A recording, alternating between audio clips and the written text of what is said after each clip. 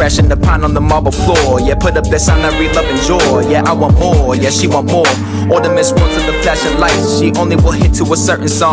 Her channel is orange, white flannel thong. Come tag along, come tag along. Crash, love lost in a man. Look left, tiptoe to the fan. Scream, bitch, take off in the jam. Skid out, crash now, got a chance. 15 on a nigga, blue man. Brain dance with a finger on the trigger. 8 chance if we playing on the bill. Same 10 if you standing on the pillar. Said it and right. We took it deep down in the decline. We took a true stand. Said it and right.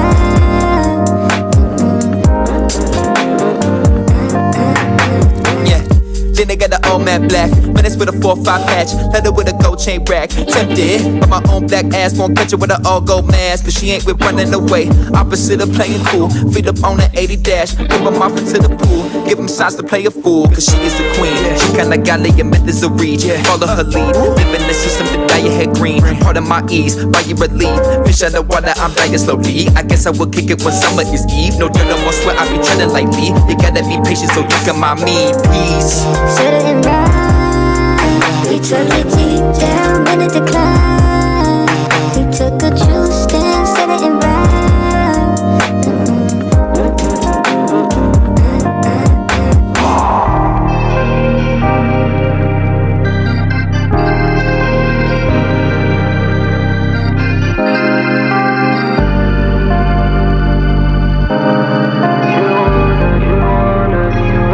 All she want is crash play. She living in that crash play. She give it up for crash play. All she want is crash play. She living in that crash play. I want some of that crash play. Black kings that push down on my will. Every day stay black to white on my now. I see bouquets in that water. Them stains that's been falling to you. Oh no, why you crash down on me? Oh no, no, no, no, no, no, no, no, oh, tears.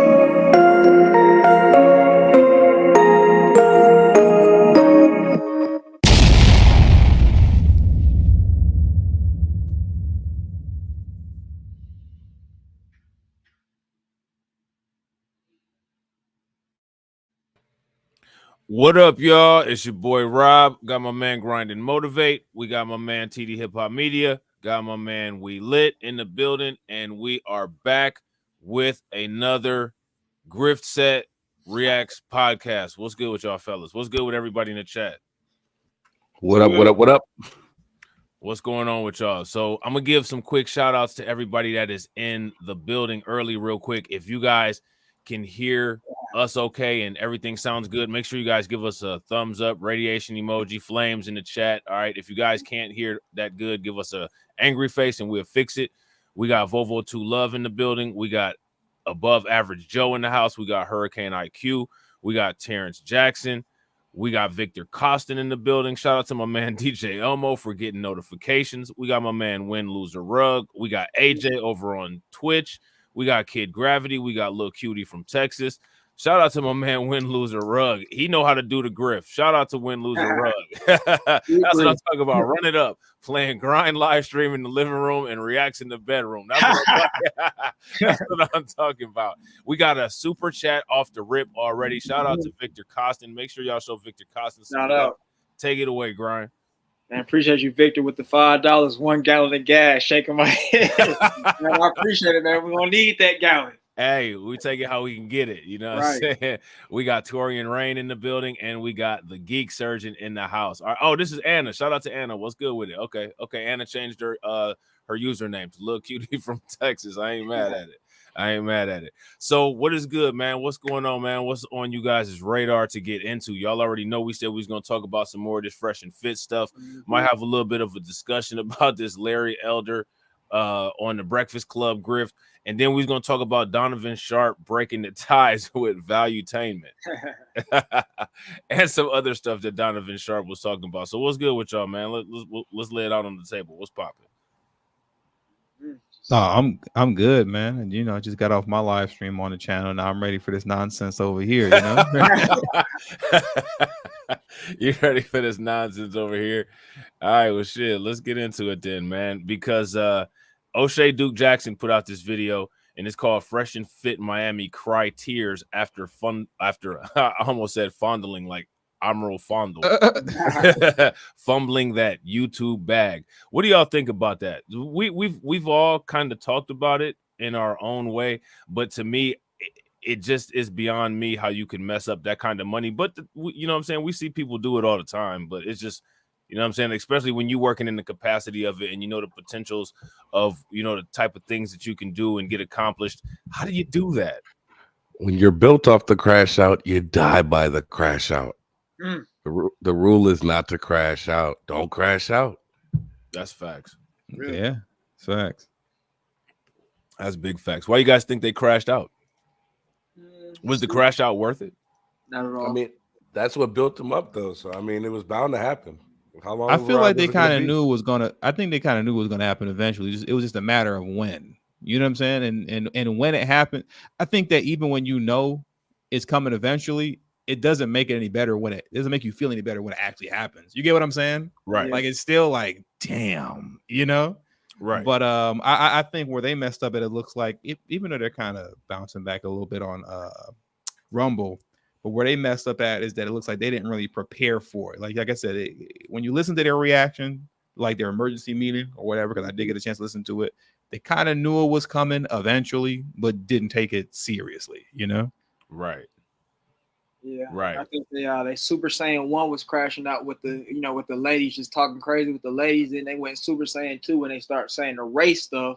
Then they went Super Saiyan 3 when they start, doing the clan hood and talking about the Sombreritos. And they kept talking about the race stuff along with all the other stuff that they had. So that's when they really crashed out, in my opinion. Yeah. Here's my question for you guys. Why do you think that it was so important for them to keep focusing on the race stuff and bringing up race stuff? Like, what does that play into as far as their content? They say that they make content to create better men and they make content to help men with their finances and stuff like that. What does bringing up the race stuff have to do with that? How does that improve the quality of that content, or what does that add to the quality of that content? It doesn't add anything. It's just controversy just for the sake of controversy, and you live and die by it. Yeah, they just want to just get their audience a little bit more piped up, I guess, or ramped up, because that's pretty much what their audience is, a bunch of, I guess, non-black people for the most part. Yeah, Yeah, I agree. Shout out to Simply Deep. What's good with a Simply Deep? Hey, and I would use that WWF clip, but it will get a copyright hit. We had to cut it out of the video. You know what I'm saying? But shout out to you for sending that. But one thing that we could do though to play that is, we could actually live stream in Discord. Did y'all know that? Like you could actually do that. You could do like like you can do like you can do a live stream in Discord. Me and We Lit tested it out one night, and then you can also do like a group chat, almost, or a group voice chat, almost like this. Don't worry about it, Simply Deep. No worries. You can do like a simple a voice chat kind of like this, and then you can do screen share as well. You won't be able to record it unless you got some recording software playing in the background, but you know what I'm saying? That'd be pretty cool for like some members only events. And speaking of members only events, shout out to everybody that's watching. How many people we got watching? We got 16 people watching on Reacts, and we got 11 people watching on Grind and Motivate. My man, We Lit is only 14 subscribers away from 1,000. So what I need y'all to do, I need the moderators to do this for me. I need y'all to get him to 1,000 subs by the end of this live stream. Can y'all do that? If y'all can do that, give me a thumbs up. If y'all can't, give me a thumbs down. I'm gonna put the link to his channel in the chat. All right, so that y'all can spam the chat with it. Much appreciated. All we need is 14. All we need is 14 people to go over there and hit that bell icon twice over on We Lit. He's also live with Reacts Podcast on, so you'll also be able to catch Reacts Podcast over there on his channel. Make sure y'all do that. You know what I'm saying? And we will be grateful. We'll be forever grateful. You know what I'm saying? So did y'all want to see what O'Shea Duke Jackson got to say about this? Let's see. Yeah, let's get into it. He probably going to say, I'm rich. Let's see. Oh, and you know what? Speaking of which, we about to react to an O'Shea Duke Jackson video. Shout out to O'Shea Duke Jackson for giving us a shout out. Right. And it was on another Fresh and Fit topic, which is ironic because that shout out that he gave actually was a Blacklight Revelations news reviews and reaction clip that had Kid Gravity and Torian Rain in it. So shout out to Kid Gravity and Torian Rain that I actually happened to post on this channel. So, you know what I'm saying? Shout out to everybody for making that happen. Yeah, shout out to everybody that's networking with us. Yeah, no doubt. Because everybody made that happen. You know what I'm saying? So let's check this out.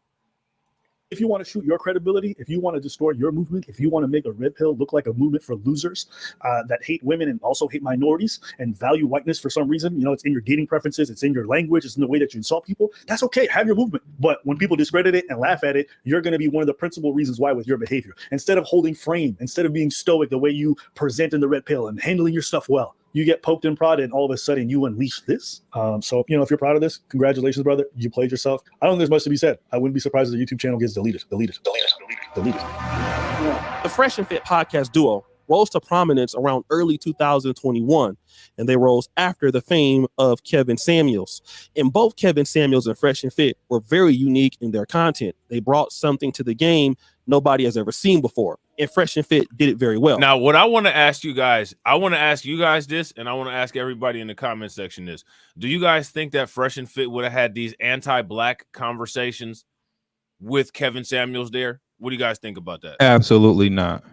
Definitely not. Absolutely not. No. Yeah, no way. I agree. I think it's pretty crappy, and it shows a lot about their character. The fact that they decided to start doing that kind of crap after he passed away, after he helped them to get where they got to. Was it after he passed away, or just after he fell out with them, or was it actually after he passed away? All of a sudden, they turned up on that. I think it was after he passed away. Oh wow. What do you guys think? Can you guys recall the time frame? What do you guys think? Hold on, what when he passed away doing? What did they start doing? Going really hard on that anti-black talk that they did. Oh, I feel like they did it a little bit before he passed away. And I think when they kind of broke off, that's when they kind of started doing it a little harder. Yeah, I agree. I think it was before you. It was when they broke off. It was when they fell out. Then, not too long afterwards, they was on that. Right. Kid Gravity said, I think it was a couple months before. I think it could have been. I think they always had it in them, and they probably like let some stuff slip out. And Kid Gravity said they let some stuff slip out. I would tend to agree with that because they had people like Tim Pool and all that on there. Yeah. But I think they really started just going hard and going crazy with it after Kevin Samuels. Now, here's a question, and I've asked this question before. Do you all think that if Kevin Samuels was still alive, Abba and Preach would have started critiquing his content?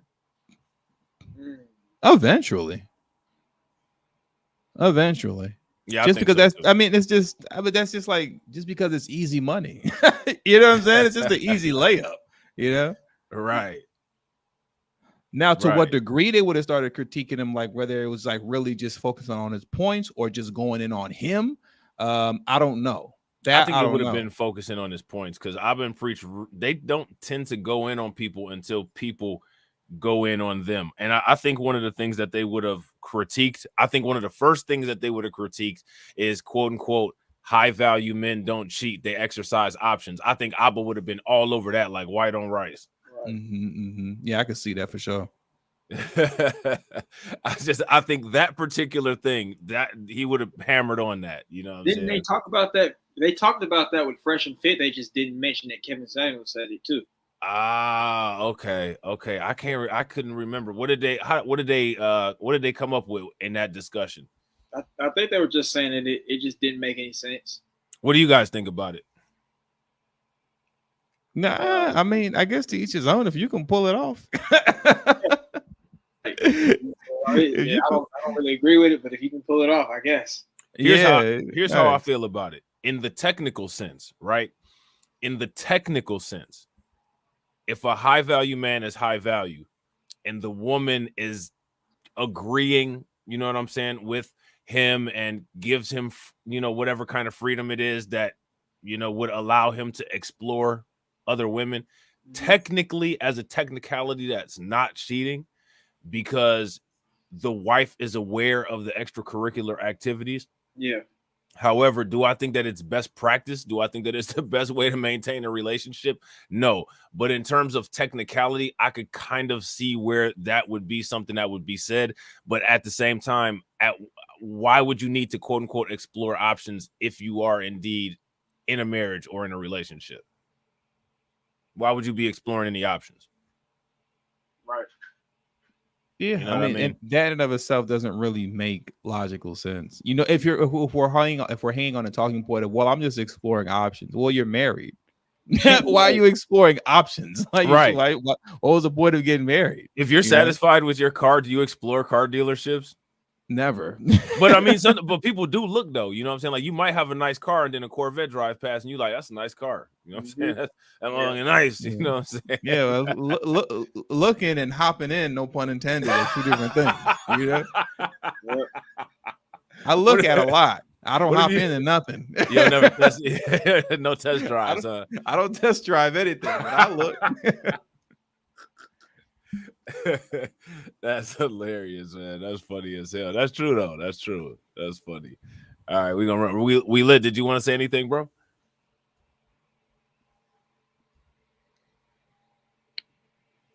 Yeah, I guess he's gone. Oh man, he might be having some tech issues. He might be having some tech issues. All right, well, if you come back, bro, you know what I'm saying. Save your thoughts on this. A professional studio setup in Miami, and with a lot of people willing to collaborate with them, they created a monstrosity. Over 1 million subscribers, and with a great business acumen, they had no choice but to grow large. But how can you grow large when you have two guys with not that much talent? And that was very adamant. Fresh is a no talent, so is Myron. But together and putting some girls on the screen. Hey, what do y'all think about that statement? Fresh was a no talent, Myron was a no talent. Shout out to Embrace Villainy. What's good with it, bro? What do y'all think? Fresh is just along for the ride, bro. He's just along for the ride. I feel like Myron's the brainchild of the whole operation. No. I mean, I guess you know the history better than me. I run it down for me. I think that Fresh is indeed along for the ride, but I also think that Fresh is the brains behind the operation. You think so? Yeah, absolutely. Like the brains behind the operation is on a technical sense, like let's get everything together on a professional level, or the brains like behind the foolishness. Maybe No. If you're talking about the brains behind the foolishness, then I had to agree with you that Myron is definitely the brains behind the foolishness. Okay, the brains behind the technical aspects, the brains behind the marketing, the brains behind getting the girls together, the brains behind just the construction of the show, bringing in guests and stuff like that. If you ask me, it's got to be Fresh Prince CEO. Yeah, the basic concept of the show, I think, would be Fresh. Myron was like I think even when they first started talking to each other, I think Myron was kind of a hermit and had to get him out the house. So I think that he said Fresh came up with the idea too. Yeah, I agree. Oh, okay, got it. Okay, so this was Fresh's creation, but like I said, Myron, up the ante with the foolishness, to really get things going viral and stuff. Because I seen I don't know who was talking about it, but they played a clip of Myron when he came in with the Klan hoodie, and then they highlighted how Fresh, like, he was thrown off.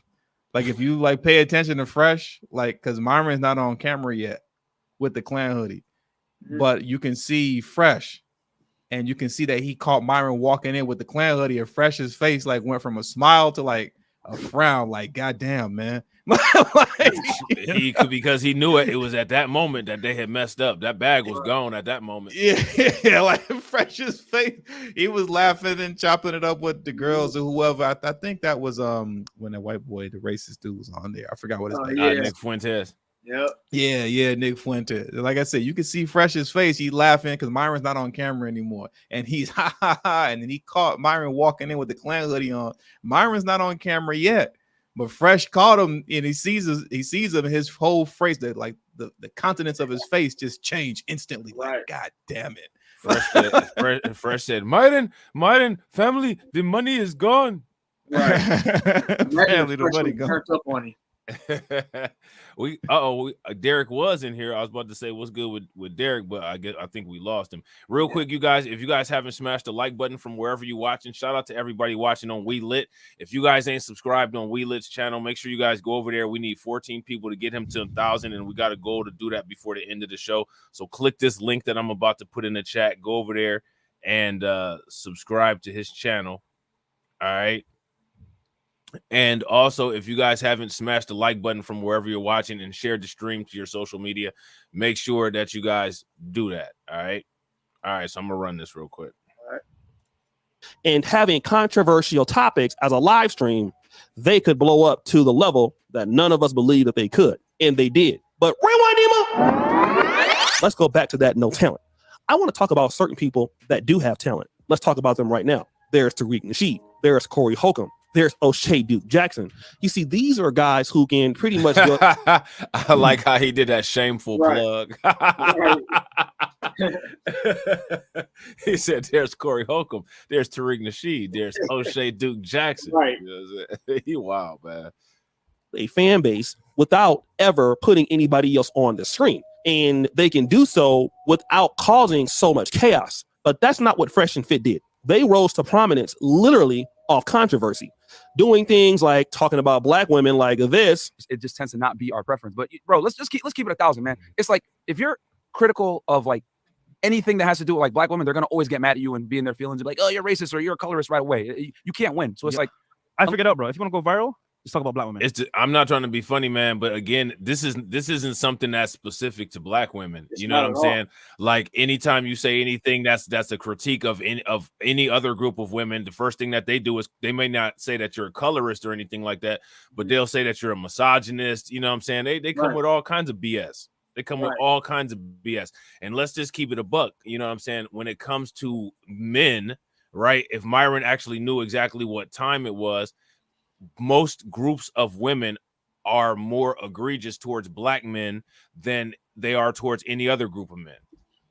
You know what I'm saying? You see what these people get away with online, the stuff that they talk about, the way that they come at black men. You know what I'm saying? The whole situation with how they got people just throwing them in jail for all kinds of stuff. All of the race massacres. Shout out to Tory and Rain that occurred. That was some believe all women type stuff against black men.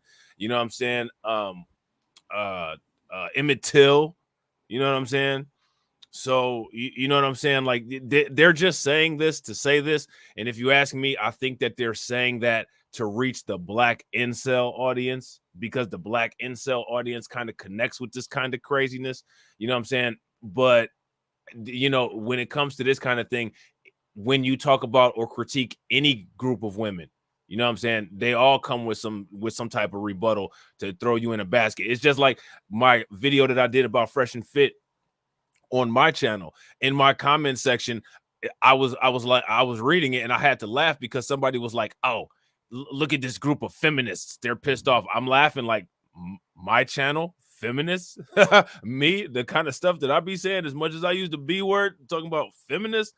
Okay, you know what I'm saying? Whatever, but that's just what people do. You know what I'm saying? Oh, we lost Grind and Motivate.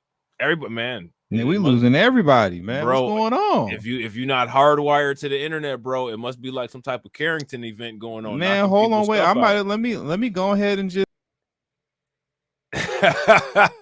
It's just me and We Lit, and I don't know what's going on with We Lit, man. He might have had to bounce real quick. I was going to usually tell Grind to read the super chats, but on behalf of Grind and Motivate, shout out to Victor Costin. Make sure you guys show him some love. Second stream sponsor. He says, "Did y'all notice that Myron dyed his wig?" I did not notice. I didn't notice that either. But it has come to my attention now, so I will definitely be keeping an eye on it. So what you let's actually take a poll on this, because this is always a hot topic of discussion. Is Myron a black man? Absolutely not. Yeah, absolutely not. All right. Yeah, nah. He's what's the term? He's not posing. Damn. A poser? He's passing. Oh, he's passing. Yeah, I agree. Yeah, passing. Wasn't he asked that once before? Didn't somebody ask him if he was black, and like he just didn't answer the question? He didn't answer the question, but then when he went extra racist, he said that he was Arab, and then he tried to clean it up and say, "And I'm also black." How you Arab and also black? I have no idea. Yeah, he doesn't either. He just said that. So we got We Lit and we got Grind and Motivate back. What's good with y'all? We got We Lit, and Motivate. Double We Lit in the building. What's good with it, bro? Yeah, man, I'm in the ride with y'all right now. Riding in the ride with y'all. Oh, okay, that's all good. Hey, the phone microphone gives it the authentic radio show feel. We got that analog radio show feel. That 90s radio vibe. Yeah. That's what's up. You need that. It's not a call-in show without the 90s radio analog sound. You know what I'm saying? Right. Yeah, I'm glad I could bless it. You already know, bro. All right, so we about to run it. That's it. Yeah, that's it, bro. You're gonna go viral. Even if you're kidding, like they can't take no kinds of jokes, no nothing, bro. But like when I make fun of Asian girls, no one says shit, bro. When we make fun of white girls, no one says shit. Spanish girls, no one says shit. You don't know that. You don't hang around them people. You know what I'm saying? You ain't never went to South Central LA, or you know what I'm saying? Some what's another place? What's another place where it's a whole bunch of Latinos at? Van Nuys, California. The west side of Cleveland. The west side of Cleveland. All of California. Right, the whole California, and said this kind of stuff. I don't think they never really went to like a really like cultural area of Miami where there's a lot of Cuban people and said that kind of stuff. They say it from the comfort of their studio. Right. I don't think that groups of people appreciate other groups of people talking about any element of them in terms of stereotypes. You know what I'm saying? I saw a video where it was some white dude messing with some Asian woman on a train, and a whole bunch of, I don't know, must have been in Asia somewhere, and all them Asian dudes whooped that white dude's ass. It was on Twitter. Mm-hmm. You know what I'm saying? So the fact that they feel that they're comfortable with this, I mean, they never really tested that theory out in public. They tested in the comfort of their studio. So I can't really respect that.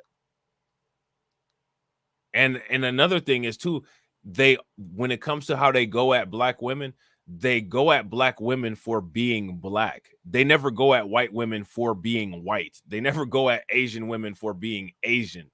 They never go at Latina women for being Latina. They literally talk down to black women as if being black is an automatic negative. Of course, somebody's going to be offended by that because that's racism. You know what I'm saying? What y'all think?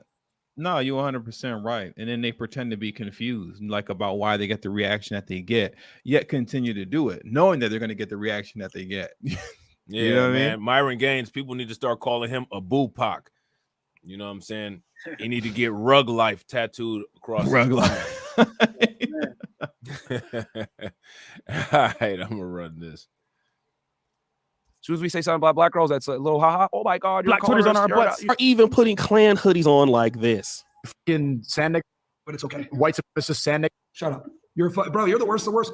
You eat dogs and you kill people. So this is what I'm saying about how people like Myron and them, they start off by going at black women. If you ever pay attention to how this cascade starts, they start off going at black women. And then what they do is they escalate to talking about black people as a totality. Have you guys ever noticed that? If y'all noticed that in the comment section, give me a thumbs up. If you guys haven't, then give me a thumbs down. And that's why, you know, a lot of times if you say something, people be like, oh, you simping. And it's like, okay, you clearly haven't seen the pattern yet. It is what it is. You know what I'm saying? Right. What y'all think?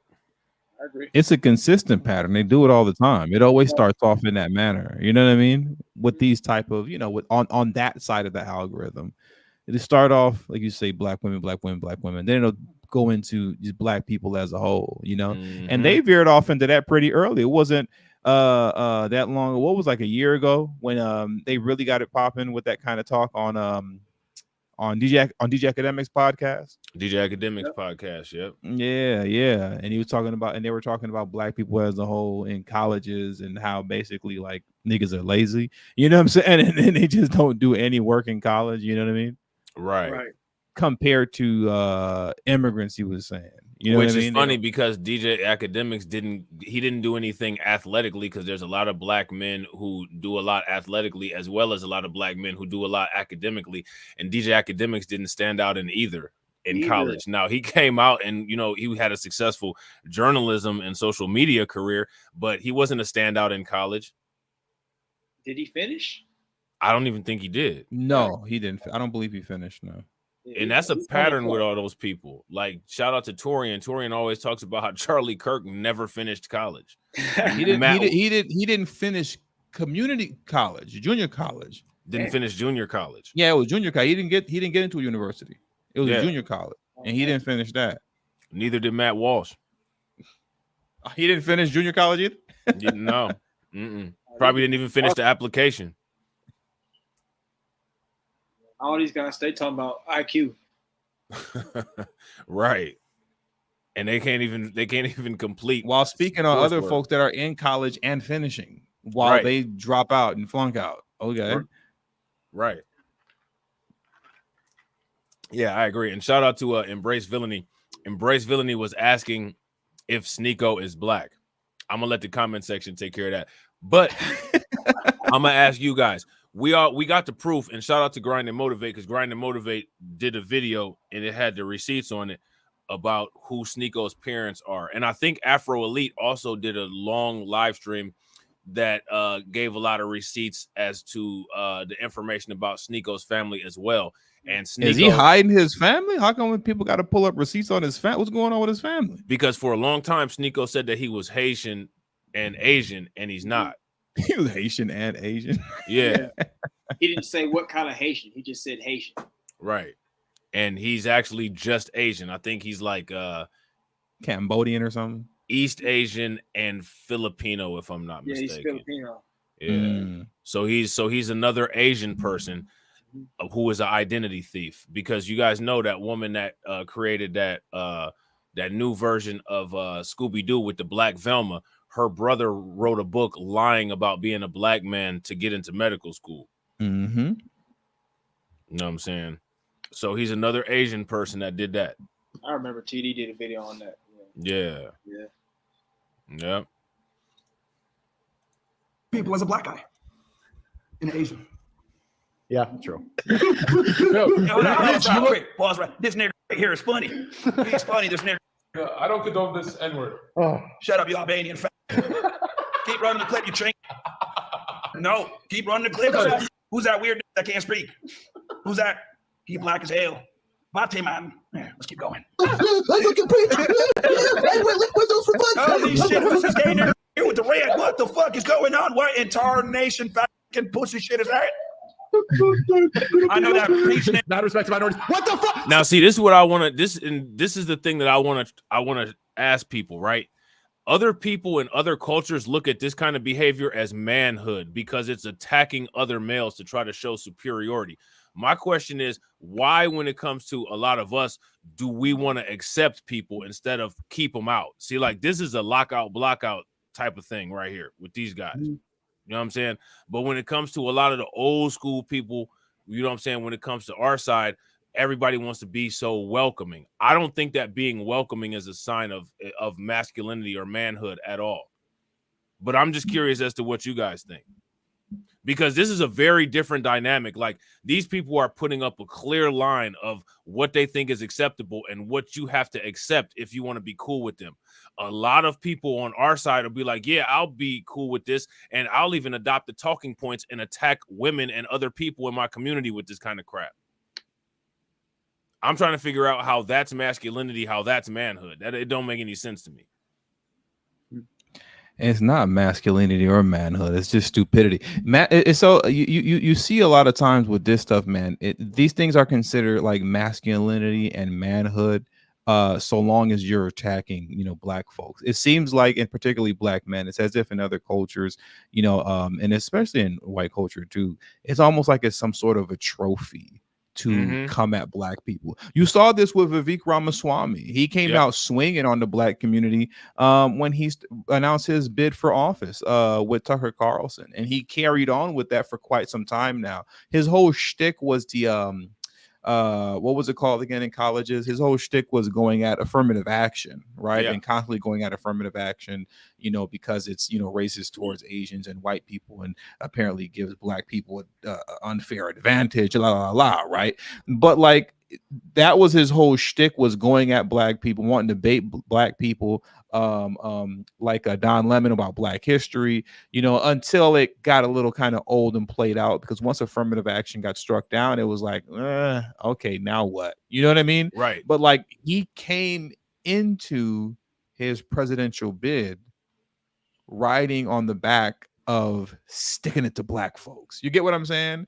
And somehow, like, when you're sticking it to the blacks, like, that's something that gets cheered on. Like, yeah, just stick it to the blacks, tell them, and that's where he got a lot of his fame from early on, was sticking it to the blacks, Right. That's the only time when that's considered like manly or anything else. You do that to anybody else, you're a bigot, you're a racist, you're canceled. You do that to black folks, oh yeah, you're telling the truth now. You're sticking it to them. It's fucking stupid. Right.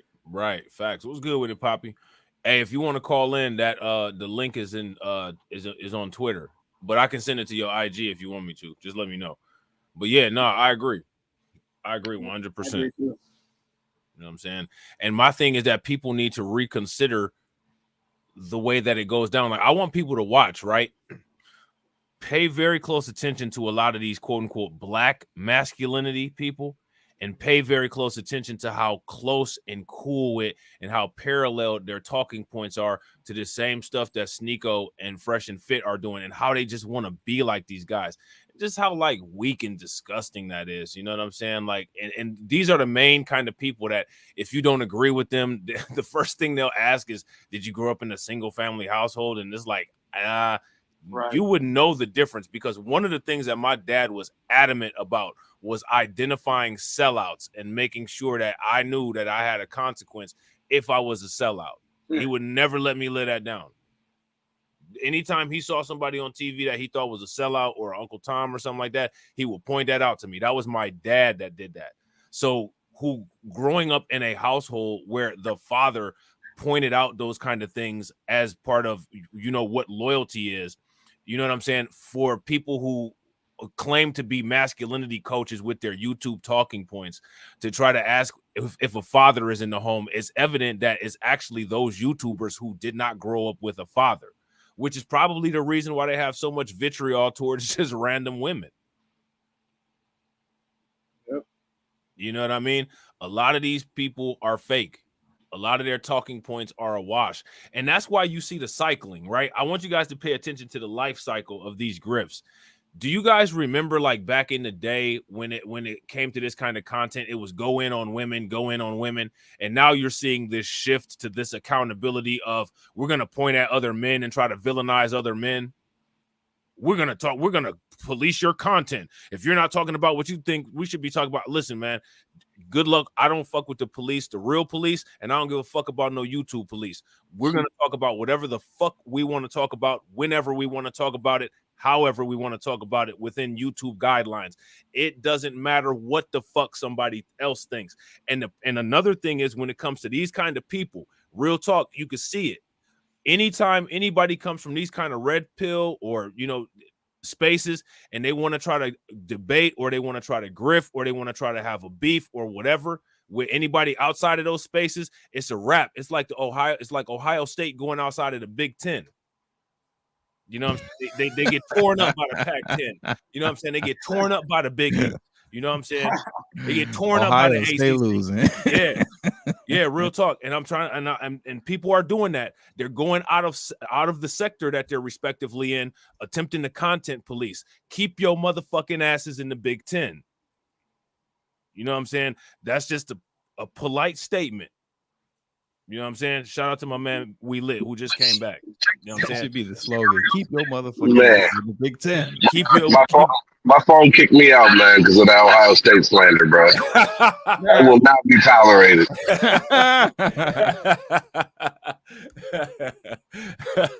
My bad, bro. But I'm just saying, though, you know what I'm saying? Everybody know Big Ten teams. That's why they keep taking in teams, man. They can't do shit outside of conference, man. National championship. I think it is the Big 12 now. Yeah, they got some more teams and shit. You know what I'm saying? That's hilarious. But you see them though all over YouTube, man. And it's all these people who literally were saying these same talking points. Now they want to reinvent themselves, and now they go around like the content police and tell everybody else what they need to be talking about. Listen, man, if you're not paying my StreamYards fee, if you're not paying my cell phone fee, if you're not paying my internet fee, man, go somewhere trying to tell people what to talk about on their platforms before you get roasted like a raw steak on a grill on 4th of July. I'm just saying that. It's a lot of people doing that. Keep that shit moving past reacts. You know what I'm saying? Stop! I want to get another round. And see, because of all of that lack of talent that they had to somehow mitigate that with a whole bunch of buffoonery. And they did. The problem with that is when you start a platform built on buffoonery, that's how you have to keep it going. Once you have OnlyFans models on the show and big booty chicks on the show, and sometimes you kick them out and you have these crazy debates, you have to keep it up. And even though they kept it up and they got a lot, I gotta agree with Tricky Nick. Shout out to Carlton Way. I see that a lot, especially people like Myron and Fresh. Tricky Nick says people like to take pleasure in shitting on black men. On black women? What are we doing about it? And my thing is, I think that people are there's more content creators who actually are noticing this kind of thing and are going in on people, calling it out, because the whole, go in on black women thing, it's a grift. The whole go in on black men thing, it's a grift. And now the thing that I find fascinating is that now, and this is how unloyal these guys are. Now there's a whole sector of that quote unquote pro male group that are now attempting to go around and go in on black men. And it's like just a couple months ago, y'all was going in on black women. Now y'all going in on black men. Y'all don't stand on shit. Right. Yeah, it's too late for all that now. Yeah. Yeah. Facts, real talk. And yeah, yo, Poppy, Sneeko, he got kicked out of YouTube. I think he off the platform for good. But that happened a while ago. I can't remember exactly when, but it happened a while ago. Right. And shout out to the new subscriber over on Twitch. Did y'all want to say anything? I kind of went on a rant. My bad. Nah, you keep playing it. All right, that's what's up. Let me know if y'all want to stop. Of money in super chats and things like that. It was what they needed to do to keep the audience going. And that's exactly what they did. They got rewarded for bad behavior. And it's interesting because these guys got really large by holding women accountable for their mistakes. Single moms, sexually promiscuous chicks. I mean, this is what the whole podcast was about, debating women on their delusion. Yet when Fresh and Fit just got demonetized, they're no longer holding themselves accountable to what happened. If you don't believe me, I want to go to this timestamp where they talked about why did our channel get kicked off. It sucks, guys. It really does suck. Fortunately, we made some moves, etc. And we kind of knew that the type of content that we make, for us to be able to give you this content, we have to. It comes at a cost. It comes at a cost, and it won't be here forever. Yeah, and Fresh always said this. Enjoy us while you can. Yeah. They thought we was capping, man. Yeah, they thought it was a joke. And we made moves on the side, knowing that this could potentially happen. And guys, the channel has been kicked off the YouTube Partner Program. Just keep it straight. If you look right now, you can't even super chat or you can't even super chat right now. Yep. So this is the beginning of the end of this era. So we are in trolling chat. So yeah. So you literally can't. Yeah, man. So it's so basically, we're gonna figure out what's going on because we don't even really know all the details. We're working with YouTube to try to come to a middle ground and work together and figure this out. But for now, we don't even know why. We don't know the specific reason. So now these guys are lying. They don't know why. They have no idea why they got kicked off. I mean, doing shows with Nick Fuentes and. Okay, we got an emergency situation here. All right, real quick, what I need everybody to do in Grind and Motivates chat, I need everybody to smash the like button. In the Reacts chat, I need everybody to smash the likes button. We Lit is 7 people away, 7 subscribers away from 1,000. I need 7 people. All right, we got 14 in Grind and Motivate, and we got 27 in Reacts. I need 7 people to go over there and subscribe to his channel. And when y'all subscribe to the channel, comment in his comment section that you guys. Let's go. All right. So then my man We Lit will be at that 1,000, and then we just got to get the watch hours criteria for him, and he'll be good. All right. Yep. So real quick, also shout out to Tammy Dorsey. We just got a super chat from Tammy Dorsey. Shout out to Tammy. Grind, you want to take care of that? Yep. Shout out to Tammy with the $5. As a boomer, shout out to your dad, Rob. Yeah, man, my dad wasn't no joke. That's that. He one of them old school toxic FBA dads. You know what I'm saying? But that is needed, and I'm telling you, there's a reason why they're attacking that. It's not good enough that they already are attacking people's family structure, and they did it for a long time. You know what I'm saying? But now whatever kind of remnants of it are left, they're trying to attack it because they know that it's extremely important to have a solid mother and a solid father. You know what I'm saying? Both as involved as they possibly can be in raising and controlling their family. And they don't want that. They know that that's the foundations of any kind of strength that is the start of building any kind of strong group of people. You know what I'm saying? So Tia said, what is We Lit's link? I'm gonna put it in the chat again. Hold on real quick. All right, so y'all just hit this link right here and get him to 1K. All right, y'all, I'm gonna run this. All right. Having ladies say the N-word, they have no idea why. And this is what I'm talking about. This is female unaccountability. It's actually even worse, right? I wouldn't even call these guys female unaccountability. It's just worse than unaccountability because you guys preach accountability. But see, here's what you losers are not going to talk about. You knew what you were not supposed to do on the platform. You know that certain levels of hate speech is not allowed. Mistreating women, and I've talked to you about this before, Myron. I called you right around the time, right before Kevin Samuels passed away, and we had a distinct conversation in March 2022.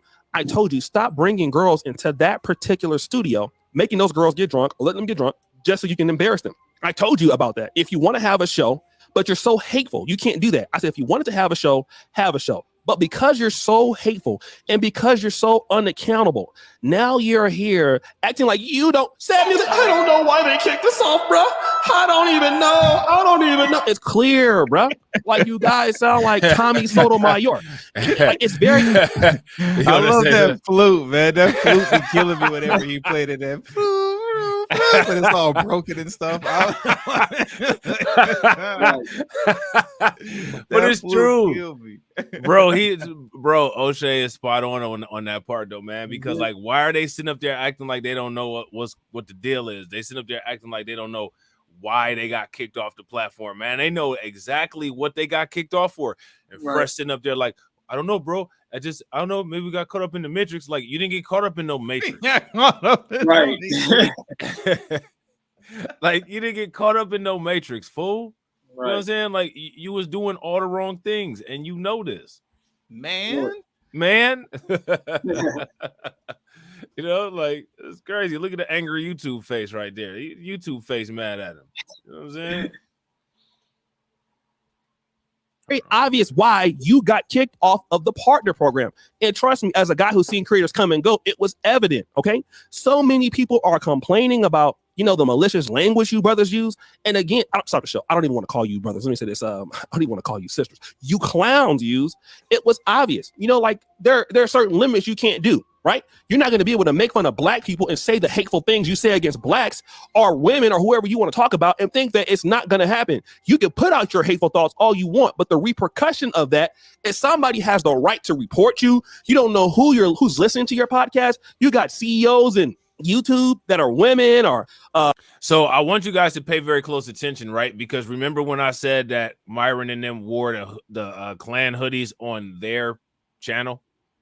There's the clip of them wearing the clan hoodies on their channel. Now, here's the thing, right? They're not wearing the clan hoodies in a educational format. It's not like they're, you know, discussing the KKK and the Confederate South or, you know what I'm saying, the racist history of the United States. It's not like they're giving an education about anything, not even talking about the education of any history of the KKK or anything like that. You know what I'm saying? They're wearing it in an egregious fashion to attempt to slander black people. You know what I'm saying? So the fact that they're wearing it to increase the potential and to increase the effect of what it is that they're saying, this is something that is added on to their hate speech. This is hate symbolism. You know what I'm saying? Would you guys agree with that? Yep. Absolutely. Yeah. So okay. So I think we lit at 1,000 subs. He made it. Shout out to he lit. made it. He had 1K. Yeah, you had 1K. So shout out to We Lit, man. We there. That's what's good. You know what I'm saying? We just got to get the watch hours up, and that's what's up. See, and I want y'all to understand something. That's that shit that I'm talking about a value chain. You know what I'm saying? White content creators do that shit all the time. One of their peoples will be trying to, you know, get some certain goal or whatever, and they be like, all right, well, let's fire up a live stream and we're gonna get this together. People need to start doing that kind of shit. That kind of shit right there, there's nothing that the YouTube algorithm can do to stop that kind of thing unless the YouTube algorithm decides to mess with my channel, which you all already know that they do, but not to the extent to where we can't just get 17 people somewhere, or mess with Grind and Motivate's channel. But these are choices that people make. People make the choice to do this kind of stuff to help see other people improve, or they make the choice to not do that kind of stuff to see other people improve. And if you're sitting there saying a certain thing and you're not doing that kind of stuff to help bring the people up around you, you got to, you know what I'm saying? Like, you got to look at somebody funny. You know what I'm saying? That's all I'm saying. Got to look at looking somebody at you funny. sideways. Yeah, looking at you sideways. You know what I'm saying? Real talk. All right, y'all, we about to run it. People up there that are women that are in the black community that are in YouTube, you don't know who you're talking to. So when they see your hateful content, yeah, they're gonna pretty much go ahead and clap back at you. And of course, yes, some of the things you guys can say about women, we also know that's true. But the hateful rhetoric that you clowns have toward the African American community, I'm glad they got your ass up out of here. Okay, now that's just not it. Here's the part where this fool has the audacity to start crying. Let's check it out. But nowadays, free speech is kind of like, is it even a thing? I mean, not really. And you know, and I've already put a considerable amount on my This don't have nothing to do with free speech. I want to hear everybody's comment about free speech when it comes to this. Is Myron and Fresh a victim when it comes to this? Is there free speech? Has their free speech been restricted? Let me know what y'all think in the comments. Let me hear what you guys got to say. Nah, their free speech ain't been restricted. You know, their stupidity been restricted. It's funny how, like, you know, when it comes to like, oh man, we can't roast on black people, we can't speak down on black folks like that. Now all of a sudden your free speech is being restricted. You know what I'm saying? Now your free speech is being restricted. I'm back in. I'm back in. It says a lot about who you're dealing with. You know what I mean? Right. Like they was talking on, they were speaking on this that little emergency episode that they had, talking about how free speech is being restricted, and we always knew they were going to come get us eventually. Like they was really dropping knowledge over there or something. Like they was really giving it up and like exposing things about the world and society and the government or whatever. Like y'all was over there clowning. That's it. You were clowning, giving really bad dating advice. You know what I'm saying? Right. Yeah. Talking about green bubbles and all that. And, yeah, nothing. Yeah, no, real talk. So shout out to We Lit, man. Make sure y'all show him some love. Throw some radiation emoji in the chat for my man hitting 1K. He hit that big 1K. But don't stop though. You know what I'm saying? Like if y'all, y'all still need to go over there anyway and subscribe. And shout out to Brooklyn Queen 125. Grind, take it away.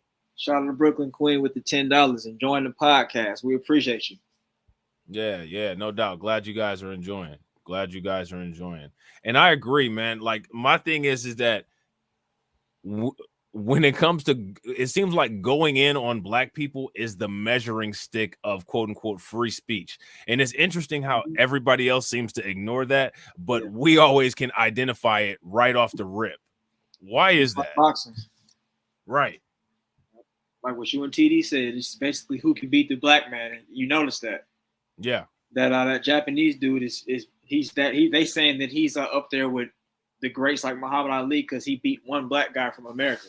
Oh my God! We grind them over. We about to turn this into a boxing episode. I've been wanting to ask you about that, TD. We need to get on the live stream and talk about that kind of stuff, man. Yeah, we do. It's crazy, man. Like it's like his name is Inoue for those who don't know. Like, okay, he beat Fulton, a Philly dude, Philly guy, and all of a sudden he's the best pound for pound boxer in the world. It's like, really? Like now all of a sudden he is, and that's why I was so happy too, man. With the outcome of the Devin Haney Lomachenko fight. Yeah, because God forbid Lomachenko, who's Ukrainian, God forbid he would have became undisputed. Grind, you already know he's better than Muhammad Ali. He's better than Floyd Mayweather. He's the best boxer that lived. They were already trying to say that stuff about him before being undisputed, which he didn't get, But that I was so happy because I already knew the moment he would have won undisputed and beat the black guy to get it. Oh, now he's just better than everybody now, and nobody's better than the Matrix. It's like, oh, shut up. You know what I'm saying? That's why I was super happy when Haney won. I was like, you put that in your back pocket. Keep all that. He's the greatest and greatest that out of here. Right. Yeah. And I agree with Anna here. Anna says FNF are enemies of free speech. That's a fact because they cancel and do all kinds of other stuff. And shout out to the new subscriber over on Twitch, GF Christine 00. She said I followed you on Twitter as well. Appreciate it. And that's what's crazy about them too, is that like they talking about free speech. It wasn't that long ago when they was trying to kill free speech and like false copyright claiming everybody's YouTube channel, trying to get people's stuff knocked off. You know what I'm saying? Right. They weren't for free speech when everybody was criticizing, were critiquing them and making videos about them, and they were false flagging with the copyright strike system. Right. But now all of a sudden tears are coming out when it happened to them. And the crazy thing is that they did it to themselves. They're not trying to get their content stretched, right?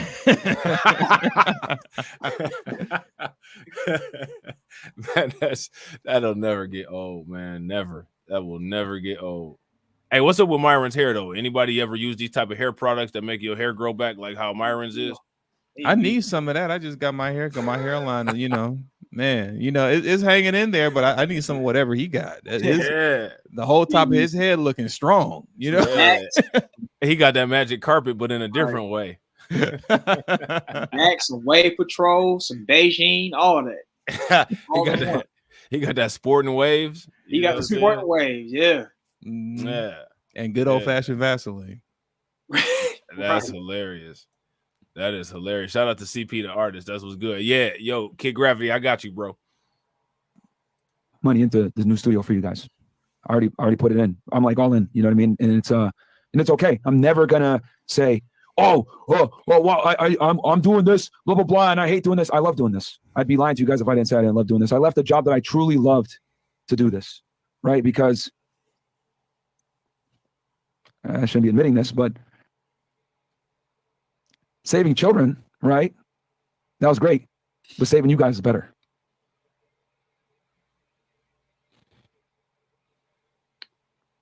That's dry face. That's dry face, y'all. What did he just say? He hold on, I'm running back for you. We lit. He said he used to save children, but saving you guys is better. But saving you Sims is better. See, look Top at the of the list. Look at the words on the bottom of the screen. This, blah, blah, blah, and I hate doing this. I love doing this. I'd be lying to you guys if I didn't say I didn't love doing this. I left a job that I truly loved to do this, right? Because I shouldn't be admitting this, but saving children, right? That was great, but saving you guys is better. Boy, if you don't get the fuck off.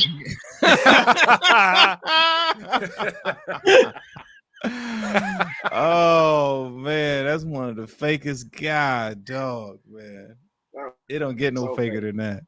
Man, how fake can you get, man? Shout out to THPP Network and shout out to CP the artist. Yo, CP, I saw you on Harrison Family Vlogs live stream. That was what's up, man. Good to see y'all together doing y'all thing. Yep. You know Man, his eyes didn't get red. They're not getting watery. His lips ain't quivering. Ain't nothing going on. Like he just that's that dry face, man. We gonna keep it real up in here. How many of y'all ever hit that dry face on somebody? You ever hit the dry face on your parents? No, I ain't never hit the dry. But you know, my face was always authentically wet with my parents. Yeah, I can't even do the dry face, man. I'm telling because. Man, I like I said, I told y'all about my dad. I'll give you a reason to cry. Right. You know what he said.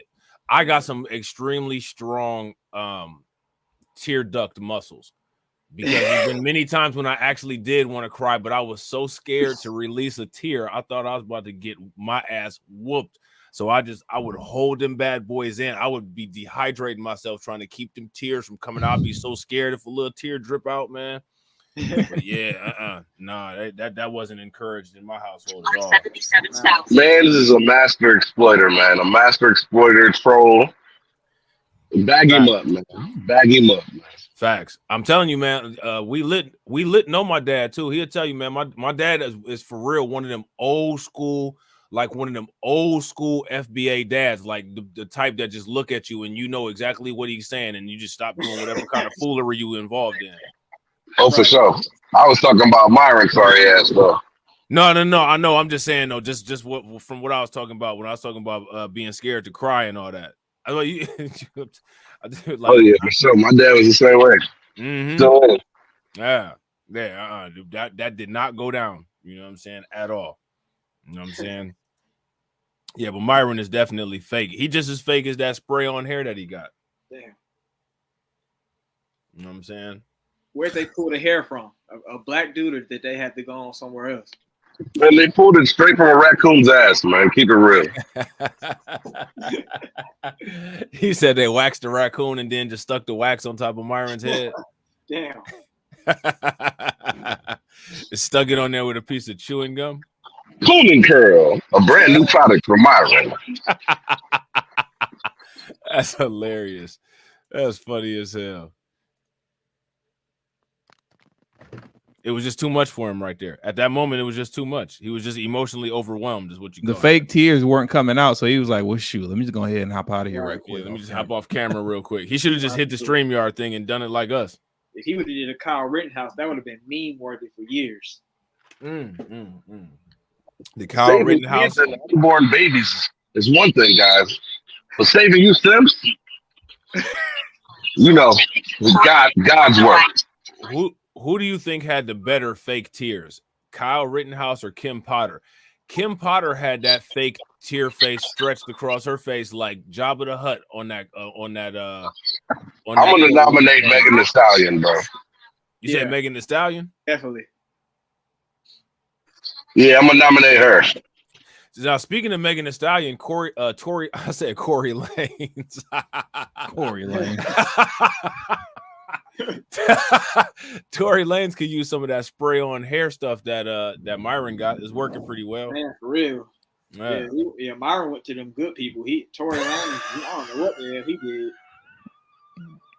Man, he needed to hit all of them folks in the face. Man, What you say? You said Tory and Rain. Nah. I said Corey Lanes. That's hilarious, man. That is too funny. Oh man, shout out to THPP, man, going ham in the chat. going ham. Good Lord, it's hump day on Myron's head every day. Damn. Oh man. It just sucks when something that you worked so hard to build up. They're just. And here's the thing: it's not about the money, man. Yeah, it really isn't about the money, man. I could walk away from all this and be okay. Today, what bothers me is if we're not able to be on YouTube, we might not be able to reach someone who really needs us. If you guys saw the amount of messages like that, stop the cap. All right. Go ahead, Wheeler. Take it away, because I'm gonna ask a question after you get done. I just want to say stop the cap, man. Talk about niggas that need them. And the niggas that do need them, man, you're godforsaken, man. Call your mama, man. These bum ass niggas ain't got no sense nor sense of humor. Running around with these goofballs thinking that they're the manosphere leaders, man. Hey, tell that boy Myron to pull up, man. Pull up. Hey, my question is, who needs them? Teenagers. That's the only people that seriously listen to them. It's teenagers. Niggas that are bored on a Friday night want to see some bad bitches get disrespected. That's it. That's it. Yeah, I gotta agree. Nah, bro. Look, Tricky Nick said Rob got the busy braids. He can donate something to Myron. Nah, Myron ain't getting none of my braids. Nah. Myron got that Akon wig on. You really do. Give him some of them Betty Wap locks, man. That's hilarious. He got the swim cap on with a brush wave pattern. No cap. That's hilarious, man. That's terrible. Waves. That's terrible, man. And end it tomorrow. Yeah. And I saw your video. The question is, who else is gonna do it? These niggas wild. Yeah, they wild, bro. They really. Who else? He said, who else is gonna do it? If we don't save these men, who's gonna save the men? Who's gonna save you? Crazy, man. It's wild, man. This is a textbook grandiose complex. Oh my goodness. Textbook grandiose complex, man. Hey, yo, real quick, ladies and gentlemen, shout out to everybody that's in here. If you're watching on the Reacts Podcast channel, make sure that you guys take a moment, hit the link that's pinned in the comment section. That link that's pinned in the comment section to take you to the Reacts Discord. Once you're in the Reacts Discord, not only will you be able to call into the show and give us your opinion as well, but you will also get notifications, a secondary notification, and you'll be able to, talk to other subscribers and submit content as well for ideas for future shows. So make sure you guys do that. If you are a Discord user, hit that link that's pinned in the chat. All right, my bad. Got to throw in those promotions. Got to throw in that advertisement. You know what I'm saying? Yeah. This is you guys see the title of this Grift discussion lineup. Whatever topic is paying the most. You know what I'm saying? So right. We need that. This is the time for the advertising. You know what I'm saying? We gave up our lives for this. This ain't about money. We wanted to help you guys. How are you helping guys, bro? We're going to be real, okay? You guys roast chicks. You guys do collaborations. You guys don't like to pay, okay? You're helping yourself. We got to be honest about this, all right? Yes, on YouTube, we're going to be real. We like what we do. It's fun, right? But also, you have a financial perspective. Are you helping guys? Like, you have a book called Why Women Deserve Less. I mean, all right. So we about to ask. He wrote a book. Jesus. Right. You know, Chat GPT wrote it for him. Absolutely. It seemed like it too. Yeah. Do y'all think that Chat GPT wrote this book for Myron and he just put it all together and printed it out and submitted it, for publishing? I don't think he wrote this book. I think Chat GPT wrote it. He doesn't strike me as a guy that was sitting down on his off time writing a book. I think he definitely Chat GPT'd it because I listened to it a little bit. And it wasn't sounding like Myron Gaines. It was, but it wasn't. Yeah. Yeah, I agree. If you know what, and as far as this goes, from here on out, anything that I don't like, I'm gonna just say I think ChatGPT did that. Do you think he actually believes whatever he's talking about in the book, or is just a gimmick? When it comes to Myron, I was gonna say I think Myron actually believes everything that comes out of his mouth and everything that comes out of Rollo Tomasi's mouth. That's I think he believes crazy. it. Yeah. Yeah, he's so hateful from them days of being fat and playing video games, getting no holes. He just, he was fat. Yeah, I think he said he was fat. He said his dad used to tell him he was a fat loser back when you are a fat loser. Right. Did not raise you to be like this. Go get that job. Stop eating all the ramen noodles, Myron. Right. Yeah, he was eating whatever the last of whatever was that they be eating in their house, the Arabian folks. Yeah. Hey, do you think Myron got beat when he was a child, like how they beat that thief that tried to steal them cigarettes? Oh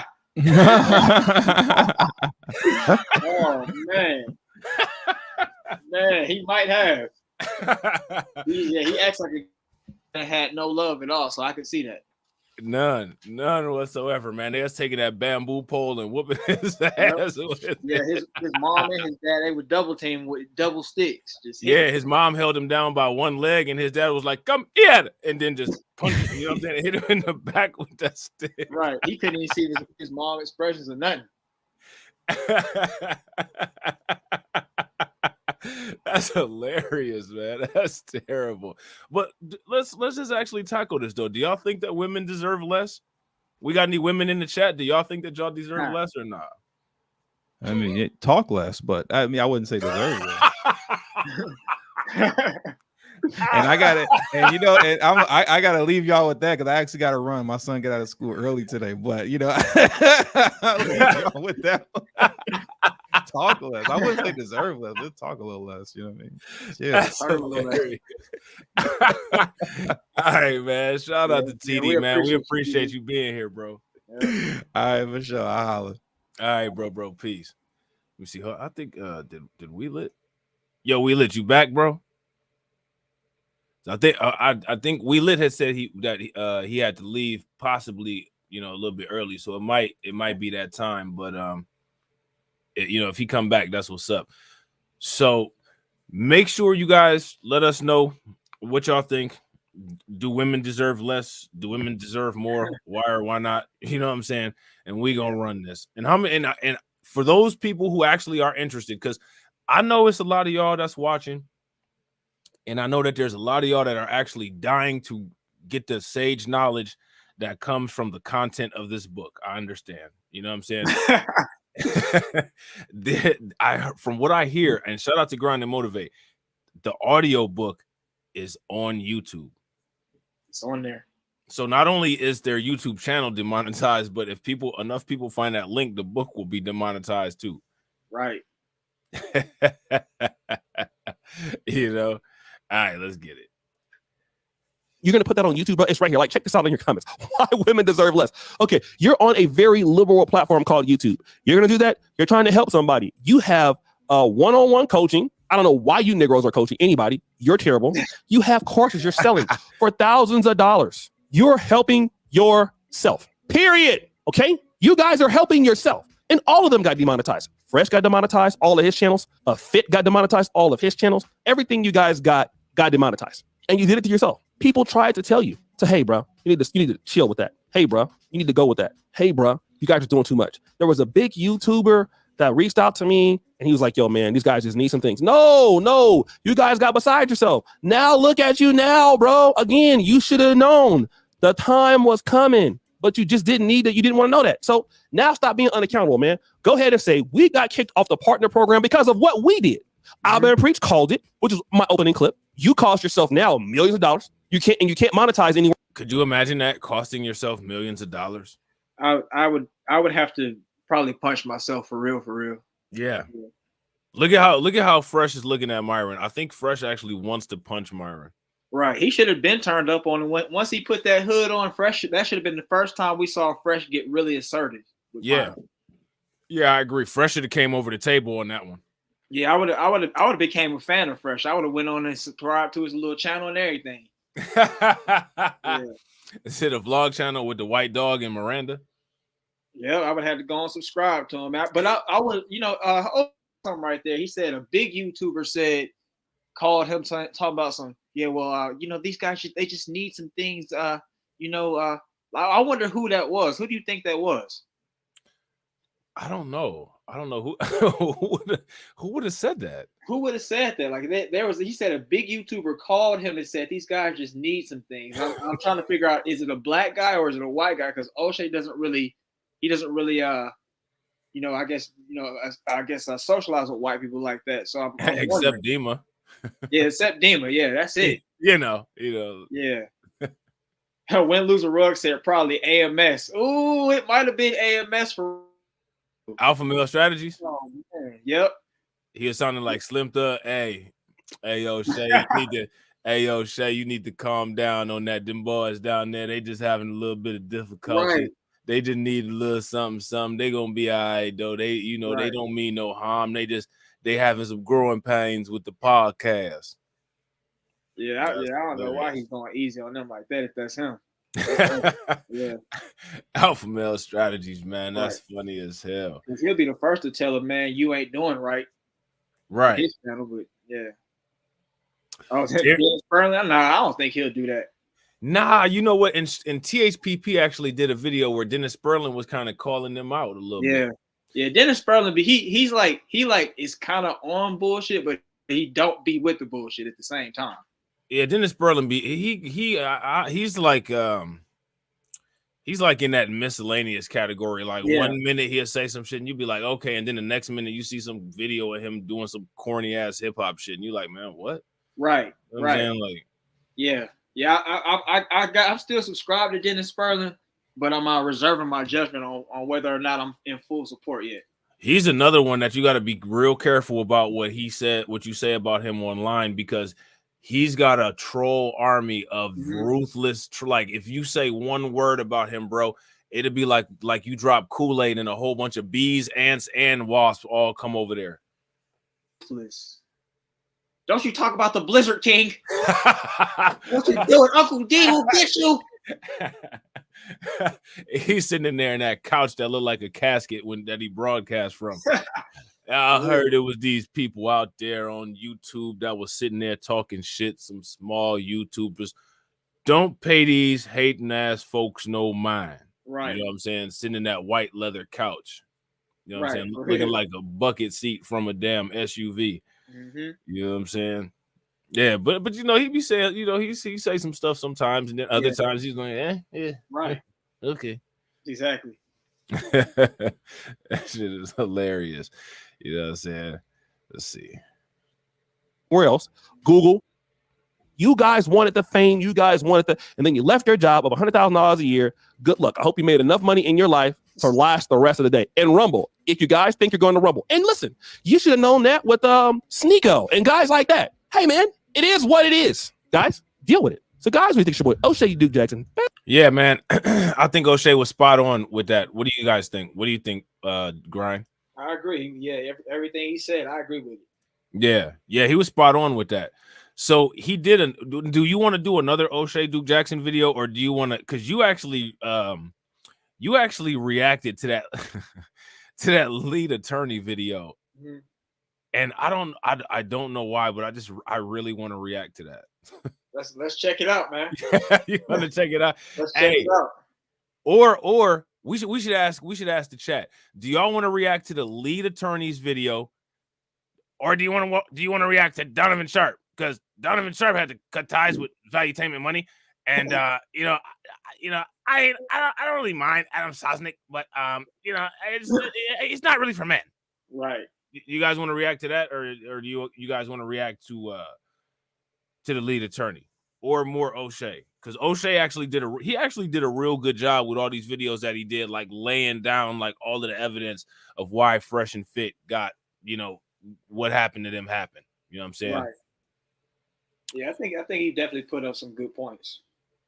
So Lloyd, shout out to Lloyd Sky 9 and shout out to Solo T. What's good with it, bro? Lloyd Sky 9 says the lead attorney. So let's check out the lead attorney's video. The lead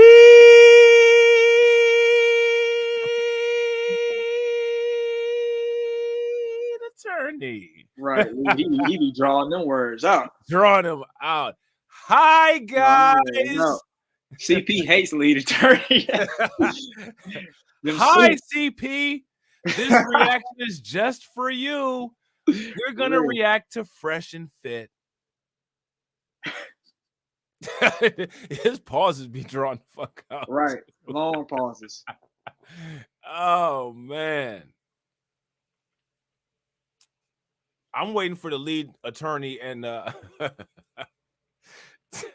I'm waiting for the lead attorney Wayne Brady collab. Ain't you waiting for that grind? Oh, that'll be a crazy collab. He talking about he's pansexual. Oh man, that'll be crazy. Then Wayne Brady be talking about something. I knew you was interested, so I just came on up and we did it. Is he gonna do it like that, or is he gonna is he just gonna come gangster with it? Is Wayne Brady gonna have to fuck a bitch? Oh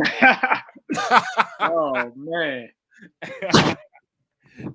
And then Fleece Johnson gonna hack the StreamYard link like how ours got hacked that one time. Right. Oh my God, man. Let's check this out. Right? That was great. But saving you guys is better.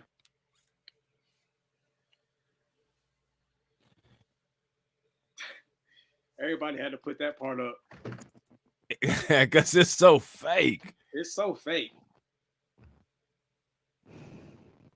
Lead attorney here. People wanted me to react to this. Now, why is that? Fresh and Fit doesn't really care for me too much. What do you guys think about the lead attorney?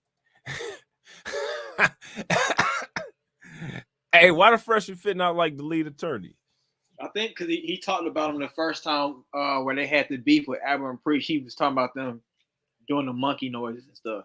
And they say free speech, but like y'all just said, free speech, stick it to the black man. Right. Now here go my question. Lead attorney, right? Mm-hmm. Lead attorney had all these critiques of Fresh and Fit. Yeah. But he didn't really have much critique for Fresh or for Just Pearly things. I don't get it. And he was spot on with his critiques of Fresh and Fit, but then it just seemed like he just went to the Grifto verse when Pearl started doing it. Yeah. What do you guys think in the comment section? Why the difference between the way lead attorney handled Just Pearly things versus the way that lead attorney handled Fresh and Fit? Why was there a difference in how that went down? You know what I'm saying? Yeah, I want to know what's the incentive for him not going in with things like he should have. Yeah. Tricky Nick said it's because of his head shape. He got a funny ass head shape. Tricky Nick's going in on him. That's hilarious. No comment. X. Yep. Hell no. People want to know if I'm happy about what has happened to their channel. They want to know if I'm going to take a victory lap. Well, I am not happy. And this video will not be a victory lap. For those who don't know, Fresh and Fit's channel was just demonetized yesterday. Now, Abba from Abba and Preach had predicted this over a month ago. If you're proud of this, congratulations, brother. You played yourself. I don't think there's much to be said. I wouldn't be surprised if the YouTube channel gets deleted. Everybody realized it was just a matter of time when you had that tall guy sitting there in the Ku Klux hood, even though it wasn't very surprising, being that he had made some racist commentary on his channel in the past. Racist commentary that I called out. So maybe it's me. Maybe you don't have a problem. So now, again, he made the racist commentary, right? But again, when it comes to Pearl, he don't think that Pearl is racist. If you ask me, Pearl made racist commentary. Absolutely. Any denial of historical events that took place that affected them Sombreritos is looked at as anti-Semitism. Would you guys agree? If you guys agree, give me a thumbs up. If you guys disagree, then give me a thumbs down.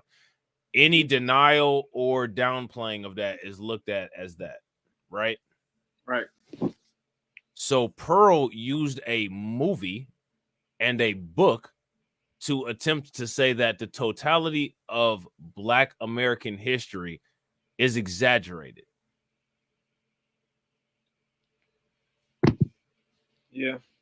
Lead attorney says not racism. Right. Then he went on a whole rant about I was in Georgia. They took me to the back and they stripped me naked, and that was real racism. Well, guys, what the problem is that you just don't know what racism is. They took me to the backwoods. I had on one of my best suits from Men's Big and Tall. They stripped me down, tied my hands behind my back, tied my hands behind my back, and flogged me. They flogged me. I tried to get a ride back to the city, guys. No one would drive me.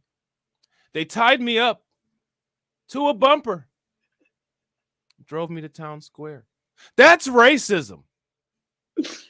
That's racism. What Pearl did isn't racism. That's racism. That was a great impression.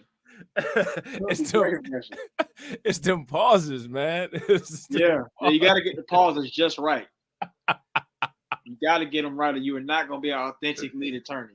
And shout out to the lead attorney, man, because he sounds so sincere with his bullshit that he says. Mm-hmm. I gotta give him credit. Like, he works so hard for you to believe that bullshit. I gotta at least believe it for about 5 minutes. Right. Lloyd Scott said it right there. He kills it in the courtroom. He has to do that voice. Kills it. Yep. Judge, my client is innocent. Just like that. just like that. And the judge immediately goes into Jedi mind control. So we gotta get lead attorney on board with reparations. You know what I'm saying? We gotta get him on board with reparations, man. It's easy money, man, if we get the lead attorney on board, bro. It's gonna only take a couple days.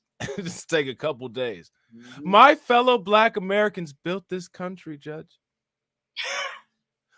Blood, sweat, tears, and slavery. Race massacres. Civil rights movement. Martin Luther King. What other group of people have done what we've done in this country, Judge? Right. The judge started crying. The judge started crying. It's only right. I know. Right. Here, let me. And then he'll take, you see that handkerchief in his pocket? You take the handkerchief out, hand it to the judge. I know. These are those difficult and tough conversations. I know. Right. But we can make this all right today.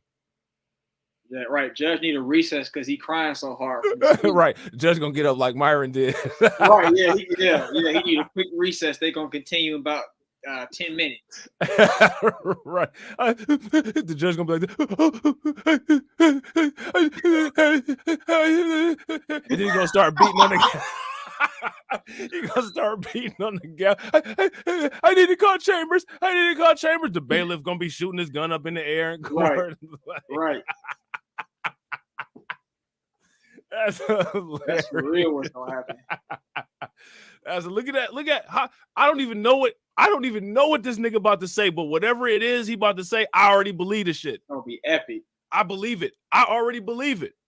Whatever it is that he about to say, whatever level of bullshit it is about to come out of his mouth, I believe that shit with 100% conviction.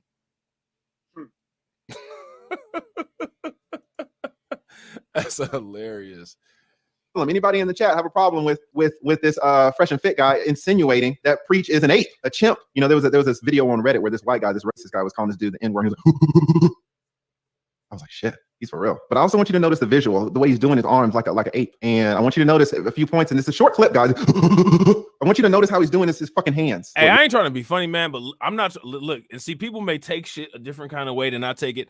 Lead attorney looks like one of them type of people that'll snap out and whoop your motherfucking ass while laughing with a smile on his face while dropping knowledge on you while he beat your ass. What's he saying? I don't know why you thought that you could just beat me up and then this nigga hit you with a crazy ass spin elbow and, you know what I'm saying, punch you in the eye. Shit. You know what I'm saying? I'm a Harvard graduate. And I also have a black belt in Gucci and in Taekwondo. And then just kick the shit out your face. Right. He seemed like the type that would be doing jiu-jitsu too. yeah. He'll bend you up like a pretzel and shit. Your back will be about to snap. Like, oh shit, I didn't want to fight. I tried That's to exactly warn what you. he'll say. I told you to stop it. I told you to stop it. And he's actually a big dude too. Him, mediocre, and AMS all took a picture, and I think they're all above 6'2". Right. This dude had you in the tightest headlock you ever been in with a smile on his face. I didn't want it to have to come to this. Right. But I was pushed. That's for real, though. He'll be taking them long pauses between jabs, too. Now, do you still want more?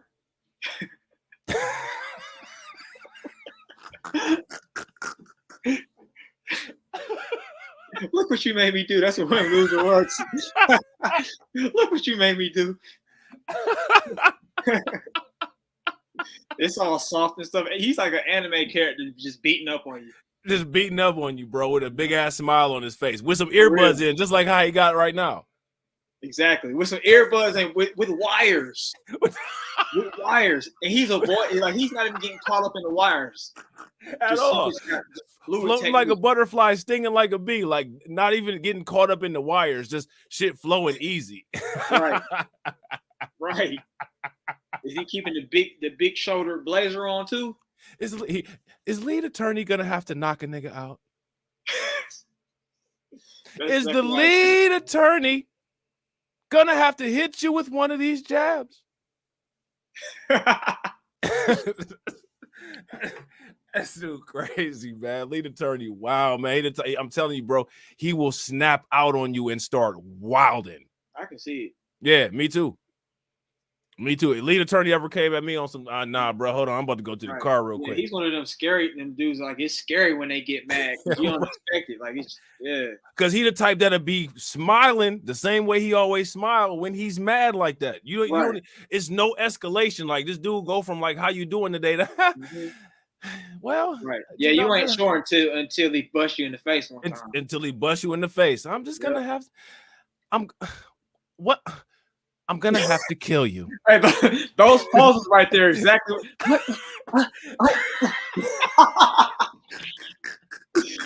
That's exactly how it's gonna be. That's exactly how he would do, bro. Lead attorney is hilarious. Yeah, silent but deadly, man. Shout out to lead attorney, man. Shout out to lead attorney. Stay your ass over there. You know what I'm saying? All right, man. We about to run this. All right. Really kind of took me over the edge is that there was a white girl in the back, and when he was doing, the white girl started laughing. Your wife is probably ugly. I said it. Yo, you gave her a ring pop and you licked her at your fucking wedding. We should play her up, bro. Weirdo. Hey, yo, we should play her up. Guaranteed. Flew out. Flew out. You may guess the bride. This time I love you. I love you. I love you. I love you. Yeah. You're making them dumb. Hey, so here go my question. Don't you guys find it funny that there hasn't been any kind of investigation into Homeland Security as to why they would have hired Myron Gaines with the kind of settlements that he has? The media is just kind of being really quiet about that.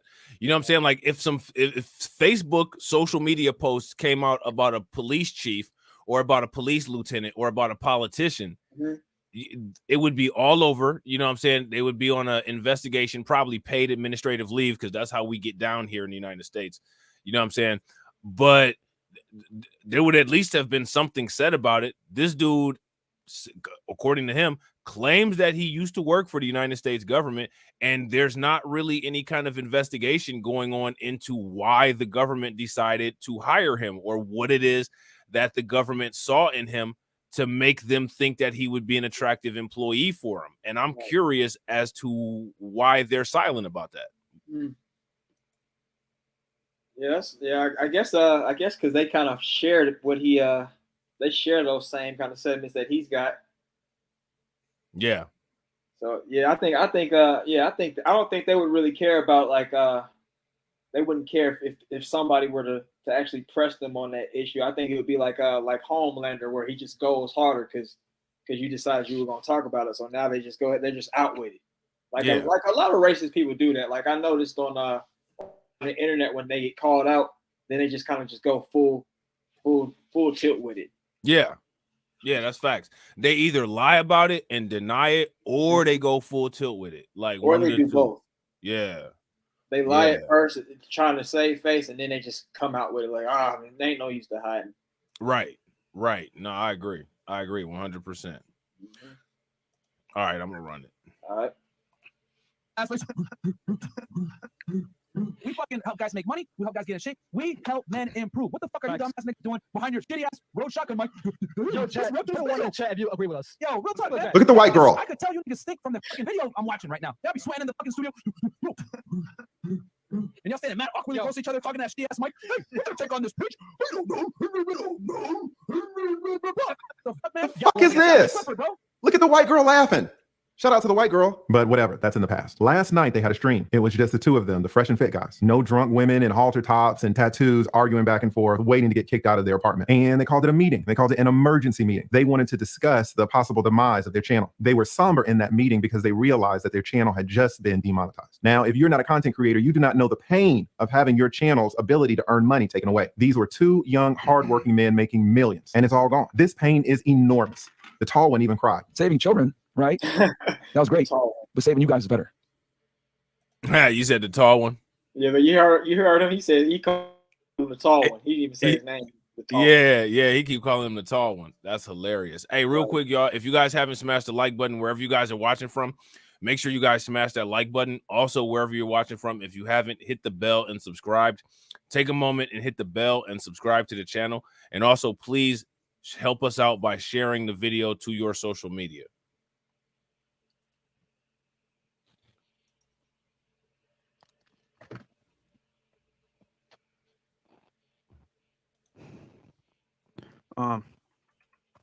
Yeah, man, this is tough, bro. He would not wish this pain on anyone. Well, that's a lie. See, the trauma that Fresh and Fit is feeling right now, they tried to make other content creators feel that same trauma, that same pain just last year. How did they do that, you ask? Well, Fresh and Fit hired a $2 attorney and a 7-cent paralegal to spam out copyright strikes across all of the platform targeting certain content creators. Fresh and Fit wanted Now, if you ask me right there, when they did that, they should have got their channel removed, or they should have at least got a strike, or they should have at least got a warning, because you can't do that.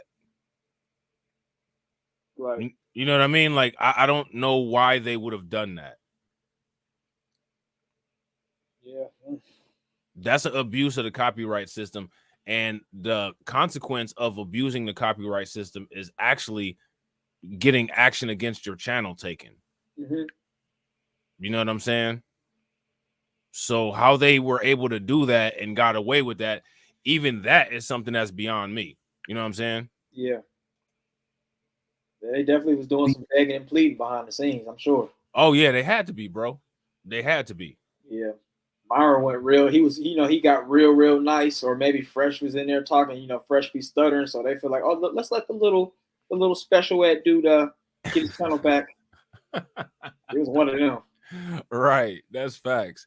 Hey, Terrence said the lead attorney is lying. He is very happy about this. Yeah, I agree too. If you guys agree with Terrence, give me a thumbs up. If y'all disagree with Terrence, give me a thumbs down. I agree with that. I totally agree. He's definitely loving every moment of it. Look at him. He making the same face that Abel was making. Right. Content creators to lose their monetization. They wanted these content creators to lose their entire channel. They wanted me, the lead, to lose my channel. They wanted me to feel that pain that they're crying about today. They hired that $2 attorney, and that $2 attorney put 10 copyright strikes against me. Let's take a look. This is what their attorney filed against me. Says, thank you for your submission. It is under review to ensure it's valid. Here is the information you filled out. Here we go. Here we go. Copyright owner name, Fresh and Fit. Now, you only need 3 to lose. You see how lead attorney was spazzing out when he said, here we go, here we go. That's when he would have just punched you right in the eye. Right. Right. That's when that unexpected punch to the face is coming right there. Yep. And then he would have been laughing about it like he told a joke or something and then just followed up with the left. Right. I told you. Right. Lose your channel. And this guy hit me with 10. Each one of those 10 was fraudulent and it was against YouTube's terms of service. Now, I rarely use Fresh and Fit's content. When I did, it was always under fair use. So imagine this $2 attorney tries to attack me. It could be true that I use their content, but I use their content 18 for 20 seconds. But listen, if I use your content for 20 seconds, you better believe I'm using it under fair use. I'm a goddamn attorney. See? Are you kidding me? All but YouTube. Right there, right after that, I'm a goddamn attorney. He would have like put on a glove like they do on on cartoons and slap the shit out of somebody. Right. Right. Yeah. He definitely gets mad in that exact tone. Yeah. Oh yeah. Yeah. He get real sassy like that. The powder would have came out. You know, it would have been a wrap. It would have been done deal. Somebody gonna be on the floor. Right. Already knew that attorney was on some BS. We are concerned that some of the information in your takedown request may be fraudulent. Please understand that YouTube receives a large amount of fraudulent copyright takedown results, and we take this abuse of that process very seriously. YouTube sent me the entire email chain of the correspondence that the YouTube team had with Fresh and Fit's attorney and that 7-cent paralegal. Guys, when I woke up to this shit here, hey, see, damn, he really tripping right there. Look at that smile. Right. Yeah, that's good Lord. Yeah, but Win Loser Rug said he got that psycho eye twitch. That's facts. He does. He does. That's big facts. boy, I was on this shit on my phone like, oh my God. That nigga was scrolling. I was like, oh my God. The email chain showed that the YouTube team knew that those 10 copyright strikes against me were fraudulent. YouTube gave Fresh and Fit 7 days to apologize and retract each one of those 10 fraudulent copyright strikes against me. You may be able to avoid termination if you retract your takedown request. They said, take it back. If you want to avoid termination of your channel, take this shit back. Take this bullshit back where it came from. See? YouTube warned Fresh and Fit that if they did not retract those fraudulent... Look, out of nowhere, mad as hell. Look at it. Out of nowhere, heated. Take with authority. Take that bullshit back. For real. Fraudulent copyright strikes against me. You may be able to avoid termination if you retract your takedown request. They said, take it back. If you want to avoid termination of your channel, take this shit back. Take this bullshit back where it came from. YouTube warned Fresh and Fit that if they did not retract those fraudulent claims against me, their entire account would be terminated. They even explained how to do it. They're like, listen, paralegal, if you don't know how to do it, please reply to this email with, quote, I hereby retract my bullshit claim of copyright infringement, period. The YouTube team. So what happened? Well, the attorney apologized, retracted each one of those claims, and YouTube allowed their channel to stay up. Think about it. Fresh and Fit hired that $2 attorney to take my channel down, and now look at their situation. Look what they are in tears about today. Now, is this karma?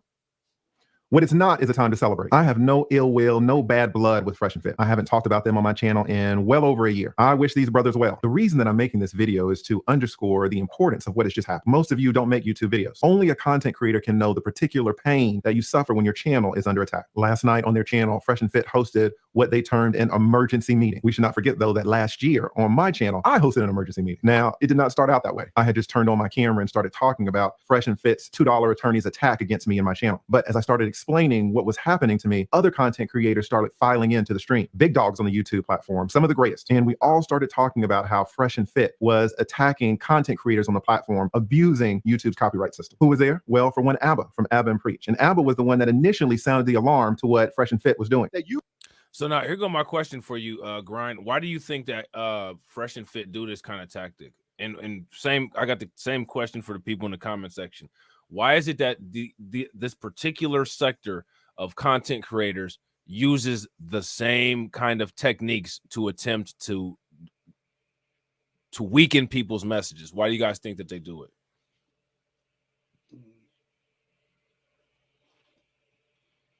What do you mean by the doing the copyright thing? Doing the copyright strikes, yeah. What do you think the purpose of it is? They don't want nobody to. I guess they're kind of like Kim Jong Un. They don't want nobody to make to show that they're fake. Yeah. Put holes in their little points. Yeah, I gotta agree. We got Jay in the building. Shout out to Jay. What's good with it, bro? I agree with that, and I also think that it's because they're not talented enough to come with entertaining and factual rebuttals to the allegations that some content creators bring against them. Mm-hmm. Yeah, I agree with that too. You can tell that Myron's not really quick on his feet when it comes to that kind of stuff. He wouldn't be a good debater. He's not. He's obviously not quick on his feet with roasting. He's not funny with his jokes either. So I mean, and then Fresh, we know Fresh is just Fresh is just an empty vessel unless you're talking about socializing. Fresh is, you call Fresh the podcast goat. The podcast goat, man. That's, man, I'm jealous of Fresh, man. I wish I had his job. I just had to go to work and just sit there. Right. Yeah, just have his job with a little more assertiveness, and you'll be on easy street for life. Man, for life. Yep. All he had to do was tell Myron to shut that shit up, and he would have been straight. Right. That's facts. That's hilarious. What's good with it, Jay? Yo, what's good, chat? What's going on, Blacklight? What's going on, Grind? Wust up, Jay? What's I'm good, good, with man. You, Just here to chat it up with you guys while we're looking at these two doofuses, man. Man, very interesting conversation, man. Jay, why would you call me a doofus? Do you realize, Jay, that I provide a service not only for entertainment on YouTube, but for content creators as well? You realize that, Jay? Good impersonation, man. Man, the lead attorney be having me dying laughing, man. This dude, didn't he flip out? I'm telling you, he just like Wayne Brady. That's why I said him and Wayne Brady need to do that collab, because on the Chappelle show, when Wayne Brady turned into a straight G, I'm telling you, man, lead attorney, man, he snaps and turns it like his is like Venom on Spider-Man, like that symbiotic suit turns into a do-rag, and like, you know what I'm saying, the briefcase turned into a gun, like I just out of the clear blue sky. I feel like lead attorney wears do-rags to sleep for some reason. I don't know why. A bald head people. I don't know if they be trying to get waves in their scalp or what, but a lot of bald head. He's definitely trying to do-rag wearer. Yeah, trying to preserve the rest of his hair, man. Or a wave cap. Right. He like one of them wave cap wears. You know what I'm saying? I can see that too. You're up around the house thinking he look cool, or he got a headband on. One of them. He's accessorized. in the house, he be looking like Bokeem Woodbine. You know what I'm Definitely. saying? He got a Bokeem Woodbine. Yeah. I'll be asking myself when I go to the store and whatever, man. I'll be looking at some chicks. They have the shower caps on. I'm like, what are y'all doing? That's hilarious. I can see you. You know that, right? Right. Right. I can see you, bro. That's too funny, man. That is hilarious. You see, Abba don't wear nothing on his head. He's just like, yeah, what's good? I'm here. I got my 2 million subs. I don't care what y'all think. I was like the weather with his whole style. Just whatever happens. Right. His style is the whatever podcast for real. For real. That's hilarious. All right, Joe, I'm about to run this. All right. Who were really the one who kind of sounded the alarm on this. I guess individual content creators that were affected knew about it, but really no one else really knew about it. So talk to us a little bit about how this started. Yeah, so a couple other content creators got hit, but they didn't get the email that we got. What they got was instantaneous strike. Then those strong young brothers from Playback showed up, and they talked about what was going on. Can you tell us a little bit about your interaction with this situation? Kind of. Hold on, what? Yeah, our previous system was we would just look at. Did he say those strong young brothers from Playback? Yeah, he said that. He said that like they really be holding it down. Bruh. You know, I like Playback, but man, I'm not gonna lie. You know, I'm not gonna give them credit they don't deserve. Right. Those strong young brothers with that revolutionary spirit. Right. I definitely don't feel that from them. Bruh. You know, and I never seen a full body picture of the guy on the left. I don't know his name. It's not Asian, but the other one. Yeah, but then he did an interview with Sneeko, and I'm like, yeah, he needs to be in somebody's gym. Man, that's hilarious. That's why Fresh and Fit was going in on him. They was body shaming him. You know what he I'm need saying? to be at somebody's gym, and he need to be at somebody's better barber shop. Yeah, all I'm saying is he might be one of the women suing Lizzo for that confrontation. Uh-oh. You know what I'm saying? Uh-oh.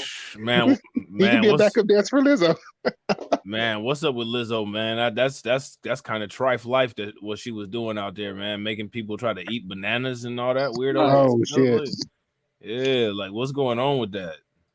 You know what? More people came out, man. You know, she's not as advertised. So, you know, it is what it is. We knew that, though. That's why we didn't follow her. Yeah. So, yeah, definitely. All right, I'm gonna run this. Let's see what Playback actually came out with a video where they reacted to what happened with Fresh and Fit, didn't they? yeah, they did. Yeah. Videos online, and if we saw something, we sent it in a group chat. One of the videos I came across was a video of Fresh specifically. Look, what felt like obviously lying about a story where NBA player gave him. Can I swear on the show? Or, yes. NBA player gave him pussy. So I played 2 minutes of it to load. I didn't know you were going there, but keep going. It was a threesome with three. Wait, hold on. What? What did he say? Oh, about Fresh lying about getting the action from the from the 3 girls with the NBA dude. I remember that. That story. Yeah. That was one of those old low budget videos, man. That's right. I remember that. You know, the only thing I believe about that story is that he was drinking. That's probably why he imagined all that happening. Because he was so drunk, you know? Yeah. He woke up on the floor thinking it all happened. Hey, Myron, guess what? Man, there was this time I was at the bar. I think it was down when we was in Miami, and I saw an NBA player, and he said, Hey, bro, I like your podcast. You want to come mess with all these chicks with me? And I said, sure. And it went down just like that. You know what I'm saying? Like, man, shut your corny ass up, you liar. Yeah, tell that story. Right.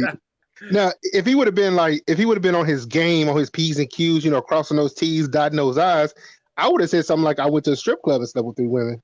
That's totally believable. People believe that. Man, this dude can't lie straight. He can't even lie straight. You know what I'm saying? He ain't lie straight. Look, what felt like obviously lying about a story where NBA player gave him. Can I swear on the show? Or, yes. NBA player gave him pussy. So I played 2 minutes of it to load. I didn't know you were going there, but keep going. It was a threesome with 3 girls and Fresh. Somehow wrapping that up, but threesome with 3 women and Fresh. Anyway, I thought it was so funny. I played a couple minutes for low, and we were bawling. You're like, I was off my chair. It was one of our most fun recordings because it was just obviously fake. But anyway, we reacted to it. But they didn't like that. So at the time, this was before the channel had blown up.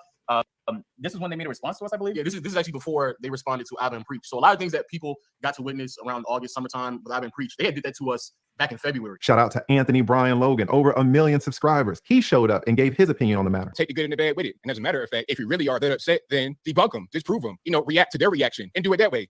Shout out to my man Abba. He did a video about me. Hey, so he said that Anthony Brian Logan had over 1 million subscribers. He don't have over 1 million anymore. Oh man. You know, Anthony Brian Logan, he's hitting on the point, he's hitting on the spot with Anthony Brian Logan because Anthony Brian Logan, he dips over here on the black side sector of YouTube and all that. Yeah. While he's also trying to appeal to the, the conservative, he know where the money at. So he tries not to get too involved in what's going on over here, which he is can't smart help move. himself. He be having them boondock moments on Twitter though. Yep. You know what I'm saying? I see him on Twitter all the time going. Yeah. Are you sure that's you? He got like a split personality. Like on Twitter, he be like, you know what I'm saying? You a white supremacist racist, you know what I'm saying? And then on YouTube, he be like, hey, what's up, guys? It's Anthony Brian Logan, and what we're gonna talk about today is all these woke people talking about Trump. You know what I'm saying? Like doing all that little stutter step talking that he be doing and shit. You know what I'm saying? Facts. I don't like how lead attorney did my man Duke right there though. But you know what? I will say this. What did he do to Duke? You see, he got the clown face over him. Oh, that's Duke the Don? Yeah, you could tell by the background and shit. And that's I can't tell. back when the channel was called Duke and Don. Oh shit. Yeah. Oh, anyway, what I say? I think with Anthony Brian Logan is gonna be it's gonna be pretty much when he gets to a certain amount of money and he don't give a fuck about these people no more. Like he hit that, I don't know, $2 million or something like that. He gonna do a whole Amazing Lucas type of revelation. Yeah, I could see that. I could definitely see that coming. Would anybody listen to him though? Would anybody believe him? You know what I'm saying? Like, should he have any credibility for doing that? Yeah, he will. Because honestly, like to me, like I don't know, man. I ain't even about to go there, but like to me, like when I see that kind of stuff, I just kind of observe and keep it pushing. You know what I'm saying? So why did he do that to Duke and Don though? I don't know. We was trying to figure that out. Oh, I think CP said that Duke and Don called him a coon because he the Pearly thing situation. Oh, okay. Oh yeah, that's right. Yeah, That's right. I mean, he should have put the clown face over his own face. That don't make Duke a clown for Duke calling him a Right. coon. That make him a coon for not holding Pearly things to the same standard that, you know what I'm saying, that he's trying to hold Myron and Fresh to. Exactly. He put the clown over the wrong person's face. You should have put it on over his own face. You know what I'm saying? Mm-hmm. All right, y'all, we're gonna run it. The video about the video y'all did, and it was all good. I ain't gonna strike you for what? Why would I do that? Like, it's criticism and it's fair and it's fine. Y'all do that. We do that with each other in the regular life. I think they're trying to control the narrative, and they're not able to do that in a broad sense. So it was like, all right, let's get a lawyer, take all the videos down, and do it that way. That's so soft to me. And they're gonna realize they can't. Hey, shout out to Anthony Brian Logan because he's doing this live the exact same way that he does a video, and his internet is even glitching to where it looks like there's jump cuts in the video. Right. Like that takes some talent. I feel like Anthony Brian Logan is a finished product of what Fresh's speech should sound like. It's clear, but it's like real fast and all that. Yeah. That's when he actually perfected, like when he got the English language, like when it's down 100% and he ready to go. Exactly. Yeah, no, I agree. I agree 100%. Can't do that. They can't abuse that system. And if they don't fix it, hey man, bye-bye channel. The Young G Poor Man's podcast showed up and he gave his perspective. If you build your brand and your marketing scheme is on controversy, how can you get mad when people react to the controversy? If you're marketing towards controversy, then we're giving you what you want when we react to it. Like look at Lil Nas X, he marketed using controversy. Cool. But he's okay with the kickback. He's built a strong enough audience so that when the kickback comes, he thrives from the controversy. But if you're going to build off controversy, then don't be upset when people respond to it via reaction videos. And it's just kind of upsetting because we're already in a spot where censorship is already bad. And they even talk about censorship on their show because they understand. Hey, you see Abba face? Yeah. Like it's like lead attorney is right there, and you see that like Spencer Cornelia got that smile like, man, I'm about to roast your ass, and then playback in images look like you got all the reaction channels looking at Poor Man's Podcast, who is like a red pill content creator. They just looking at him like a piranha, like they like looking at him like he a bloody steak, and this is a pool full of piranha. Right. Abba got that look like, yeah, okay, buddy, keep talking. You're on our radar now. Yeah. You know what I'm saying? Like, that shit is funny. Understand how bad it is. So then why would you then go and censor other people that are calling you out on obvious BS? If this was set up according to your marketing scheme, then you knew what was going to come with it. So why would you get upset? I just don't understand that. Spencer Cornelia got on camera and talked about how his channel had got hit by Fresh and Fit. Yo, I got a contact. Actually, let me take it back. Jamari reached out to me about 2 weeks ago. They hit him with a copyright claim. He said, hey, just look out. I'm not sure if they're doing it site-wide. I said, oh, man, I haven't been hit yet. Well, once I got hit, I hit him up. And then I sent a message to Abba. I was like, yo, FYI, this is happening. Like, has it happened to you guys? And then I guess you noticed playback got it. So that triggered you to make the video. Even the late, great Kevin Samuels came up and talked about his views on people abusing the copyright system. This isn't coming in as fair use. This is coming in as we don't like what people are saying, and this is that, and that's a dangerous game. It's a danger, and then rest in peace, Kevin Samuels. But it's a dangerous game that you were playing, Kevin Samuels. Like this trip, I had to do a reaction video to this part. I think there's an old reaction video on my channel about this. But when I saw Kevin Samuels come up here and say something about this, I was like, stop. This is the same dude that had that disclaimer sitting there talking about people had to email him and ask him for permission to react to his content. Like, bro, stop it. You trying to make community guidelines over YouTube's community guidelines, and now when Fresh and Fit are moving in a similar fashion, you're quote unquote calling it out. Like, come on, man, stop it. Right, but he was getting away with it. He was getting people's channels took down, wasn't he? Yeah, there was somebody's channel. I cannot think of the name of the channel. It was a woman, but there was some woman's channel that he actually either him or he got his trolls to take it down. They actually took the channel down. Yeah, I know exactly who you're talking about. I remember that. She has like a soft voice, like a baby voice almost. Yeah. Yeah, like that's wild, man. And then he just coming on there like with some, holier than thou type stuff. Like, nah, bro, you come on now. You know what I'm saying? Right. You need to talk about your own experience here. Exactly. And then this person right here said, bullseye, Kevin. Bullseye, what about Kevin? Bullseye, he did that shit too? Like, what do you mean? You know what I'm saying? because even if you're right on the particular element of one or two videos, when it's done like this, you can tend to be wrong on the bigger parts. Like from what I understand, lots of creators woke up with several different strikes. Mm-hmm. I think there's just a better way of approaching it. But I think it's going to be interesting because even though I have my personal opinions on it, I think there'll be a discussion about this greater in YouTube. But at the end of the day, trying to get anybody's channel taken down simply because you don't like what they're saying, in my opinion, is counterproductive. So many content creators came up in that meeting to talk about what Fresh and Fit was doing. And then there were even other content creators that were in the chat. The OG, O'Shea Duke Jackson was in the chat commenting. Shout out to Sinful the P, rest in peace. He was giving his perspective in the chat. My brother Pocket Watching with JT was there. Anton Daniels was in the chat. So many other YouTubers were in the chat as well, opining on this situation. Now that was an emergency meeting. It was an emergency meeting about Anton Daniels, somebody else who literally does the same thing. Didn't Anton Daniels strike your channel, bro? Right. Yeah, like all these people that have put on channel strikes about, you know what I'm saying, who have actually struck other people's channels, sitting there like criticizing Fresh and Fit, and they have literally done the exact same thing. Exactly. Like when that kind of stuff goes on, to me, that's just wild, bro. It's just like, seriously. Yeah, I don't get it. Yeah, why they even allow these guys to talk? Man, it's because of that YouTube echo chamber, bro. Yep. That YouTube echo chamber and how people's memories be. You know, people got that selective memory. If it's somebody that they like, they act like they don't remember it until somebody bring it up. And then when you actually bring it up, they'll be looking at you like you crazy. Like, why did you bring that up? That's awkward. It's like, why are you sitting there acting fake? That's awkward. You know what I'm saying? Yep. Like that shit crazy. Well, Terrence young men fighting for them. You said what? Terrence said that Anton Daniels is fighting for Fresh and Fit right now. I thought he was. Were he fighting for him? What is he live fighting for him, Terrence, or what was he doing? Because I actually got a video. It's an Anton Daniels video, and Anton Daniels sitting up here talking about Fresh and Fit demonetized. Should content creators stick together or something like that? Now we're all in it together. Right. You'd be on roll for now. Right. Let me go up to YouTube and get my head bashed in for these brothers. You know, right. I'm about to pull out a chair. You know what I'm saying? I'm about to straight pull out a fold-out chair. It said Fresh and Fit demonetized. Should content creators stick together for the bag? Why YouTube kicked him off? When they say should YouTube content creators stick together for the bag, I'm curious as to hear what his context is. We're almost this video for the most part is pretty much done, and I think shout out to lead attorney. We appreciate you for allowing us to use your content. You know what I'm saying? But he served his purpose.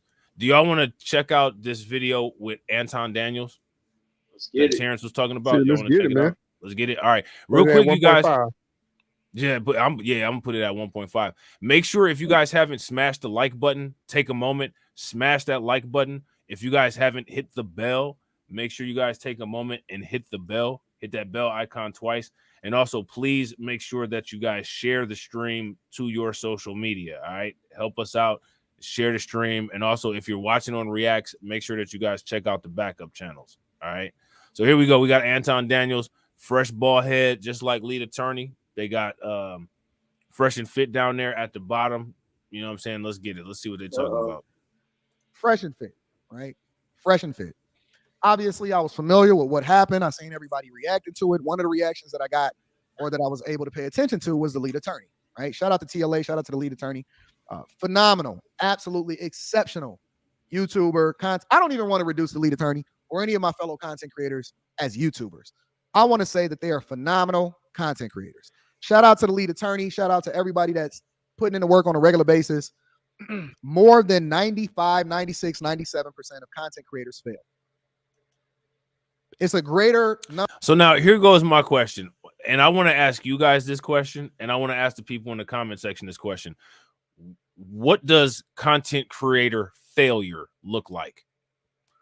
We don't have as many subscribers as Fresh and Fit, but our channels are still monetized. Who's the failure? That's my question. What do you guys think?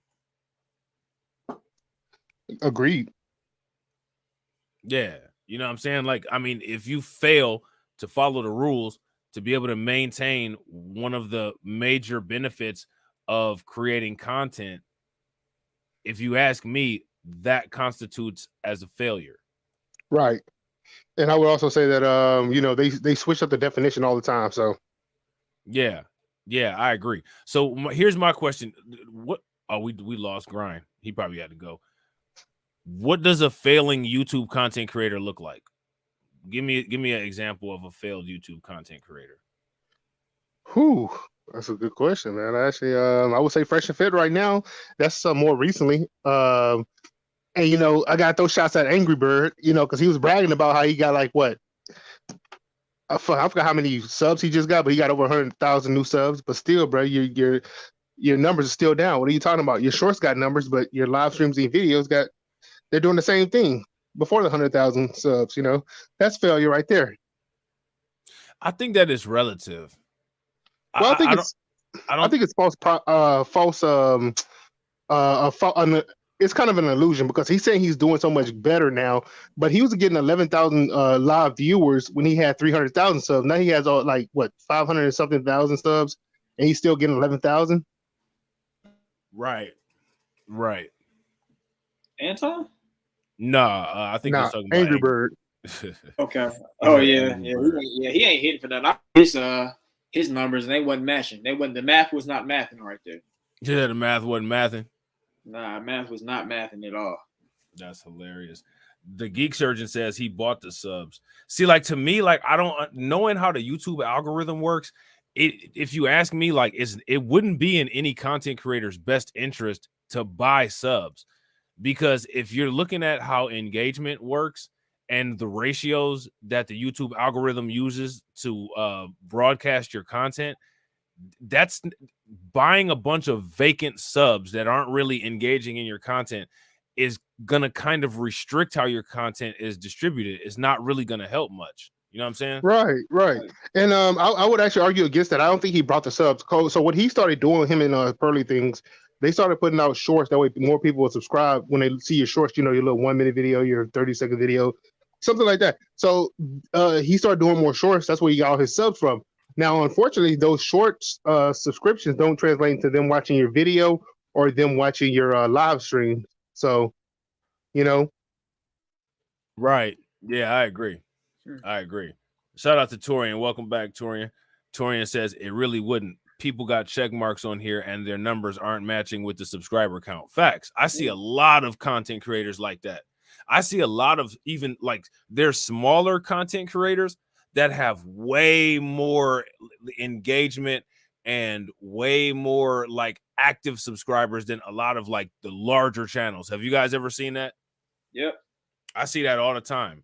And then the interesting thing is that those kind of channels, the channels don't really grow a lot of times, but those bigger channels just continue to grow and continue to grow and continue to grow. And to me, like, even though like there are some things that can trigger the YouTube algorithm, it seems like there's no true rhyme or reason to how the YouTube algorithm actually works and distributes your content to new viewers. It doesn't make any sense. You know what I'm saying? Right. And I was actually checking out because I never used this function before on YouTube, so I tried this function yesterday, Explore or whatever it's called, where you can just look across the web. And I'm looking across, I'm looking at the Explore, but I'm using this, and I came across like 4 Mr. Beast videos in the first like 20 videos I saw. Yeah, so they pushed him. Yeah, and they push Roland Martin too. It's literally after damn near everybody that I watch on YouTube, it's a damn Roland Martin video after the video that I watch. It's either Roland Martin or Democracy Now! And like sometimes I'll watch Democracy Now! Because they'll be talking about topics that I might have done a video on. But I never watch Roland Martin unless he's talking about a topic that I just didn't know about, and I'll basically headline watch it and then go do my own research on it. You know what I'm saying? And it's crazy though. Like, why are those the only 2 channels that pop up after videos? When and how do they recommend anybody else? And how do you get into that position to where you're recommended? You know what I'm saying? And real quick, ladies and gentlemen, shout out. We got a 5th stream sponsor, y'all. Throw some radiation emoji and some flames in the chat for AW1. You want to take it away, Grind? Yeah, shout out to AW1 with the $5. Salute to you, Rob. Hey, salute. You know what I'm saying? So we killing it. Shout out to everybody that's contributed to the stream. We definitely appreciate you guys. Mm-hmm. All right, we're gonna run it. Let's see what kind of nonsense Anton Daniel's talking about. Number of failure when it comes to content creators than it is of people starting their own business, their own small business. It's a fact. Over 95, 96, 97% of content creators, people that start a YouTube channel, people that try to quit their job, become content creators, 95, 96, 97% of them fail. It's a fact. It is one of the hardest things for you to do. If you succeed as a content creator, it should trump anything that you've done before that. And he has any data to back that up or what? And so when I see my fellow content creators, no, you keep going. You keep going. I was just asking that question. No, that's a good question, and I want to ask some people in the comment section. Do you guys have any data that can back up anything that Anton Daniels is saying? Because it depends on what is considered success for content creation. Like if you look at Social Blade, right? Social Blade actually grades YouTube channels. And so if you look at success as getting a passing grade, a lot of content creators are getting a passing grade. Oh, they grading people? Okay. They may not grade me. Oh yeah. My channel got a C. Well, they grade me. I'm gonna sue them for disinformation. That's hilarious. Whether I like them or whether I dislike them, I have to give them some level of props because they are successful at what they do. And so that takes us over to Fresh and Fit. Fresh and Fit. Now, these are young guys, and I'm not sure exactly how old they are, but I'm sure that they're in their upper 20s or early 30s. I'm thinking that they're in their mid to upper 20s, right? And these are guys that wind up having a platform that was wildly popular. And when I say wildly popular, I'm saying wildly popular. I mean, one thing that you can't say is that they didn't work very hard, and that they had popularity for what it was that they was doing. Now, when I seen this emergency meeting live, because I seen this pop up on my algorithm way before everybody started reacting to it, I said, what is this? So I watched a portion of it and I said, this is very interesting.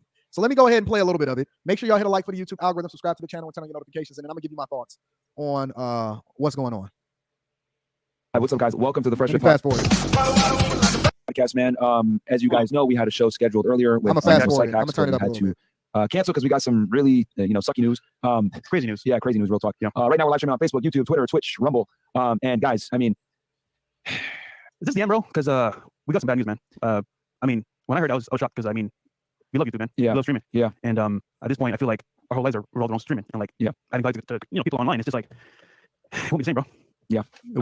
In 2020, guys, as you guys know, I was working for the government, right? I was a special agent of Homeland Security. He worked for Wix, we'll just call it, right? And he was a tech support. I was arresting bad guys, etc. We started this podcast. We did our first episode on October 26th, 2020. It was a lot of fun. Yeah. And so what they're basically saying is that they took a leap. They bet on themselves. I'm gonna give y'all the real. I'm not gonna tell you the thing that y'all want to hear. I'm gonna tell you the honest to God truth of what my thoughts are based off of what's being communicated here. They saying that we started a platform. He was an FBI agent. The other one was working at Wix.com. They took a leap of faith. They created a podcast. Now, I've heard that Myron was an FBI agent. I've heard that he was a Homeland Security agent. Which one was he actually? Everybody, for the most part, says Homeland Security. And I think he also said Homeland Security, but he was dressing it up as FBI. Yeah. I guess it's a branch of it or something. So, he just wants to be technical and just say that so it sounds good. Okay. All right. Yeah, because I think Homeland Security is kind of like a wide sweeping organization, and the FBI is a little bit more specific. So I was just curious because how sometimes people just throw stuff out there, and I just wanted to be accurate and make sure I knew what I was talking about with some context. You know what I'm saying? Yep. All right. They invested in themselves. They went into this apartment, so on and so forth, and they said, we're gonna start a platform and we're gonna do some great things or whatever, so on and so forth, right? So they started this platform, and obviously it became wildly popular. But let's continue. Yeah, Chris was there. The apartment was all empty and shit. And and we had our first podcast. If you guys go back and watch it, like the thing was all zooming in and out and everything else like that, and it was all messed up. It's like host up. Yeah, in and out. Yeah, it was literally but we got to figure it out. We got the lighting fixed, and we continue to improve. Fresh landed some really good guests early on. I'm gonna be reading a super chat shortly. And continues to get us a great guest. And we made hours of content in the streets, TikTok, Patreon. Yeah. Many nights, 3 in the morning, 4 in the morning. Chris was there too. While working jobs. While working jobs. And then I'll never forget. I get an email November 14th. internal affairs. Hey, we need you to come in for an interview. And I'm like, oh my God, here we go. Right. And I'm working at the government, sitting at my desk, writing up a report. And I see this email. And this is 2020 November. And I, I go, I let my supervisor know, hey, I got to go up to, the internal affairs office, right? Because it's not the same building as us. And, I go over there and they take my phone. And I'm like, what the hell? Like, what's going on here? And then, they didn't want to tell me, but they're like, hey, we're part of an internal investigation. Next, I meet up with the special agent in charge. And they tell me, hey, it has to do with your YouTube. And right there, I click. I was like, wait, hold on. Okay. Hey, what do you guys think? I think, I'm not trying to be funny, man, but I think that Anton is boring as hell on this. This shit putting me to sleep. Okay, I thought you were talking about Myron. I was gonna say, I think this motherfucker lying. I think I think he quit. I think he was mopping the floor over there at fucking wherever the hell he was working at. Or he was in the federal building. He was mopping floors. He said, "Man, I can do my YouTube full time," and he quit. That's all. That's what happened, man. Hey, you remember that song? Remember Outkast? They had pimping hoes and slamming Cadillac doors. Myron was mopping floors and slamming Nissan Sentra doors. Yeah. Hey, man. Yeah, Let's check out something a little bit more colorful, shall we? Okay. Y'all gonna die laughing when y'all see this. Oh, shit. for sure. Hey, and if anybody in the chat, my bad. Go ahead. No, go ahead. I was gonna say, everybody, check out CP the artist video on Myron and Fresh and Fit. It was hilarious, man. Yeah, we gotta watch it. Is it more hilarious than this, though? Is it more hilarious than this? About to find out. Right there. Boy, is he a pimp in the club? What is this? He got a Beijing clown. He got the aviator glasses on. His hair's looking hella fake right now. Who is that? Donovan Sharp. They all got their shit touched up. Yeah, because he definitely didn't have no hair like that beforehand. Hey, Bro, guys, that's grease on his forehead. I know a guy. Okay, he's in Turkey, and he's giving group discounts on hairlines. So, if there's anybody that wants to go, and a lot of IG models over there too, because hypergamy and all, it's like, dude, let's check out what this dude has to say. He actually did a live stream talking about Fresh and Fit. I don't understand how you can get this out of this situation. He actually did a podcast, and I'm pretty sure what he was saying was that Fresh and Fit are winning. You're right. Which I don't know, like, unless like the contest is to see who can make the least money. That's the only way I could think that they would be winning. Yeah. But you know what I'm saying? Let's see. Lois Guy 9 said he fell short on many parts of the gene pool. Somebody else said he's tech support when Myron was tech support. I believe that though. Wow. I could believe it, yeah. They both was tech support. Who was Donovan Sharp and Fresh? No, you talking about Myron when he was working. Where was he working? U.S. Border Patrol or something like that? Oh, okay. Yeah. Somebody asked Myron, what kind of gun did you have? Standard issue? Did you have a 9mm? Did you have a Ruger? Nah, staple. You know what I'm saying? Right. Staple gun. I was in the office. You know what I'm saying? Yeah, them folks call him up like, yeah, these illegals are crossing the border. You guys are stopping it. And he's just like, oh, I've got the people out there now. I'm going to be sending them. Right. Hey, Torian said Donovan Sharp bought and paid for hair. Facts. That's hilarious. That's hilarious. Hey, Average Joe said Stevie Knight still caught feelings about his channel that he skewed in Fresh and Fit. I can believe it. And I gotta agree with Jim. Shout out to Jim. She said fake and fraud just want to play victim so they can make money off of people subscribing to their Rumble. Because I want to see some proof that the channel got demonetized. I want to see it. Yeah, I want to see a screenshot of the email or something. And okay, hold on. So they could charge people to come over there to their Rumble? I'm not really not understanding how Rumble works. It's the same as having a Patreon, or it's the same as if you're on YouTube and you have like members. So they can get people to join the membership on the locals membership on Rumble. You know Locals? what I'm saying? What the fuck is locals? It's a different kind of like paid type membership sponsorship for content creators that they have. You don't have to be on Rumbles to use locals, but it's something that's available there. You know what I'm saying? Okay, that seems weird. So let's see what Donovan Sharp talking about. How many people knew that he said that he was severing ties with Valuetainment Money and Adam Sosnick? Now, here's the funny thing, right? This is what's hilarious. Donovan Sharp is making this announcement and making a video about this to, to announce to the world that this is going on. But the only problem is that, like, literally no one cares. No one cares. I don't even think they even knew that they were supposed to be having ties with him. Right. The only person that thought that there was ties was Donovan Sharp. That's it. Yeah. You know what I'm saying? That's hilarious. So shout out to Stanley. Stanley says the only thing I hate on Fresh and Fit was when they got WS Nick Fuentes. That's the only thing that you hate, huh? I guarantee this grown ass man has a diary. Look at him. That's hilarious. Let's see what he's saying. Until I got a chance to talk to Adam first, but I have messaged him. I've left him voicemails. I've sent him text messages, and he, for whatever reason, I guess he's busy. I don't know if he's I don't know what he's doing. But for whatever reason, usually what that means is that people don't want to talk to you. Exactly. That's what that shit means. You know what I'm saying? A lot of women say that that's stalking when people do that. You leaving all them damn messages and keep on calling and calling like a damn telemarketer and shit. Right. Most times, you know, that's considered harassment and menacing. Right. Wow. Why the hell did you wear that shirt? I don't know. Maybe you're trying to be a superhero or something. I don't get it. He tried to wear the shirt to match with them with that headset that he got on. This dude literally has breast hanging out his shirt. Yeah. Bruh, He's sitting there wearing that shirt like it's just all good. Wow. Oh man, especially on the right side over there. Yeah, that's titties, bad. Yes, titties about bro. to touch the keyboard. Then he got skinny arms. That's terrible.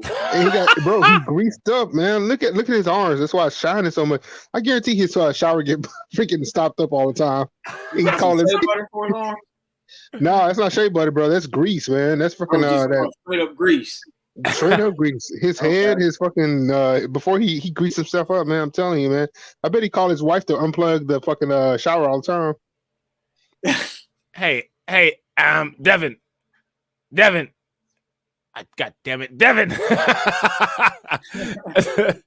Oh my god. All right, let's run this shit out. Baby, you look good. Hey, that shirt came straight out the washing machine and didn't touch an iron. You could tell by the way that the collar is wrinkled up. Look like some damn curly fries up there. Sloppy work, Donovan. Sloppy work. Sloppy work, man. Sloppy as hell, man.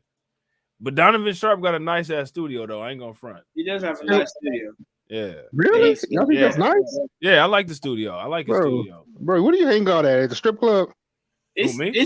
Yeah, you must. That's a nice ass strip club studio right there. Back in the day. That's why.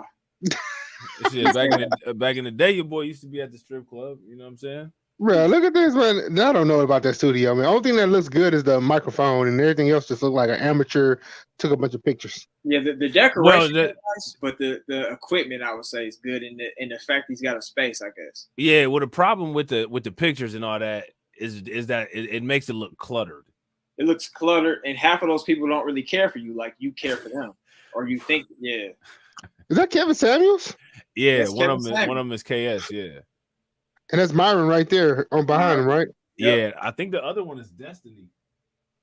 Nah, that's some random white dude. You see, it's not Destiny. There's Stephen Molyneux, the race realist. Yeah, he's got some. Yeah, you know damn well he don't care about you. Yeah, I'm right here with Stephen Molyneux because I feel the same way that he does about the black community. Right. You know, Terrence Jackson said Devin don't iron or make sandwiches. Oh man, she's making sandwiches. That's why he got them breasts hanging out. Yeah, with the fucking milk on the side. Hey, listen, when you get with somebody, you guys are supposed to have something in common, but it shouldn't be bra size. Right. You know at least if you're That's fucked up. Hey, baby, you wearing that bra today? Right. Can I borrow it for the live stream? At least if you're in a heterosexual relationship, you know what I'm saying? If you're in one of them 2023 relationships, you know what I'm saying? Y'all comparing titties might be something that might be what they do, you know what I'm saying? But Right. you know, in one of the old school relationships where it's a man and a woman, y'all ain't really supposed to be doing that. Hey, babe. Babe, did you watch that Black Bra? I'm about to go live. I think I need it. I need that shit for back support.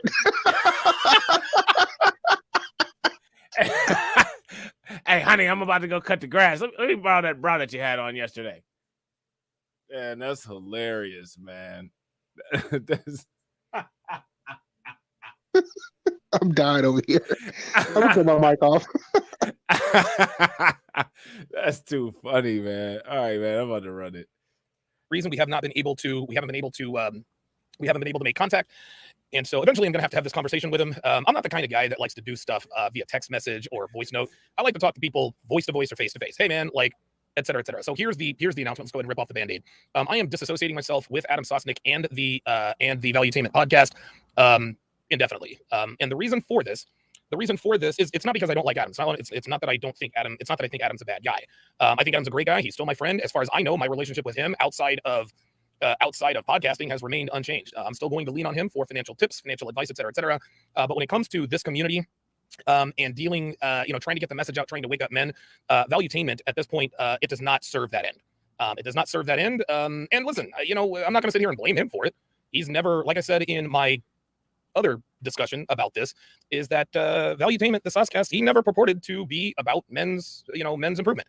Like I said before, he said the purpose of the Valuetainment is to get laid, show people how to get laid, get paid, and do it your way. Right. So here goes my question. Like I'm not a fan of Valuetainment, and I'm not a fan of Adam Sosnick, but I'm still lost as to what caused the outrage here, because Donovan Sharp hasn't really gone into it quite yet. Why he just said he basically did some kind of hater shit. Sometimes you be listening to them hip hop artists and they just looking for a reason to go in on somebody because they rivaling the record sales. Like, man, I ain't fucking with this dude no more because he ain't really real. I mean, he claimed to be real, but he ain't really real. You know what I'm saying? Like, I mean, look at this cat. Is he really real? I mean, I don't really mess with him because he ain't really real. But I mean, that's my dude though. We cool. I ain't got no beef with him, but he just ain't real though. That's all I'm saying. I'm just saying this cat ain't real. Like, that's all he doing. Like, he ain't really said like, Adam Sosnick snaked me. You know what I'm saying? Like, he lied to me. You know what I'm saying? He threw me under the bus. He ain't really saying none of that. Yeah. You know what I'm saying? That's just okay, Donovan. You know what I'm saying? See the actual panel that he was on? No, but I heard that there was a woman who went in on him. Yeah, there was a woman that went in on him, and I guess he's mad that Adam didn't go Myron Gaines on that woman. I don't know what his expectation was. I don't know why he couldn't deal with the woman in the debate. Yeah, she was roasting him, and he just didn't have no kind of nothing to say, really. Yeah, she killed him. She was roasting him. Did she start making fun of him, or did she hit him with facts? Sometimes there's some women that can actually roast on some super funny shit, right. And it's just like you just like man, this just a lose situation right here. Exactly. Yeah, I think it was actually over. She said like, I spend like somebody spends like $1,500 on her like for a date or something like that. He said, I think it was over the price of a date, and he was like, nah, man, it's gonna be like, I forgot what exactly. Because it was a minute ago, so I can't remember exactly, but it was over a price, and he said that was too much, and she was like, "Oh, that's my minimum," or something like that. Mm-hmm. Oh, look at this! Shout out to Torian. Look at the headline of Torian's story. Larry Elder is suing the RNC after not qualifying for the debate, so he qualified to go on. Oh, man. He qualified to go on there and go in on Charlemagne, and he doesn't qualify to be around all the people that he wants to be around. How bad? How sad? Damn. So sad. Too bad. You know what I'm Right. saying? And Cameron Jones said Mike TV exposed his clown. Facts. Yeah, Mike TV. Are you talking about Donovan Sharp or Anton? I haven't. If Mike TV did a video about Donovan, I haven't seen it yet. I gotta check it out. You say he did? I haven't seen it. I ain't seen it, but I know he did a couple videos about Anton, and them motherfuckers were hilarious. Well, Mike TV got took down. I think it's Mike TV 2 now. Yeah, he's on the struggle train right now, man. He's at Hobo trying to catch a train to the next place right now, man. Mike TV's having a time right now. Down by Dennis Sperling. Oh, is it Dennis Sperling? Yeah. I think he was kind of a righteous takedown. He was kind of just going in at Dennis Sperling, but Dennis Sperling had helped his sister get like a GoFundMe or get her numbers up on a GoFundMe, but he still kept the videos up, even though Dennis Sperling asked him to take them down. So YouTube. Oh damn. Right. Damn. And Dennis Burns the one that did that music video, right? Talking about he knew this girl since she was in middle school or something like that. I think so. Yeah. So yeah, that was kind of suspect in that he was doing his R. Kelly, you know. So Mike called that's him out on probably that. that's probably why Dennis Sperling wanted to hurry up and get that shit down. Yeah. Yeah. Makes sense. Yeah, it made him look bad. Shout out to Jim. Jim says he's working on getting his channel back. I honestly hope he get his channel back, man, because that is some fuck shit if you get your shit to that level, you know what I'm saying, and then you know what I'm saying, you lose your shit on some bullshit. He came up. Yeah, man. He did come up. He had the elite grift strategy too. Bro, I'm trying to get to that level. I'm trying to get there. Man, I'm trying to get to that level. He wasn't even going through YouTube. He was just straight up Cash App, and everybody was sending him stuff. Whoa! Look at Stanley. Shout out to Stanley. Stanley said it's funny how other content creators say Larry Elder schooled Charlemagne, but Larry Elder just got his Negro wake up call in real time. I disagree because he don't get no Negro wake up call. He's still on a plantation. He's still gonna be picking that cotton tomorrow. So there's no Negro wake up call for Larry. Larry Elder's like 72 years old, right? Right. Yeah. Right, he's trying to put on his Django. Look, you remember that scene in Django with Samuel Jackson threw down a cane and he said, "I count 8 bullets, nigga. I count 2 guns, nigga." That's Larry Elder right there, the fucking Steven from Django. Man, that's hilarious. Hurricane IQ said that Larry Elder gonna sleep through his Negro wake up call. That's funny. Yeah, facts, absolutely. Hurricane IQ, you're absolutely right. He gonna be like, "Lay down." Larry Elder is that one. Larry Elder is that one. Larry Elder is that one nigga that was on the plantation complaining that he's free from being a slave. We got it good over here. Yeah, look at the rest of you guys. What's wrong with you guys? We got it good here. We got clean water. We got clean food. Why I want to go out and be independent? Why would I want to go out? Why do I want to leave here?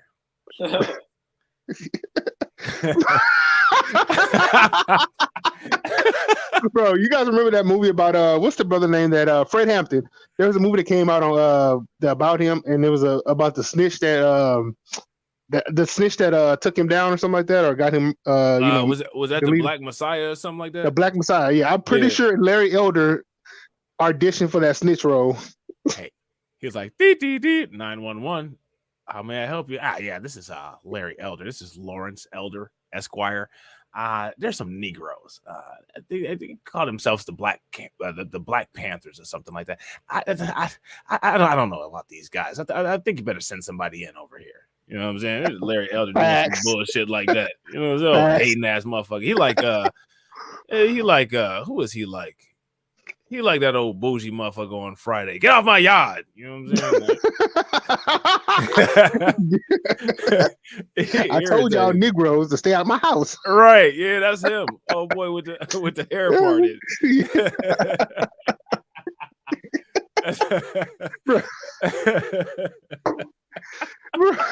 Oh no, yo, chat room. Larry Elder is that Negro that goes out and tell everybody, "I'm the only Negro in my neighborhood." Right, right. I'm around all these good white people. That's exactly how Larry Elder is. That's exactly how he is with his lip turned up too. You know what I'm saying? Larry Elder got the permanent. Y'all remember that face that Pimp C used to make when he would be rapping? Larry Elder got that face permanently. Permanently, that lip is turned up. The Two-Face. Two-Face mother. Yeah, ain't that the truth, man? Yeah, that's why I be calling him Harvey Dent. Yeah. But actually, I'm about to start calling Fresh Prince CEO Harvey Dent because he actually has an actual dent in his forehead. Ooh. You know what I'm saying? That's hilarious. All right, you know Donovan Sharp having a hard time holding his breath over here, so let's finish this. All right. So, I thought that I could, maybe contribute because he, and listen, unceremoniously, he showed up at the CME last year uninvited, which was great. It was absolutely great. He showed up, gave us all the publicity and everything in between. And I said, you know what, this guy really just gave us publicity. He didn't have to do that. Like, he's associated with PBD. Like, that was cool of him to do. But since then, you know, having had access to all of the Red Pill guys, and listen, he's had some great shows. The Fresh and Fit live event, that was a home run. There is no doubt about it. That is absolutely a home run. But there have been way too many instances. There have been way too many instances where he loses control of the panel, and the women are able to just talk and do and say whatever they want to, carte blanche. Like, they're able to say things with impunity, like talking about people's moms. So here goes my thing, right? Listen, let's just put this into perspective. Donovan Sharp is outraged that Adam Sosnick, quote unquote, lost control of the panel, and that rogue women were on there bullying him, you know what I'm saying, and making fun of his mom and saying all this stuff, right? Right. But Donovan Sharp believes that Fresh and Fit should be allowed to keep their show, who they lose control of their show all the time, kicking women off the show, and the host of the show contributing to all of the nonsense and degeneracy that goes on there, as well as them getting out of control, i.e. John Zerka calling Myron unhinged and going crazy with psychopathic anti-black racist rants. So it makes sense. I'm going to ask you guys, which show is more out of control? Fresh and Fit or Valuetainment Money? Yeah, that's a pretty easy answer.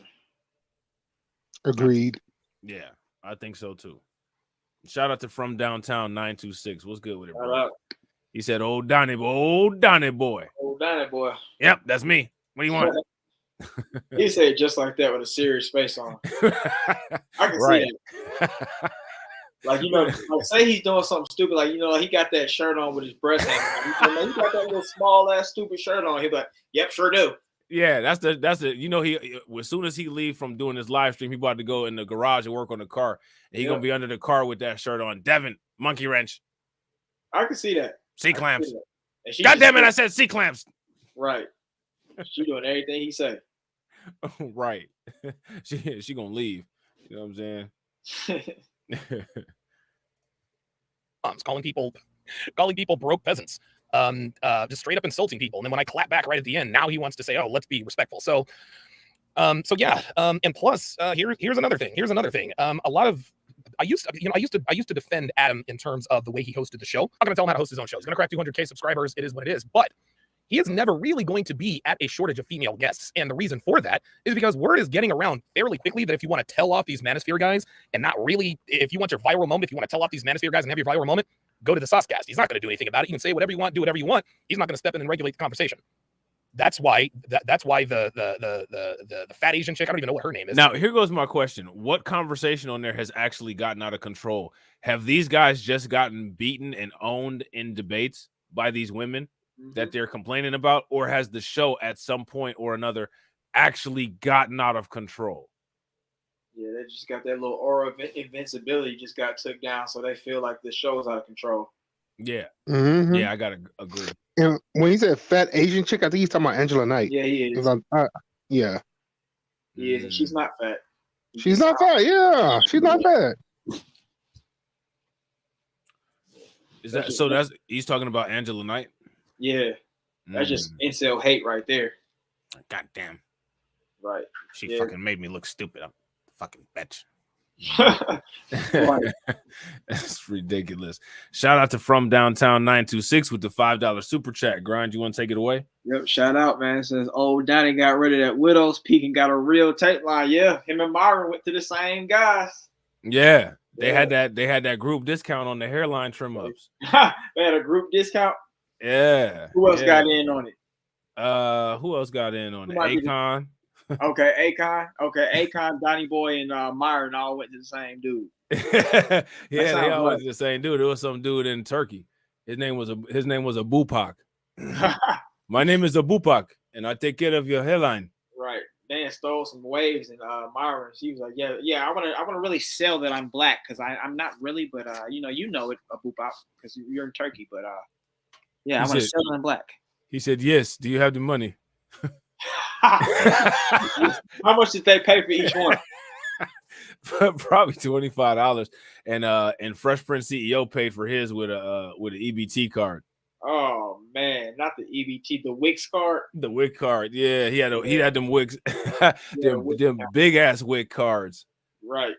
Oh, with the Wix, I forgot about Wix. Oh man, not Wix, Wix. Man, what am I supposed to do with this coupon for the formula? Right. You know, what am I supposed to do with this? Yeah. Right. For real. Angela Yee, she'll never be on Fresh and Fit. You know, Linda, whatever the hell her name is, she'll never be on Fresh and Fit. Because these women, the black lady, I still don't remember what her name is. She'll never be on Fresh and Fit because Fresh and Fit is an organized show, number one. And you know, I guess Saucecast is. Hey, you know, people been doing a lot of reacting to that Priscilla woman that he was talking about, because that Priscilla woman, she was actually on that Valuetainment Money. That I think her name is Priscilla the Queen Maker. Have you guys ever heard of her? I think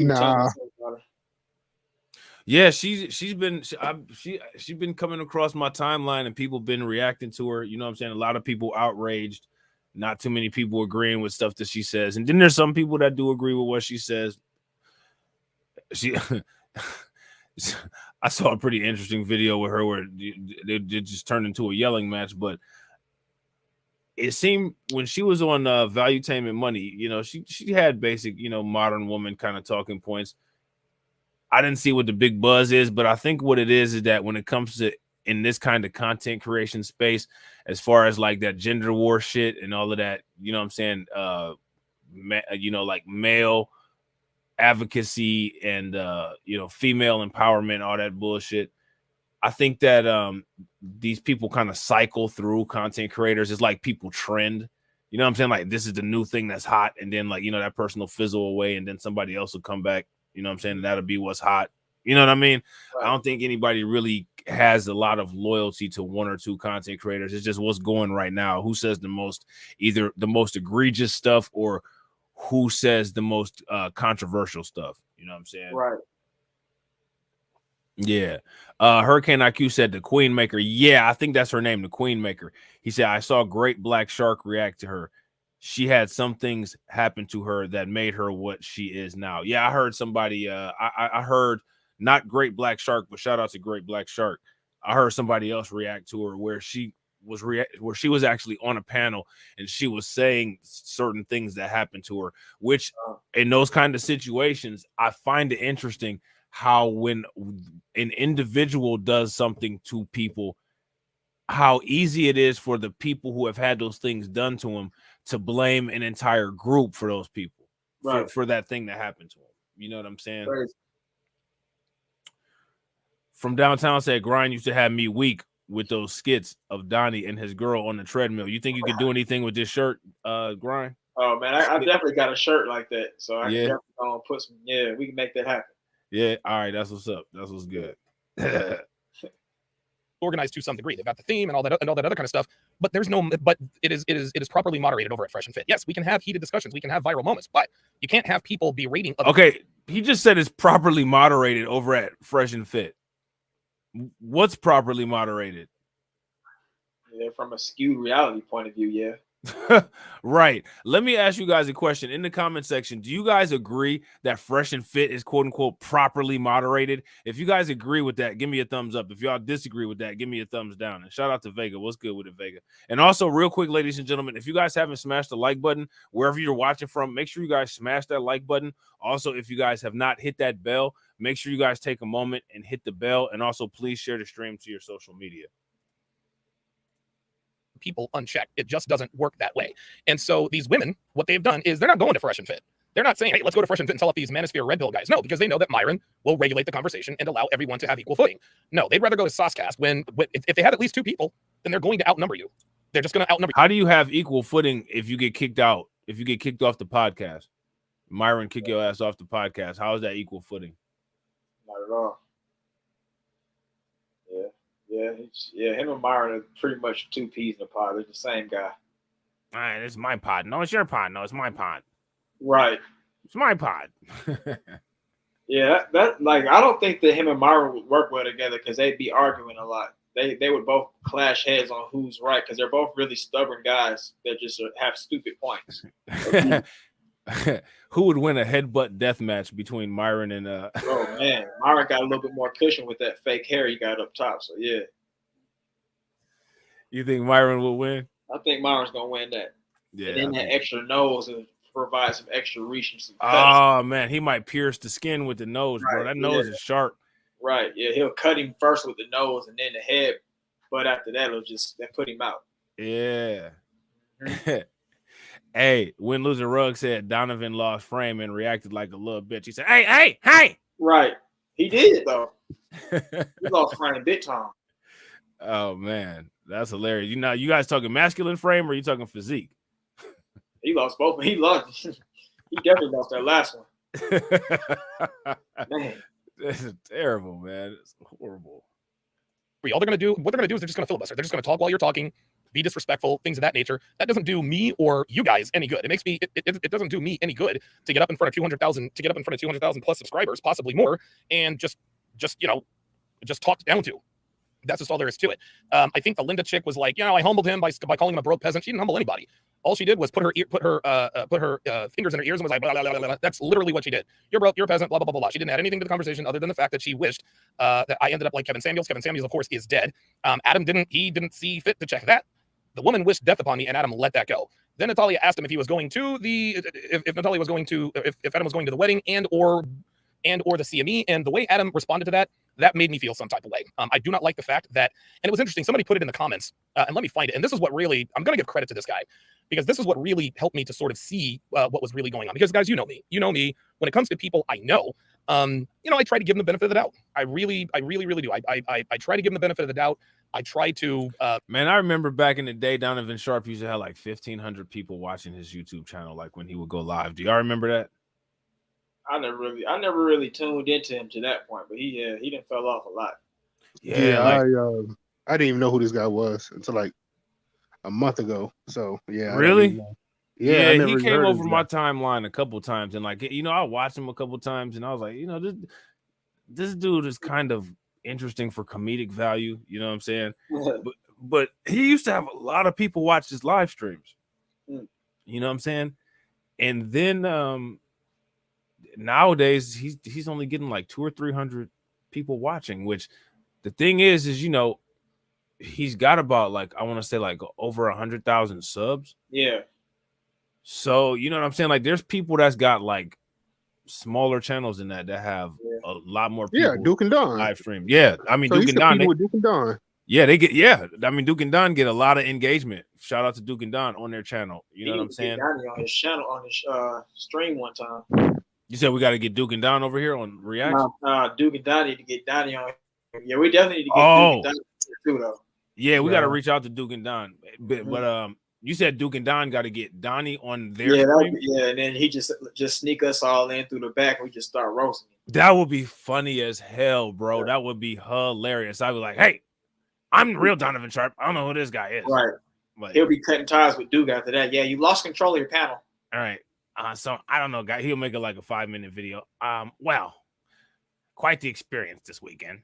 I was cruising these YouTube streets, and I saw a video live stream. And I saw my name in the title, so I clicked it. Like, dude, shut up. That's how all stories begin. Right. You know what I'm saying? Like, like you just out here. I try to. You said what? Like you just out here, and people just are talking about you at all times. Right. Like you making this announcement to the world about you and Saz's relationship, and don't nobody even know that you and Saz had a relationship. Like, exactly. What? You know what I'm saying? Like this is shocking news, and the reason why it's shocking is because it's literally some shit that nobody cares about. Exactly.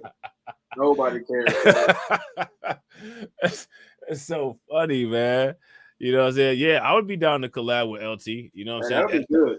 Yeah, but LT, he kind of on the solo tip. I ain't mad at him though. I completely understand why he's like that, and I get it because I'm kind of the same way.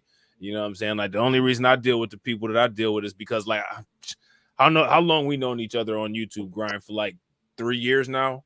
Yeah, it's been a clean 3. Yeah, Torian has been about 2 or 3. You know what I'm saying? TD's been about 2 or 3. Like the people that I deal with, I've dealt with them for a while on YouTube. You know what I'm saying? Yeah. So you know what I mean? I completely get that. I don't have no issue with that at all. I understand that 100%. You know what I'm saying? But you know, Duke will probably rock with us one time if we hollered at him. You know what I'm saying? Yeah. You already know. You know, Grind, how long did it take you to shoot that video? I mean, you did a video about that guy that was stuck up at the in LA where he got dissed for the what happened? This guy was waiting for a date or something in LA, and he did a whole sympathy video. Oh yeah. How long it took you for that, man? It didn't take me too long. Hey, look, CP said, "Nah, we don't need Tether and FBA collabs." Look, see, look. Now check this out, though, right? I try not to call every single person that's not FBA a Tether. You know what I'm saying? I do a lot of collabs with TD and Kid Gravity. You know what I'm saying? And neither one of them is FBA. And I've been rocking with TD and I've been rocking with Kid Gravity. And to be honest, you know what I'm saying? Like, as far as me and Grind go, we go way back with Duke and Don and them. You know what I'm saying? Like way back. Right. You know what I'm saying? Like, I was one of the first moderators on their channel. Yeah. You know what I'm saying? Me, Poppy Blanco, shit, and Grind. For real. And Primal Studies. Yeah. CP, man, me and CP are even real cool. Yeah, we talk all the time. Yeah, CP cool people. You know what I'm saying? And I honestly, if I'm, you know what I'm saying, I was gonna say something, but I don't, you know, I want to do that without the individual here to validate what I'm saying. But yeah, you know what I'm saying, like, you know, I ain't really with that whole, you know what I'm saying. To me, like that diaspora war grift is the same as the gender war grift. You know what I'm saying? And like I said, when you look at that kind of stuff, it took people a long time to see it, but there's a hidden hand behind the gender war grift. I'm not going to be surprised when it come out and people see that there's a hidden hand behind the diaspora war grift. Yeah. Right, because they don't keep the message pure, man. They fucking muddy it up, man. I mean, it goes from a clear lake beach to a damn swamp because everybody else wants to start, you know, declaring who they believe is a tether and all that stuff. I mean, you know, Tariq Nasheed pretty much put out the basics of what a tether is. Somebody pretty much who comes over here. Let's talk about black people. They come over here, and the first thing they do is try to huddle up with some Caucasian person or some other group, and you know, sell out their own people. This is to me, a tether is somebody from a black person from a different place who wants to sell out their people and don't give a damn about how many people they hurt in the process of selling out their people. You know, that's why I call Roland Martin a tether. That's why I call Kareem St. Pierre a tether. You know, people like that. Yeah, you know? like to me, honestly, like, you know, we know what the definition of a tether is. Tethers for real to me is almost equivalent to like somebody that's not an FBA, that's a coon. Like if you're looking at somebody that's an FBA, for the most part, a lot of times you'll say coon. You know what I'm saying? Yeah. Like a tether to me is just somebody that's just simply not FBA, but they're a coon. So that's all it is. That's literally all it is. Yeah, exactly. Jesse Lee Peterson. When we called him out, Jesse Lee Peterson actually grew up on a former plantation where he picked cotton. But yet he see nothing wrong with what happened in the past to you know, black people. You know what I'm saying? So, you know, Jesse Lee Peterson, you know, man, I heard he was radical at one point until he got saved by the conservatives and all that crap. But that's because there's always that nationalist. There's always that nationalist to coon pipeline. Yeah, because there's some money in it, and that's what they, you know, find attractive. You know what I'm saying? But if there's only financial gain in there, no pride and then no integrity, you know what I'm saying? You lose me, because I actually read Jesse Lee Peterson's book Scam, and a lot of stuff that he talks about in there, you know, I actually agree with him on that.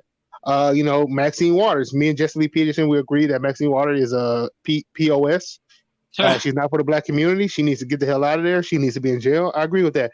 Jesse Lee Peterson went up to an event back in, I think, the 80s, where he was assaulted by, was it Al Sharpton's son or the other guy's son? He was, well, anyway, he was punched. And so I was reading that chapter, you know, it was very engaging to me, because Jesse Lee Peterson's actually crying in the book by he got punched by, no, it wasn't Al Sharpton. It was the other guy, the real famous guy in the black community. Well, not famous now, but, you know, he ran for president. Jesse Jackson. That his son punched Jesse Lee Peterson at an event. Yeah, and you know what? Real quick, just to address Jay, I agree with Jay. Also, a tether also uses FBA culture for personal gain while talking shit or using political power against FBA, and I agree with that. And I believe that I believe that coons do that as well too. That's why, like, if you like, I always say that there's that quote unquote pro-black nationalist, fake pro-black, you know what I'm saying, nationalist to coon pipeline. There's a criminal to coon pipeline. You know what I'm saying? There's a hip hop to coon pipeline. There's a simp to coon pipeline. You know what I'm saying? Like simps and coons is like cousins for real, because all the shit that simps do to try to get women is the same shit that coons do to try to get a pat on the head. You know what I'm saying? So, like, you know, it's all of these psychological profiles and behaviors that you can look at these people and peep game on and pay attention to. Yeah, I think the hiding in plain sight is a big component of being a tether. Like, you know, you seem like you know, you look like a Black American. You seem like a Black American. You may even be a rapper or something like that. But you're, like y'all said, you're not talking with the political points of, you know, what a true Black American might be thinking. Or their plight in society. And I will actually say that the head of the NAACP, whoever that black dude is, he's a coon. What's his name? Ain't his name Ben Jealous? It's some crap. Who gonna trust somebody with a name like Ben Jealous? Yeah, he's a coon though. You know what I'm saying? He's only looking out for his own pockets. He's not doing anything for the black community. He just received $50 million from Wells Fargo. Wells Fargo discriminates against black people when it comes to real estate, when it comes to loans, when it comes to hiring practices. All that information is out there, but they give him $50 million and he's talking about, oh, this is for racial equity. No, it's not. It's for your own coon behavior. You know, they're rewarding you for their bad behavior and they're using you to pretty much tell black people that, okay, these people are cool. Don't mind their disrespect.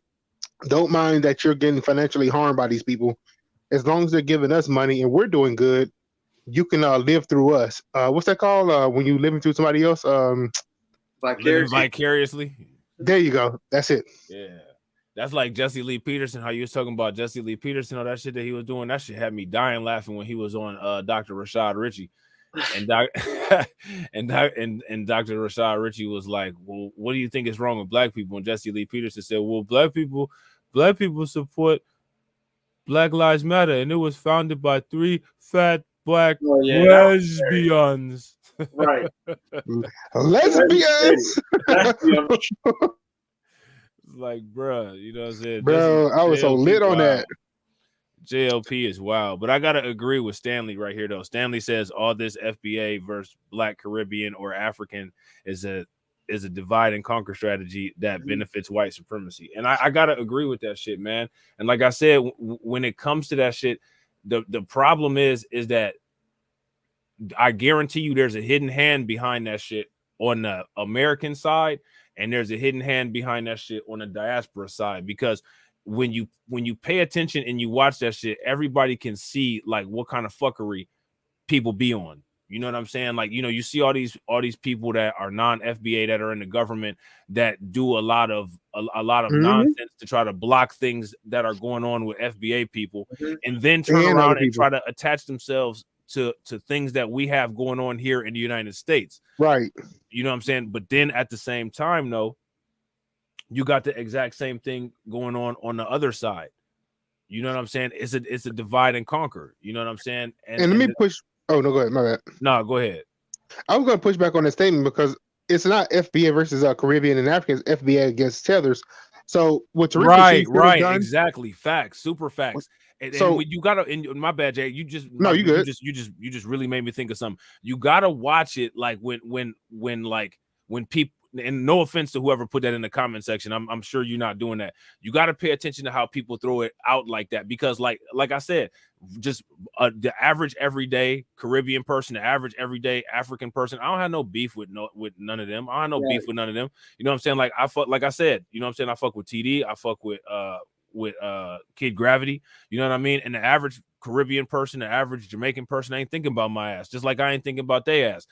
It's the people that are doing harmful shit that I have an issue with. It's the same thing like when people talk about criminals. I got an issue with criminals. I don't look at all black people as criminals the way politicians try to paint that picture. So if I hear the term criminal, I'm not thinking in terms of quote unquote black people. You know what I'm saying? I'm thinking in terms of actual criminals. I don't think in terms of all African people or all Caribbean people are problematic. I look at problematic African and Caribbean people the same way I look at problematic FBA people. Right. Because everybody Right. has a problematic sector of their society. I don't believe that like one particular group either doesn't have a problematic sector or has more or less of a problematic sector than the others. You know what I'm saying? Right. But go ahead, Jay. My bad. I didn't mean to. Oh no, cut I you was off. actually going to say no, because you're absolutely right. And one thing that I will criticize Tariq Nasheed about, I criticized him about a couple of things.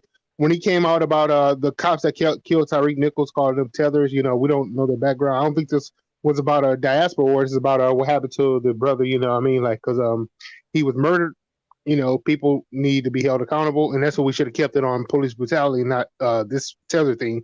Another thing I criticized Tariq Nasheed about, he never put a clear definition on his page or anything to lay out the definition. That way people could actually go over there and look at it and say, okay, this is what it is. It doesn't refer to all black people who's coming from foreign lands. It refers to a certain sector of black people. And what you were saying when it comes to sellout, a prime example of what you were saying is Kareem Jean-Pierre, who doesn't stand up for the Haitian people, but she's Haitian herself, who just utilized Emmett Till talking about, oh, we got a statue now, you know, Black Power. Fuck, I'm like, screw you, bitch. What do you what? And Corinne Jean-Pierre is Haitian, so I mean, I don't understand the significance of Emmett Till to Haitian culture. Yeah, and also remember, it was America who supported France getting reparations from Haiti. So when it comes to reparations, when black people were paying it to, you know, whoever, in this case it was France, America stood tall with France to get their reparations from the Haitian people for Haitian people liberation, even though, you know, they never got liberated, because as soon as France was done with them, America got involved with them, hitting them, destroying their farmlands. You know what I'm saying? Like, you know, not really treating them as a equal country, but treating them as a country that should be under their control, because they believe that they know what's best for the people in Haiti. And, you know, they got collaborators who were, you know, the president. Right. And I agree with Jay right here, because Jay said, man, they fake as a $4 bill. We don't have smoke for their ass. I can't run an office in Jamaica or Haiti cosplaying the natives while undermining them. Facts. And the thing is that we got to pay attention to, because see, here goes the thing, right? When it comes to the United States government looks for those particular kind of people. And because we don't have power to control the United States government, or we don't have enough influence to be able to block those kind of people out from getting into those positions, the United States government is able to supersede our sentiments, or they're able to supersede our influence and get those kind of people. Because once they get those particular kind of people, they're able to utilize those kind of people to, like Professor Black Truth says, derange the internal politics. The problem with this shit is that the United States government, and I want to ask you guys this question in the comment section. Do you all feel that the United States government utilizes quote unquote tethers in the same fashion that they utilize quote unquote coons, opportunists, and apologists? What do you guys think? What do you think? Absolutely. Yeah. No, absolutely. And Tariq Nasheed, you know, I was actually looking at the comment section. Somebody was like, yeah, they agree with me when on the Tyreek Nichols situation with Tariq Nasheed. Shouldn't have brought that up, the tether thing. But I forgot which one it was, but I think it was actually after the and I don't qualify these people as coons, because you were talking about this. I don't qualify these people as coons, but the news station, I think it was after the grocery store shooting, they went out and found some old black people who said that we should just forgive the shooter, and we need to seek for punishment. Okay, we can look for punishment, but why are they talking about forgiveness? And they went up to this old woman, this old nigga. She was sitting on her porch. They went up to her and she said, she was actually the cousin of one of the victims. And she said, yeah, we need to forgive him. And, hopefully the Lord will forgive him and, seek justice. And I'm like, what kind of shit is this? I said, this person killed your cousin and you're talking about forgiveness? That's the problem with I never saw it as a problem back when I was on my Roland Martin grind, when I was believing everything that he said was, right next to Jesus, you know what I'm saying? So back when I was watching, I was hooked on Roland Martin. Roland Martin was advertised to me, so I was a Roland Martin TYT supporter. I never believed that we shouldn't forgive people, but now I'm on this grind. I'm like, man, fuck forgiveness. What about justice? What about actually giving these people time? We can talk about forgiveness after you get your life sentence. Let's talk about that. I don't believe in forgiveness at all. I don't think that nothing should be forgiven. You know what I'm saying? What do you get drugged through the mud? Like they drag them through the mud to completion. Like everything bad that happened to them, and now they feel kind of remorseful, and they really got punished. How would you feel then? It don't matter. Oh, okay, straight up. Because it doesn't matter because even at the end of the day, the person that was the victim of whatever it is that individual did never saw whatever it was that was going to happen to them coming, and they didn't have a choice in the matter. You know what I'm saying? Right. And the thing is that you can easily say that you're sorry, but that doesn't mean that you're sorry. Right. So let's check this out. Let's move forward to what happened yesterday. I think it was either John or Torian Reigns. Was it John or Torian? One of them. They posted what happened over here near Houston. I'm in Houston right now. There's a suburb called there's a suburb over here, Pasadena or whatever, where 11-year-old girl was just deleted and R-worded by an 18-year-old illegal immigrant. I don't hear them talking about forgive and forget. Oh yeah, see now the only thing that's going to forget is if that had to do with me, people would forget that individual used to exist. Facts. You know what I'm saying? That's some shit you just. But you know, I'll say this: if it was a black person, if it was a black little girl, they'll have the relatives on there talking about, oh, we just need to forgive, we need to pray for him. Like what? No, like, you know what I'm saying? No, I don't believe in forgiveness at all, ever, about anything. You know what I'm saying? Even like people that if I'm wrong in a situation, right? Me personally, I never say I'm sorry. The only thing that I ever tell somebody is that this is what I did, and I'll do everything that I can to try to earn your trust back. Right. So it was John. Yeah, you're absolutely right. But it was John who posted that. Yeah. I mean, there's some things you can't earn trust from, man, and I think that's one of the scenarios. Right. Well, that's just again, that's one of the reasons why I said nah in that situation. No, absolutely not. You know what I'm saying? Right. You've destroyed a young life at a young age, and no, sorry, there's no coming back from that for you. What do you think about that? Compared, like, so you know, like the Tethers and the Coons that have went against the black community of any type. Do you think they deserve forgiveness if they were to come over? No. Okay. No. Okay. The only way that could possibly be a case if you've done that is if you have shown like a long-standing pattern of complete behavioral change. Yeah. And that's one of the reasons why, like, you know, when people say like, oh, you know, well, this person changed, I don't really care about what they did. Yeah. You know what I'm saying? I don't really need to care. I don't really care about, you know, what kind of changes somebody made. You know what I'm saying? Like, I care about what's been going on the longest. Right. What level of cooning would you say is unforgivable? Like obviously like somebody like Karine Jean-Pierre's level is unforgivable because she's got power and all that. But what about like regular surface street level dudes? Honestly, like, man, it's all problematic. You know what I'm saying? It's just hard to define. You know what I mean? It's so hard to define.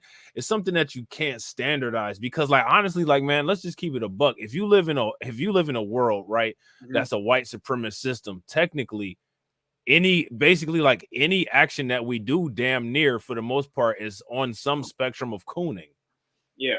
Because that's the way that the system is built. Literally, like, we damn near can't breathe without breathing life to sustain this kind of system that's going on here.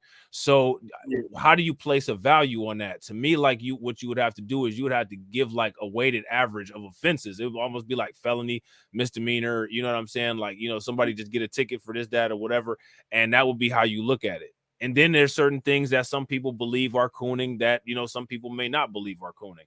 You know what I'm saying? Like, so then there's that. How do you standardize that? And then there's the shit where like cooning gets weaponized, or like how the word tether gets weaponized. Somebody do something crazy. Is this person a tether? I mean, you know what I'm saying? Like, I don't know. You know what I'm saying? Like, I just know they did some fuck shit that's not good for any of us. Right. I don't know their genealogy off the rip. You know what I'm saying? I just know that this is a person that need to be gotten up out of the paint. I ain't really thinking about all that right now. You know what I'm saying? Right. Like what I see is somebody that's espousing a bunch of nonsense and a bunch of bullshit that needs to get dealt with immediately. Then we can figure out the rest of the shit at some other time. You know what I mean? No, you're absolutely right. And I'm stumbling over my words over here. Brooklyn Queen is absolutely right. Forgiveness, nah, we got to check that out, man. I mean, we can't be the first subject of matter after something happens to us is forgiveness. Nah, we can't be doing that. But these news people, they'll find the first person. They'll get a little 5-year-old kid if they have to. Oh yeah, we should forgive and we should forget. Everybody should move on. The reason why they always let's do it like this. Why do you guys think that they always look for somebody to give forgiveness? Why do y'all think that they do that? What's the point of that?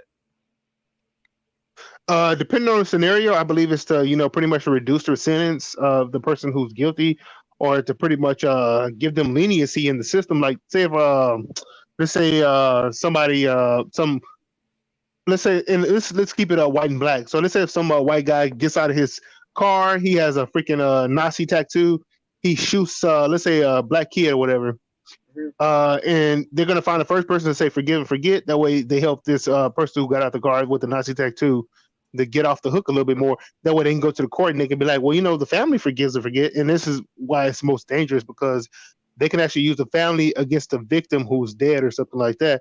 But the reason they use them is for the benefit of the person who is harming the other group or the other person.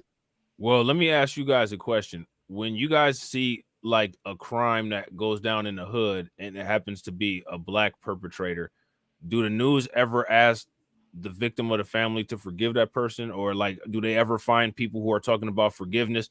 Like, say for instance, like there's a gang member and the gang member happened to be black, right? And a stray bullet that he shot hit a little girl and that girl happens to be black. Do they ever find black people or people in the hood to say how much they forgive that person that shot that stray bullet?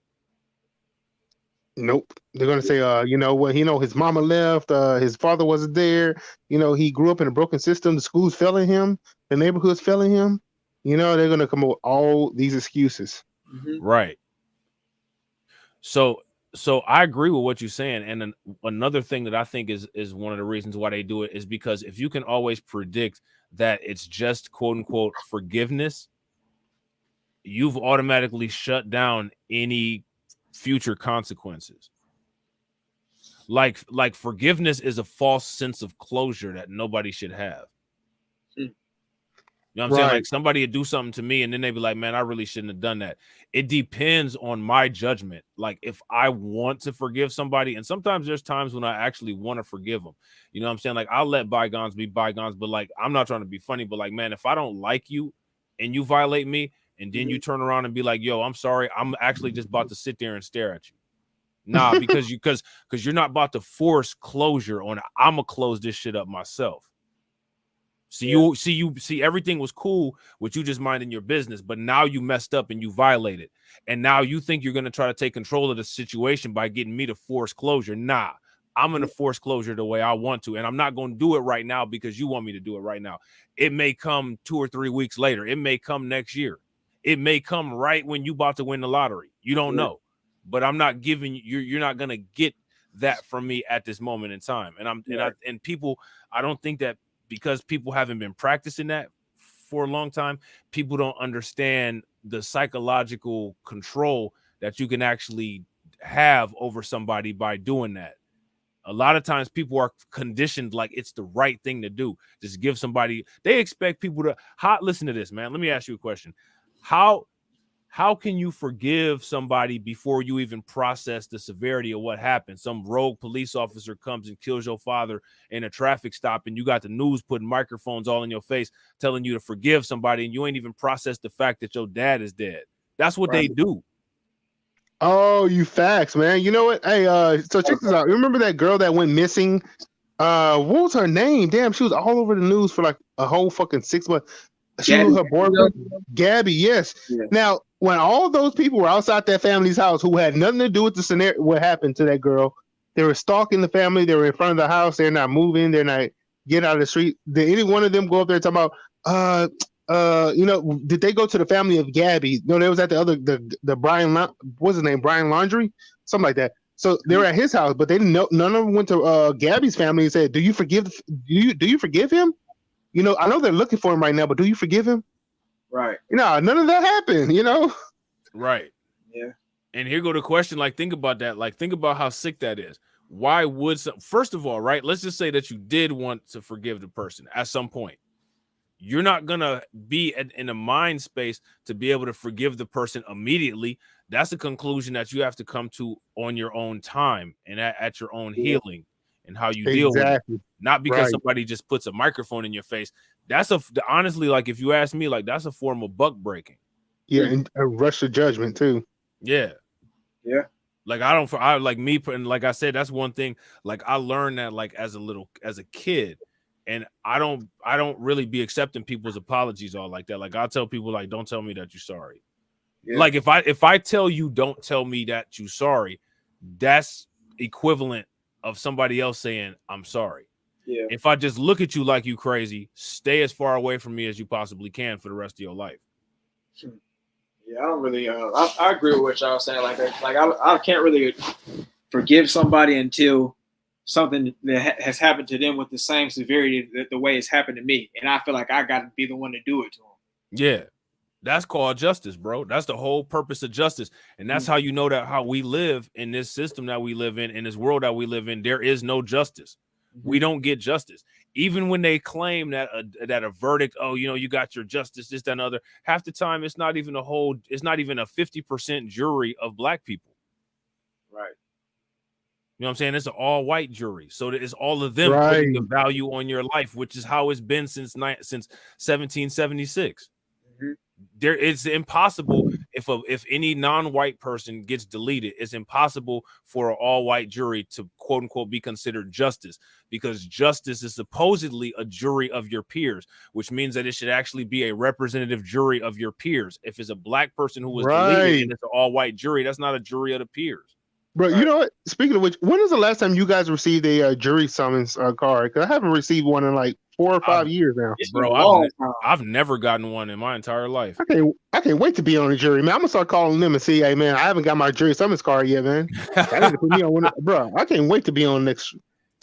Bro, I'm gonna be in there debating them. If I think the person's innocent, I'm gonna be in there debating them it's gonna be a trial that goes on for a whole year. Bro, you know the way a lot of these politicians are, you know what I'm saying? Like people like Ron DeSantis, if you simply don't go to work on Martin Luther King's Day, they'll call you all kind of liberals and Democrats, and you're a BLM lover, BLM supporter, BLM apologist. You're going to be biased. You're anti-white.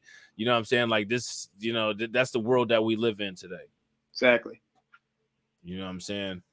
That's the world that we live in today. And the thing is that if you ask me, people need to learn that they need to pay a lot of attention to the environment that they live in and really learn to protect themselves and try to find as many like-minded people as you can and utilize them as resources and create as much resources as you can.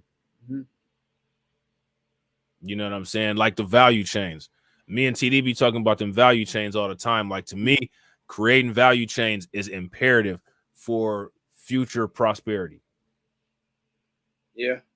That's one of the things that, like, like with this whole Reacts channel and all that, you know what I'm saying? That's one of the things that I'm trying to do with my YouTube channels. Any way that I can help anybody out, like how, you know what I'm saying, we got grind to that 1,000 subscribers today. That's what we need to be doing for each other, but not just on YouTube. Like, people need to be doing that shit in real life. Right. We lit. Yeah, you said we lit. But a lot of people don't do that shit though. Like, I was talking to my dude at work last night, and he was talking about how there are no black owned meat production factories. So, like, if the world, if shit hits the fan tomorrow, everybody's how you gonna get any meat? We're equipped to hunt. How are we gonna do that? Right. And it's set up that way on purpose. There's a reason why all of those assets are hoarded. Yeah, I feel like if we were to get a hold of something that actually does have some true power to it, they would definitely try to sabotage it or worse. And see that, and that's when you get the opportunity to justifiably make an example out of somebody. Yeah. Go ahead and try to sabotage it. You know what I'm Hey, saying? can I ask you a question? And then when I send you this bucket full of the ashes of the people that tried to sabotage it, don't think about doing it again. Right. Can I ask you a question? Because that's actually very significant what you said, because when you think about that, I think about the Tulsa race massacre, and what happened to all the black people who were murdered. Businesses, pretty much their business was destroyed, their homes were destroyed, and I think about the survivors, right? Yeah. So instead of the survivors, they're losing in court, they're not getting there. I think there was a statute of limitation, which is a bunch of nonsense. I would come out and say Joe Biden's Democratic judge. And I'll get the younger people in my family. I think they're all 100. So, they're 104 or so like that. Get the young people. Joe Biden's Democratic judge said F niggas in the Tulsa race. That's what the headline will be the next day. I wouldn't give a damn about no Joe Biden. Right. I'll say, hey, we're not going to get our compensation, but you're going to go over here and give Ukraine 21 point whatever million. And see, that's one of the reasons. Billion. And that's one of the reasons why that's one of the reasons why they make it so important for them to control the media narrative. Exactly like what you said, Jay. They create false priorities that are things that we don't care anything about. You guys remember those videos? A lot of people, shout out to Torian, he did one. Shout out to Professor Black Truth, he did one. TD Hip Hop Media did one, and I think Philip Scott did one too. He did those videos about how the Democrats are losing black male voter support. The white media wrote a bunch of nonsense in there that black male voters do not give a shit about as the priorities. These are things that the black the black voters don't care about. Oh, the economy and abortion and stuff. Like, ain't nobody thinking about that kind of shit. Hey, Rob, question though. Who are these white people talking to when it comes to black people? Are they talking to somebody like TD Media Hip Hop who has like 70,000 followers? Are they talking about somebody like Torian Rain who has like 60,000 followers? Or are they talking to somebody like Roland Martin who's a pretender who has fake subscriber count? What when you say the white media? What do you mean? Who like? Because when they write these articles and everything, who are they reaching out to talk to? You know what I'm saying? They're reaching out to the black representation, quote unquote. Right. Well, I don't know who they're reaching out. Me and TD talk every day. He ain't never told me about anybody trying to reach out to him. I think it's the Roland Martin audience. Right. And you would think that and I think that I think it's kind of like I like TD, man, but you would think that with the noise that TD Media what he makes and all that stuff, with him having interviews with like local council members and all that stuff, people who are running for office, that somebody would have wrote an article about him about now. I think they avoid people like him because they don't want to bring any attention to him, whether it's negative or positive, because if you bring some attention to somebody like that, then people will go over to his channel and see what he's talking about, Yeah, absolutely. I mean, that right there is like literally right out of Neely Fuller Jr. And that's actually a part of, deranging people's internal politics, because what they're doing is they're taking legitimate voices. You know what I'm saying? Like, I mean, like, look at all of them guys. Look at how much influence and pull Tariq Nasheed has. Look at how many views Professor Black Truth gets. Look at how many views Philip Scott gets on his channels. TD, you know what I'm saying? Torian, all these people, Afro Elite, even he gets really good views on all of his content. You know what I'm saying? Black Alpha Network, all of these people, man, the whole entirety of all of everybody that's considered the new black media. You know what I'm saying? All does, phenomenal work. You know what I'm saying? And the mainstream media ignores it. And the reason why they ignore it is because if they put any attention on it, spark any interest in it, more interest than that's already in it, they're going to be cannibalizing on themselves, because all of the black people that used to listen to them and look to them for their information, now they're going to know where the real information is at, and they'll be more inclined to get legitimate information from, legitimate sources, instead of getting it from where white people want to feed convenient narratives to you to continue to derange internal politics and have you voting or doing whatever else against your own interest. That's the sole purpose. Right. And you tell me like some broad like just Pearly thing, she gets invited to these TV shows where she looked stupid, talking about women shouldn't vote, that women should listen to men. I mean, it's some of the dumbest arguments I ever heard, but she gets invited on there. And even that kid who made a viral video where he ran into somebody's house, he got invited onto a TV show. Yeah. He did one event that got him invited onto a TV show with Piers Morgan. But you got these people who has long-standing records who don't get invited to no TV shows. But here goes the thing. The purpose of Piers Morgan isn't to bring any attention to TD Hip Hop Media. The purpose of a Piers Morgan, the purpose of a white media is not to bring attention to intelligent black people. The purpose of the white media is to gaslight white people and to confuse black people. That is the only purpose of the white media. So if TD Hip Hop Media or Tariq Nasheed or Professor Black Truth or TBA or Torian Rain or anybody brings any kind of content that will be healthy information to help black people with the current situations that we face, those are going to be the people that get ignored the most, or they're going to get criticized falsely the most. The purpose of that media is not to do anything helpful for us. So anything that we see coming from that media, we should automatically be doing the opposite of it. We got to understand that if we want something like the Pierce Morgan phenomenon, we got to cultivate our own Pierce Morgan, and we got to platform that Pierce Morgan individual to where that individual has a broadcast, or that individual has a show, or that individual has a station or an appeal that rivals Pierce Morgan, and we can bring whoever we need to that show. But a Pierce Morgan is never going to bring a TD Hip Hop Media on. A Pierce Morgan is never going to bring anybody on who's going to shatter any mainstream media narrative that the media has been in business for hundreds of years to try to build and gaslight white people with. They're never going to do it. Do you know how you would go about getting like a channel? I guess that would you would have to really, I guess, play a part to get on there, to get a broadcast, I guess, on the actual TV. See, and that right there, that's one of the problems, because if I'm not mistaken, you have to get like a bandwidth license or something like that from the FCC, from the Federal Communications Commission, right? Right. So now this is the problem that you run into. People will sit there and say that we don't build, we don't do this, we don't do that, right? But the problem is who is it that runs the Federal Communication Commission? Right. It's the same group of people. Yeah. Facts. So then you can have it's the same way that you can have a business plan, you can have A1 credit. The same group of people will say, we're not giving you any money. This is one of the reasons why we got to do stuff completely independent from any of these people, where it can't be touched. Straight value chain work. It ain't no applications to get a job. You know what I'm saying? Like if you know somebody, I know a guy that knows a guy. Yeah. That's street shit. Right.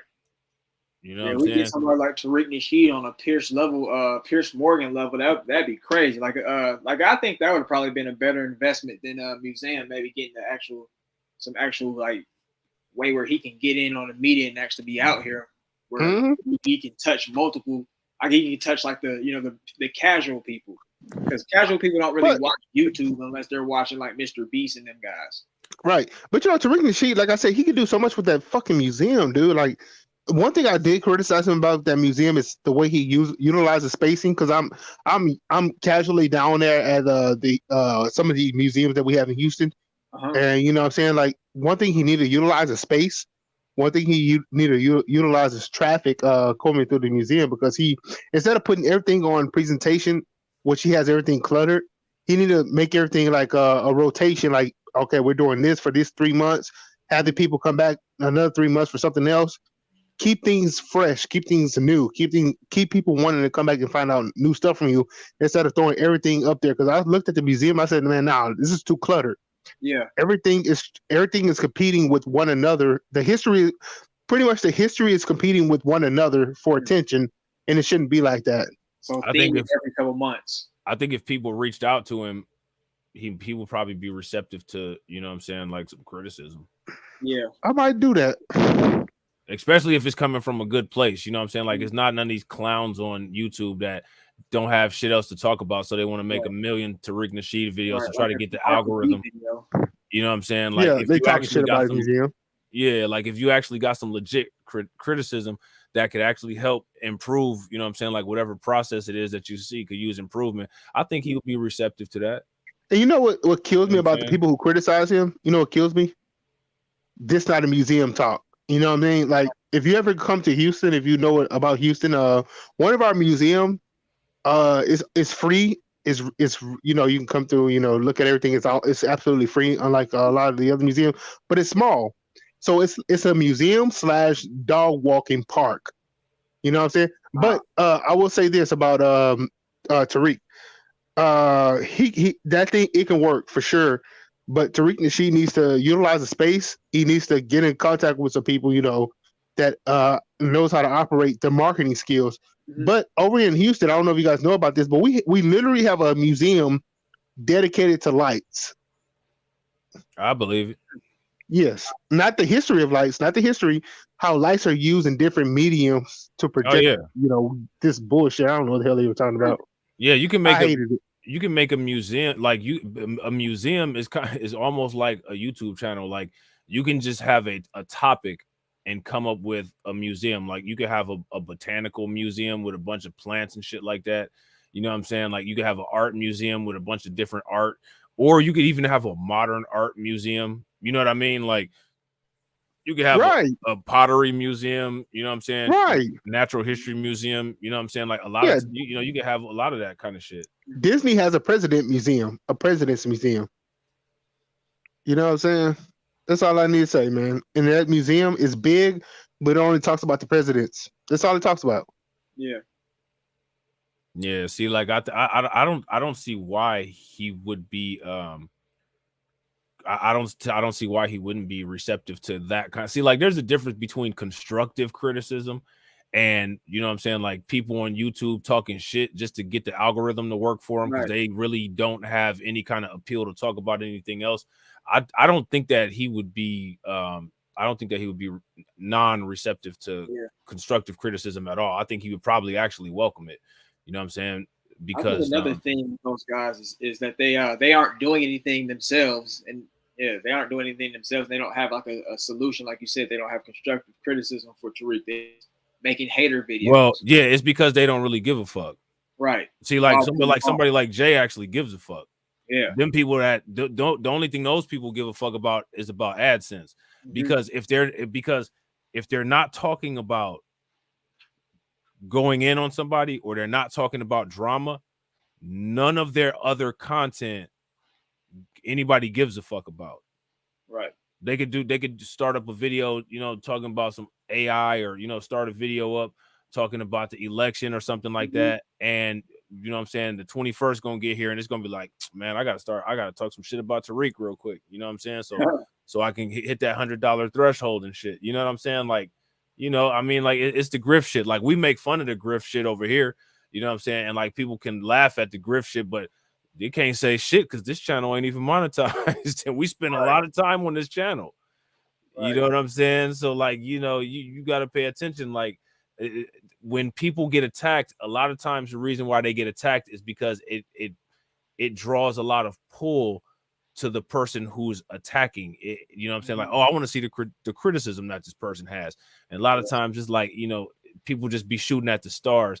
And then when they finally get something that sticks, they'll stay on that thing that sticks. Because that's how the algorithm works. You know what I'm saying? Like, I'm gonna make a video about Jay. I'm gonna make a video about Blacklight. I'm gonna make a video about Grind. Okay, this video I made about Grind got 500,000 views. I'm gonna make another video about Grind. I'm gonna make another one. I'm gonna keep making them. You know what I'm saying? Like that's how that shit works. Yeah. Them people are like, why would I make a video about Grind? Like, I'm gonna make a video about Grind just because. Why? Because like I don't like how this nigga does bicep curls. I don't like his right hook. You know what I'm saying? Like, don't listen to Grind and Motivate now, because if you listen to Grind and Motivate, you know what I'm saying, you're gonna get hit all upside your head if you're trying to learn how to like that shit's corny. Right. You know what I mean? Man. Like that shit's corny. Like it really is. Like, but the reason why people do that is because they deep in their soul know that unless they're putting on a clown show, that's the only thing that they have to offer. What do you think stops guys that are in position, like a guy like Tyler Perry? What do you think stops him from doing right by us on because I think, didn't he acquire BET? No, he didn't. I think the deal fell through. I think the deal fell through. Didn't Paramount end up buying BET or something like that? I forgot what it was, but it did fall through.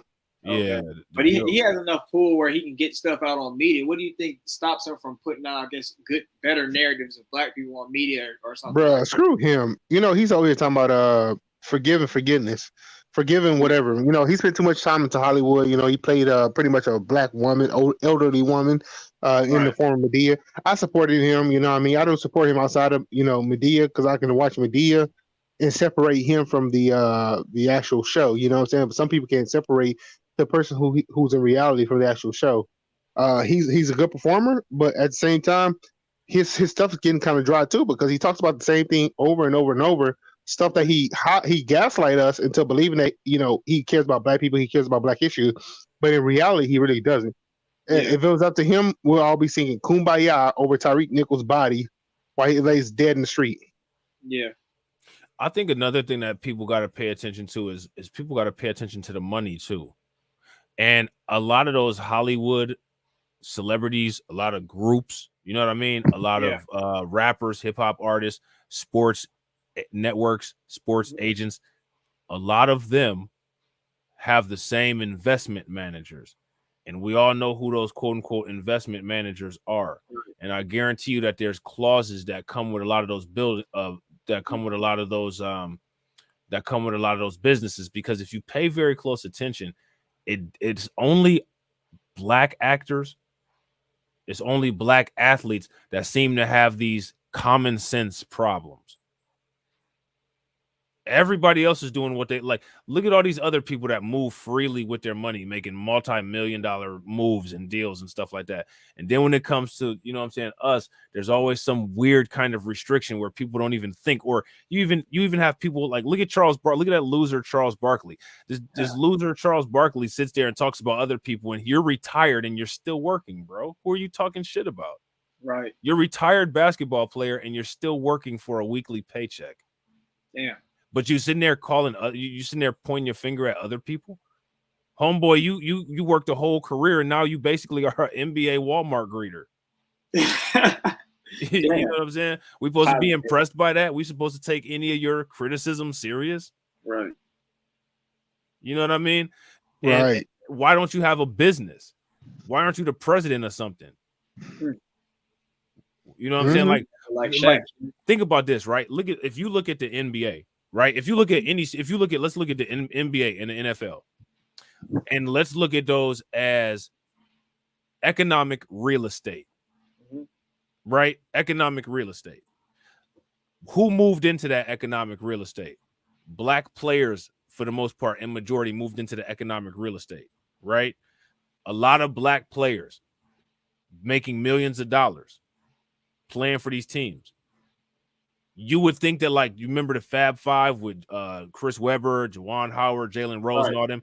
You would have thought that as close as those dudes were together, once they retired together, they will pool their money together and buy an NBA team. If you ask me, I feel that any other group of people, if they had a majority of people participating in sports, that group of people would be running sports. They would be buying up teams. They would be managers and general managers. And we got to get down and do the investigation on our own, since it seems like nobody's going to say anything about why it is that these people either don't do this or they don't take an interest in doing it. Right. Because I guarantee you, if there was a majority of Asian people in basketball, they would be buying up NBA teams together, all of their friends. White people go to school together, you know what I'm saying, graduate and buy up businesses, and they're not even in sports. These dudes have played for seasons and seasons, got rapport, you know what I'm saying, they friends, you know what I'm saying, they hung out together, and y'all don't think to buy a team together or get a majority. You ain't even got to buy the whole team. You can get a majority interest. Why are you not doing that? Right, facts, man. Sit at the table. I agree. Yeah, and I was gonna say that I was thinking that black people were being threatened behind the scenes, which they might be being threatened, but yeah, they might. The thing or excluded. And other people getting together and buying land or buying a significant business that would help them, help them kind of be needed. There's no issue there. So now here goes my question: if somebody threatened both of y'all, what would y'all do? I'm definitely not gonna. I'm gonna go to war with them probably. Right. So why they not? It depends on the level of threat, man. What exactly are they threatening? You know what I'm saying? But it depends on what equipment you have to go to war with them with, man. Because if I know I'm going to lose the war and it's going to cost me, a lot, I don't think I'm gonna go to war. See, my thing is, you never know if you're gonna lose the war or not. Yeah, you only can project. You know what I'm saying? Everything's on projection. You know what I mean? Ukraine thought they were going to win the war, and they're down to 150,000 soldiers. Russia has what, over 400,000? Damn. Nah. And they took over territory. I mean, you know what I'm saying? We can give them as much money as you want to give them, but you know, the war is over. You know what I mean? Right. You lost. Right. No, I agree. I agree 100%. Oh, And I was see, going to say this. Yao Ming tried to buy into a team in America. They wouldn't let him in, so he went to China and brought a team. He owns the team. You know what I'm saying? So, you know. So now that's interesting, right? Because I think that people need to examine why was it that Yao Ming wasn't allowed to buy a team, and then how does that work as far as like, it's interesting how you have this whole antitrust legislation, but there's no blockout protection that protects people from being locked out and blocked out of certain industries. Because if Yao Ming had the money, he should have been allowed to buy a team. Right. And yeah, now he's gonna be a part ownership. Yeah. So I mean, like, why wouldn't he be able to buy a team? Nobody checks that, and you know the reason why nobody checks that. Nobody asks anything about it. You know why? Yeah. Because Right. why wouldn't you? Because when you're dealing with a group of people that can't be questioned, you can't question them. So that's why you can't ask any questions. That's why nobody asking no question. It just goes without saying, these particular individuals are supposed to be rich and have everything. And if you say anything about that or you say anything against it, you're anti this and anti that. People got to stop worrying about, people got to start setting up a generation of where they stop worrying about the censorship, stop worrying about the consequences of that kind of stuff, and start building from day one to create padding and protection from the kind of consequences that these kind of people can install, and the ability to install your own consequences, because nobody should be locked out and blocked out of any kind of business. If we live in a capitalist system like they claim that we actually live in, everything should be competition and quality based, and it's not. What it's based off of is a loose network of good old boys, you know what I'm saying, and a cash cow group of people that's constantly locked out at the bottom, and we can't have any resources, and the public justifies us being locked out at the bottom in order to continue to perpetuate this system. That's the reason why they run all of these narratives on us. The reason why they run all these narratives on us is to put it in people's mind state that there's supposed to be a group of people at the bottom. There's supposed to be a group of people. That's the reason why anything in society is messed up. But without this group of people, see, because as long as we don't have assets, they always have a guaranteed consumer base. Always.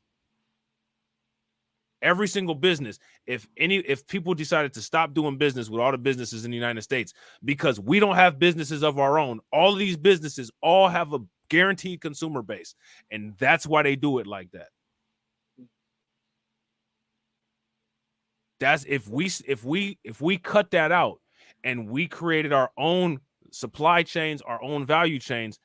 Now the United States is not going to have a guaranteed consumer base, and without a guaranteed consumer base, a lot of this system up in here can implode, and they don't want it to implode. Right. It's already going to implode from outside factors, like with BRICS. You know what I'm saying, and you know, global economy changes and different things like that. But if it implodes from the inside, if people start to wake up and understand exactly when people say their quote unquote position in our society, it's our position in society to be on the bottom. We're supposed to be on the bottom. Half the time people listen to a YouTube video and say that shit and don't even understand what the significance of that means. If you're at the bottom, you're the most important part of the structure.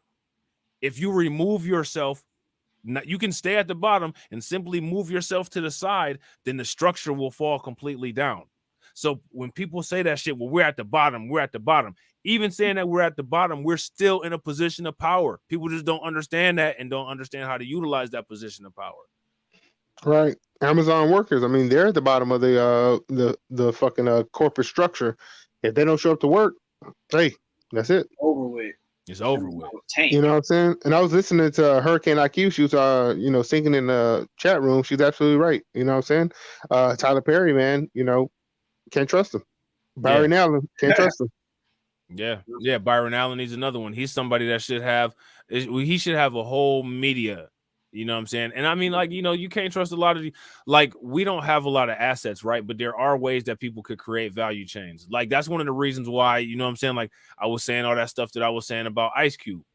Ice Cube may not own a media company, but he could provide value by legitimizing a lot of the new black media if he would actually do interviews and podcasts with some of the people from the new black media. You know what I'm saying? He would bring more eyes to it. More people will watch it. Like, he may not think that it's something important, but the extra 40 or 50,000 subscribers that a TD or that Torian could get would be priceless from him doing that. Right. But instead, this motherfucker wants to go and sit down and talk to stupid ass Logan and Paul, Full Right. Circle podcast, and Big Nose Bill Mayer. What the hell did they do? What the hell did they do besides talk shit about black people? Right. But I'm sure he has a team around him that pretty much presents that to him. You know what I'm saying? I don't think he picks it himself. I mean, he might, but But at the end of the day, though, there's nothing stopping you. All it is clicking a link on your phone. That's true as well. Yeah, it's nothing. You know what I'm saying? Like, that's it. That's all you got to do. And the thing is that he, like, that kind of individual brings so much value. You could do as many viral videos as you want to in the world. Your video could get as much traction as you want to. You can make as many fresh and fit Griff videos as you want to. You can make as many, you know what I'm saying, anti-Tariq Nasheed videos as you want to. And you still are not going to get as many views on a video that you would get if Ice Cube just gave you 5 minutes of his time. Right. But instead, 5 minutes of his time is more valuable, and it's more worth it for him to give 5 minutes of his time to Bill Mayer. Is more valuable for him to give 5 minutes of his time to Tucker Carlson. You know what I'm saying? Crazy. I mean, I'm not trying to be funny, but like, when people do shit like that, they need to wear it. Yeah, that was sorry. I didn't think about that. He's doing the little contract for Black America, but you doing a little small, lame stuff like that. Yeah. You know what I'm saying? Contract with Black America with side deals with white supremacy. Like, okay. Right. What's the name of those people that bought all that land? Y'all know those black people that bought all that land? Where at? Who? The family that was getting terrorized. You know what I mean? Oh, you talking about in Colorado? I don't know. I just know it was a group of black people. They brought like 100 acres or something like that. I don't know what happened. Oh, that was in Georgia, right? Oh, in Atlanta. Yeah. Oh, okay. That was here. Okay. Yeah, I think so. And white people were crying about it, talking about this is the new segregation. Like, nah, it's not the new segregation. It's just some black people buying some land around some other black people. Like, what? Like, literally nobody said it's the new segregation when white people do their white flight shit. Right. And they've literally been doing that. They've destroyed entire regional economies doing that. But you know what kills me, man? Like just how the structure's set right now as we live today. How people can come from the suburbs into the cities, work those jobs, go back to the suburbs, take the money to the suburbs, while the city is left, starving. What about all the businesses in the city? What about all the businesses in the city? That tax money, where does it go? Like, if you have a Chase business, if you have like all these banks, if you have a world headquarters this, world headquarters that, all of that in downtown, how is it that 2 blocks up the street you got the worst schools in the neighborhood? That's my issue with education, because it's like these black people they're paying taxes too. It's not like we're just not paying taxes at all, but it seems like the neighborhoods don't change for the better. And then suddenly when the white people get there, you're resurfacing the track, you're making the basketball courts nice and clean and sparkling. Mm-hmm. You got a restaurant here, you've got 2-3 stores. They got a choice of stores now. It's not like how it was back when you lived there, where there's no stores for miles. Right. And that's for a reason too. That's what I don't like about you. I think that's a legit thing to complain about, gripe to have that black people have that white people have. But and this is why they put these money behind the dumbass politicians who are black. And you have these common sense politicians who are white, and they'll actually be able to, pretty much get what their people need, while we have these dumbass politicians, black politicians, who aren't fighting for anything but their own personal pocketbooks. But that being said, you actually said something that was very important. Damn, I kind of stepped up and forgot what you're saying. Damn, what did you? Somebody just said something that was very important. I was going to get onto that. But they're taking money and resources, so they're going to, from the city, go to the fucking including the banks too, by the way. That's what I wanted to get on. They take money from the city, go to the suburbs, buy a car in the suburbs from a car dealership in the suburbs. But when it comes to the banks, Jamal Green, who ran for mayor in Chicago, who I believe our brother Afro Elite, he knows him, and he's for the Green Party and all that stuff. Yeah. he was banned from all the Chase Banks. I don't know if you guys know this, but he's been banned because he protested at not one but two, or it was 2 or 3 Chase Banks, because he said, you guys are taking money from the city. You're not giving black people the same loans you're giving white people, even with the same credit score and all that stuff. He's banned from Chase Bank. He's like not allowed at any Chase Banks now. Wow. So that's the new thing. We're just gonna ban people from Chase. You know what I'm saying? Yeah, he ran up on Lori Lightfoot when she was in office. When she was having a little, she was trying to put on her little black power and come to a black neighborhood and have a fucking, what do you call when the press comes and they doing this little, look at the neighborhood and stuff like that. Well, anyway, he ran up on her and security got his ass. That's hilarious. Security got his ass, bro. He thought he was gonna just Lori Lightfoot. Yeah, he thought he was gonna walk up there yelling at her, bro. They got his ass, took him out of there. Man, that's in his own neighborhood. But yo, check out this, right? Though, like what you was talking about, right? The economic effects of making money inside the area and then moving the money outside of the area and minimal reinvestment being put in. The way that the inner city looks, right? The way that the inner city looks is the exact representation of how black people are in the United States. And the reason why is because the exact same shit that happens to the inner city is literally the exact same shit that happens to black people. Right. And inner city is the most profitable place. Of course in it is. any fucking state. So how is it not the richest place in every fucking state? Anywhere where there's black people are at, it's always the most profitable, but the people that create the value are they always have the least wealth. And people are so conditioned to just, you're supposed to be distracted by all this other stuff, God, and you know what I'm saying, just, all this other stuff, and you're not supposed to be thinking about your own self-worth. Silly ass shit like, well, it could be better. Nah, what you need to be thinking about is, what is my value, and am I getting my value? Right. You know what I'm saying? And a lot of people are programmed to downplay their value. Like that Blindside story, I sent Torian Rain a video that this lawyer on YouTube did, where she was basically breaking down that Blindside story. I mean, that conservatorship, I'm not trying to be funny, man. That shit is a cultural practice, bro. That's the same thing that's been going on ever since it's the same thing that went on in the United States. Here, I guess what? We landed at this land and we'll make a deal with you. We'll give you this tiny ass piece and we'll keep the whole country. Like, nah, people got to start learning, man, I'm going to stand my ground. Right. I'm not trading anything. I'm not selling anything. And that's one of the reasons why I'm so kind of iffy about interviews and stuff like that. You know what I'm saying? Like, I want to be, if I ever get any kind of notoriety from any of the content that I make on social media, I want to get the notoriety from the content that I produced with the value that I bring to whatever it is, that I made. I don't want to, one of these days have 100,000 subscribers because I had XYZ person on my stream or something like that. Like, I don't really care about them being on there. I want people to see value in what I have. I want all the value associated with anything I do completely associated to me. I agree with that. Just like that's kind of why I didn't start off reacting to videos when I first started my channel, because I wanted to be like what I created, and that's why I like throwing skits in there, because it's like that's kind of what I created. But then, that's kind of the name of the game, unfortunately. Yeah. When you are doing YouTube, you got to react to this person, to react to that person. But I do eventually want it to be to a point where people are talking about what we said on this panel.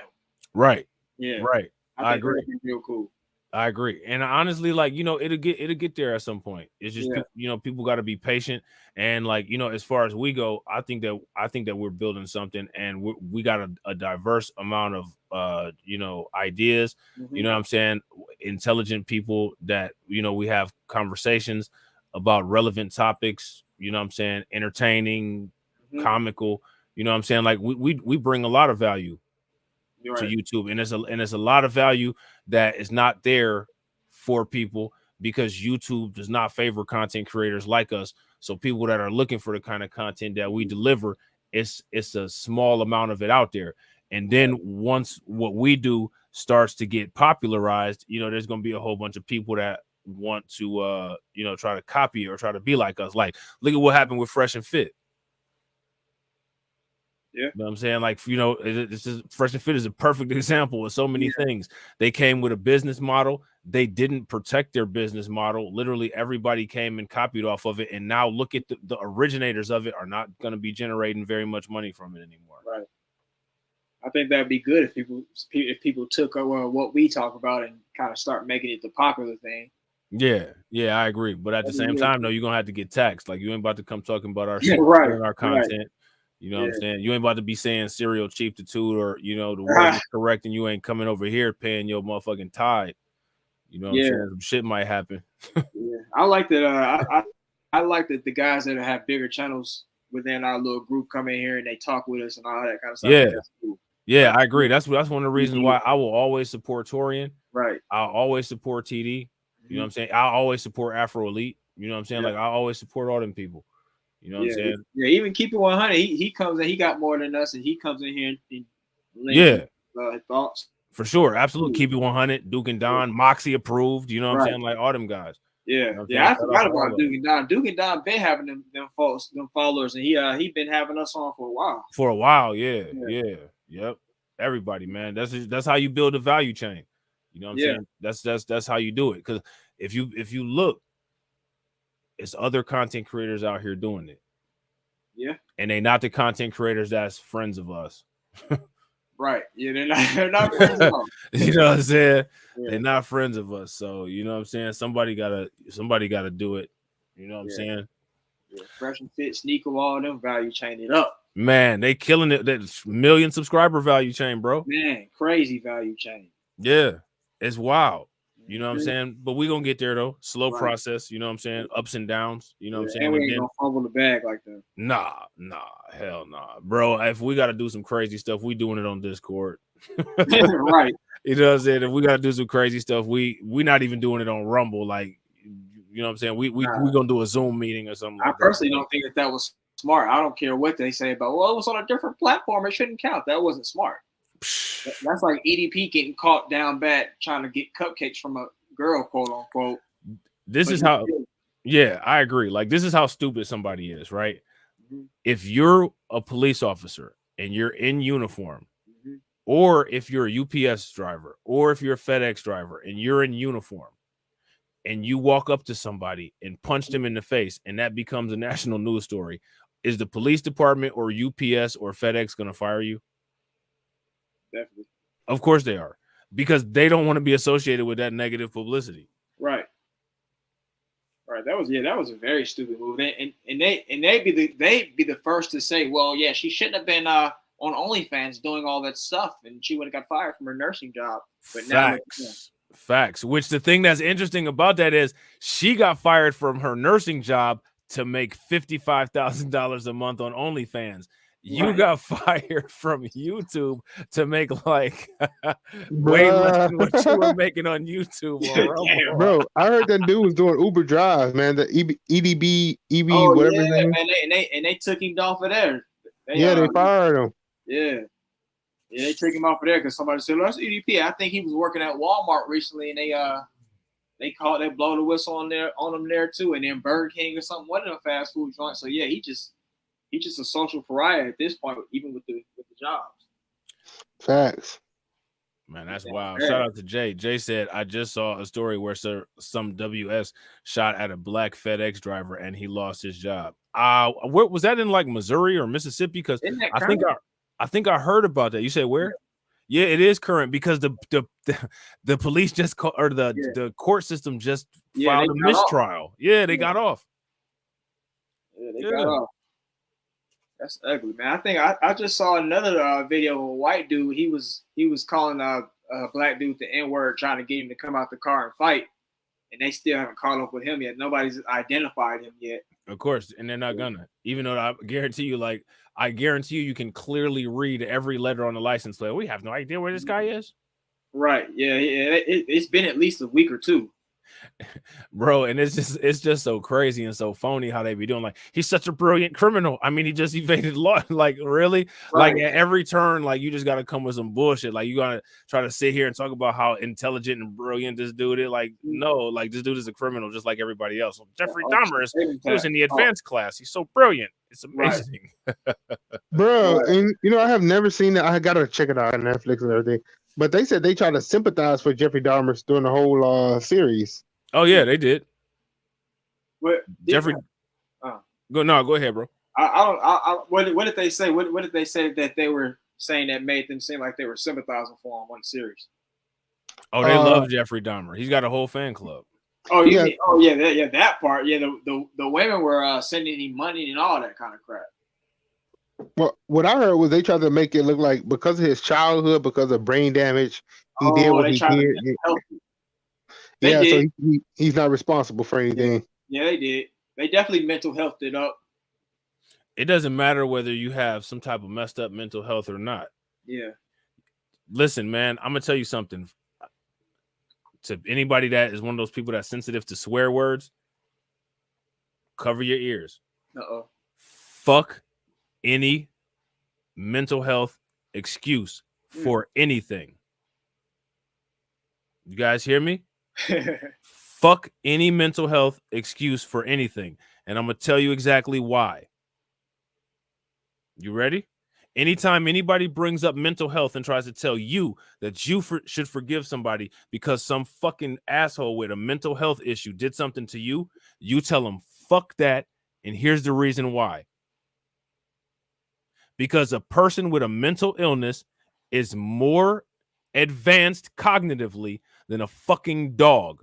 But if a fucking dog attacks you in the street, they're going to put that dog down. Right.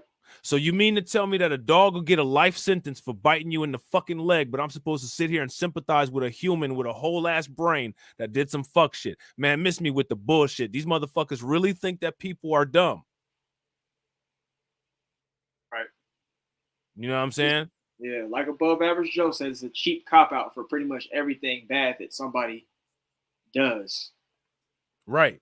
But so now here's my question. Why should a dog that actually for real, a dog actually doesn't know better because it's a damn dog, get a life sentence for biting somebody, but a human who actually does know better should not get punished because of a quote unquote mental health disorder? Make it make sense. Yeah. So there's literally no argument that can trump that argument. So anytime anybody tells you that, you just hit them with that and then just stare at them with the frog face, like how Abba was staring at Fresh and Fit. Right. You just stare at them with the frog face, like, you know, because seriously, and I'm not trying to be funny, but you know what I'm saying? Like, you know, they may not be able to rationalize with you, but they'll definitely be able to rationalize with some shit involving a dog. So make sure you bring that up. All right. Yeah. That'll get them right. That's that lead attorney type Jedi mind tricking. That's that lead, right? That's that lead attorney style trick. You know what I'm saying?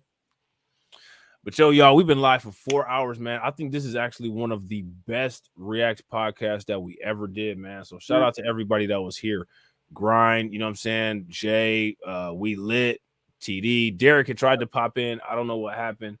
Shout out to everybody in the comment section for getting We Lit to 1,000 subscribers, man. That's awesome. You know what I'm saying? Right. We just got to run the numbers up on the video so you can get that monetized. Help us get to 1,000 subscribers. If you guys are not subscribed to Reacts, make sure you guys subscribe.